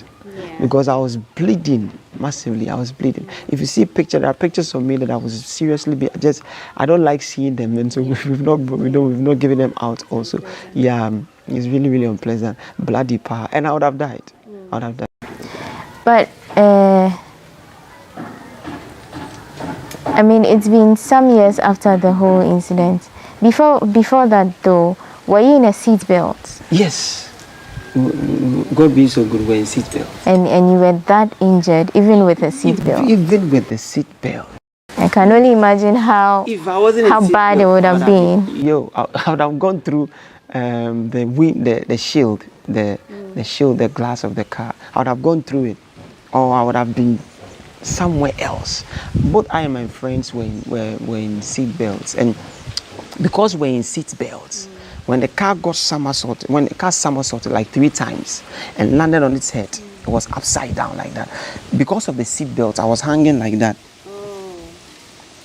So imagine, and even with that, I had sustained serious, head injuries and arm injuries, and was bleeding badly, and was off. And they had to rush me, but I would have passed, gone cry, So without a seatbelt, I would have gone through the windscreen or gone out of the car or something. Yeah, something worse. And did it leave any scars that you look back on and like you just feel pain, or it's like a constant reminder of that incident, like a broken arm or a broken leg? Or obviously my neck. Obviously my neck, because if I turn my neck now, it's not as flexible as it used to be before. Even though I'm a living testimony, I'm God's handwork of His miracle. I'm God's miracle today because I got healed by miracle. Doctors played their part, but God healed me. But even though I'm healed, when I turn the scar, like when my stature now, when I stand, my posture or my stature, you can see that there's a difference in the natural. That's not a natural way. There's something that will tell you that this guy has been through something. And so it's a constant reminder, and it's humbling, and makes you remember how far God has brought me also. Yeah. Looking back, what would you have done differently if you had a chance? Pertaining to the accident. Yes. Yeah. What I would have done is, when we're leaving home, when my friend came for me, and we're leaving home that day, I remember my mom saying, "Yo, don't go." Okay, that was a warning. Yeah, my mom was like, "Yo, don't go, don't go." But I was chasing after money. because it was a contract. It was like they are coming for a meeting so that we'll go and perform somewhere and make money. And I'm young and I need to make money so that we can carry on to invest back into the music. So I was like, Mom, you know, I was like, yeah. I was like, she gets worried sometimes too much. So he should leave us for us to go. But if time was to go back, I would have listened to her. And also, apart from her, when we got to the Tema, that day when we left home, and we got to the Tema toll booth to enter the motorway to come to Accra, when we got to the toll booth, deep within me, I felt something bad might happen. I see. Yeah, before, when we were taking the ticket, within me, I felt something bad. But that's at that time, I didn't have much knowledge concerning how God speaks to us and how, I wasn't that spiritual. So I brushed it off. So after the accident, I remembered. And I was like, I should have listened to that. That was God. That was the Spirit of God, yeah. So there was a prompting. There was a prompting, exactly. The exact word, there was a prompting. But and also, the prompting came when we were at the toll booth. And we were taking the ticket. So even if I had said, no, Charlie, we shouldn't go, it's like there was very little. Yeah, I also, so that made me think that even if, as at that moment, if I told my friend, Charlie, this is what I'm having, we shouldn't go. I was thinking, we are in the lane, people are behind us, and the motorways, and we are the booth, we are taking the ticket. So at that moment, it would be inconvenient for him and all that, for him to, so I was like, let's go, let's move on. That also added up to it. So for us, for me, allowing for us to go ahead, so we went ahead. But then after the accident, I was like, if I'm to go back, I would have listened to that prompting and I would have stopped it right there. Or even my mom. When my mom said, I don't go, I would have listened to her and it wouldn't have happened. It means that it's not from God, I know you move around a lot. In your moving around, you see vehicles, you see pedestrians, you see motorists in general. From the time your accident happened till now, do you think anything has changed significantly on Ghana's roads, on the part of all the stakeholders, to help curb accidents on our roads? I think that the media has been doing well in promoting safety on our roads. For that one, the education has been going on. And sometimes by the roadside, you see the road signs, over speeding kills and all that. When you go to the driving schools, they will teach you the safety. So for that, I know. Myself, I went to the driving school and I realized how hard they are working to keep those who come to the road, who use the road, disciplined and drive safely. But yet, when you're on the road, you see lots of indiscipline because people are refusing to change. And people are refusing to go by the rules. People are refusing because they are in a hurry to make money. Especially the commercial drivers, especially the trotro drivers and the motor cyclists, those who drive the motorbikes. They especially, they are so much in a hurry. They are in a hurry to make money. They are in a hurry to pick passengers. The trotro drivers want to pick passengers. Each one wants to get the most passengers, so they make money. They make money, and so because of that, they race. I mean, it's like a race on the road. This one wants to get ahead of this one to pick the next passenger. So it makes them run at top speed sometimes, and it's bad. And also the motorbikes. When you get to the traffic lights and it's the red is on and it's at a stop, we all stop. But you see them passing by still, not abiding by the rules, ignoring the light, and they just go. And sometimes when it's green at the traffic light and you're moving, you then notice a motorbike from the other side whereby they've been stopped by the light, but yet he will break that rule, break that light and come through. And if you, the driver, if you're not careful, there can be a collision or you can even hit him. And just recently, last week, I went to a lady that I used to evangelize to and pray with them. I went there and I got the information that her husband is a motor rider and he got hit by a car and died. And so they relocated from there. And my heart was saddened. Someone I evangelized to, and he has kids. He has kids with that, and they are young. They are not even in their 40s yet. you know, but the guy just died like that, you know. And I think if we are disciplined on our road, all these things can be, you know, can be taken away. It's indiscipline. It's still there. People are refusing to change because they put self first.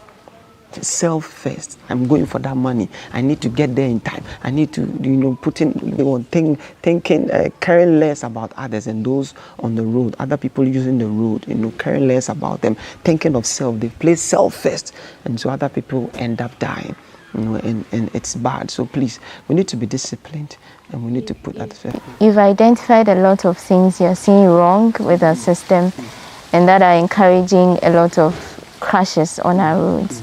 I want you, just as we wrap up, to tell Ghanaians what you think we can do to change the narrative, to help save lives and to help deal with the menace of road accidents on our roads. My advice to the motorists, pedestrians, drivers on our roads today is to be patient. Patience. Even the Bible says, let patience have its perfect work, that you may be complete and perfect, lacking nothing. If you have patience on our road, be patient enough to cross the road when you're about to cross. Be patient enough when you're driving and you get to the zebra crossing. Be patient enough when you're using the motorbike, when you get to the traffic light. Be patient. Be patient on the motorway. When we are patient like that, we'll get to our destination safely and we will lack no one. We will lack nothing. We will lack nothing. No soul will be lost. No life will be lost. Don't let someone's divine purpose come to an end. Don't let someone die prematurely because of your impatience. Please, let's renew our minds and be patient. My name is Yaosiki. Do the right thing, save a life. Yaosiki, thank you so much for sharing your experience with us. We are glad you can sit here today and actually tell the world what you saw, you know, and advise others so that they do the right thing and save others from going through what you went through. We appreciate your time and we thank you for speaking to GhanaWeb. He has seen it all and you heard what he had to say. He says you should do the right thing and save a life. Our guest today in this episode of GhanaWeb's road safety campaign has been Yaosiki. He has been sharing his experience with us. You can also join the conversation, make it bigger, let's spread the word. Join us on all our social media platforms, on Facebook, Instagram, and Twitter at the GhanaWeb. You can also send us your videos on our WhatsApp platform, the numbers as you see on your screen. Let's make this work. Let's save lives and curb accidents on Ghana's road. My name is Wanda Amihegan, and thank you for joining us.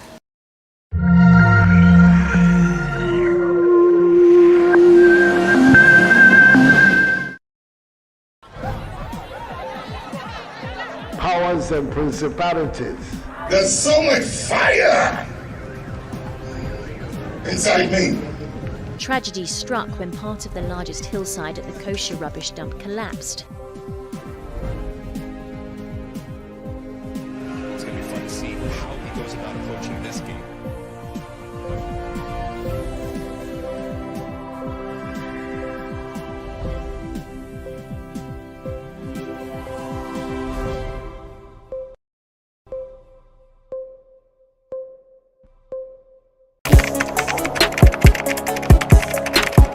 We table issues relating to the arts and entertainment for a riveting discussion, of course, without fear nor favor. The question the presenter asked them was a dumb question. You need to speak the fact and move. Varied views. We agree to disagree. So I would disagree with everything you said. I think that he's a smart guy.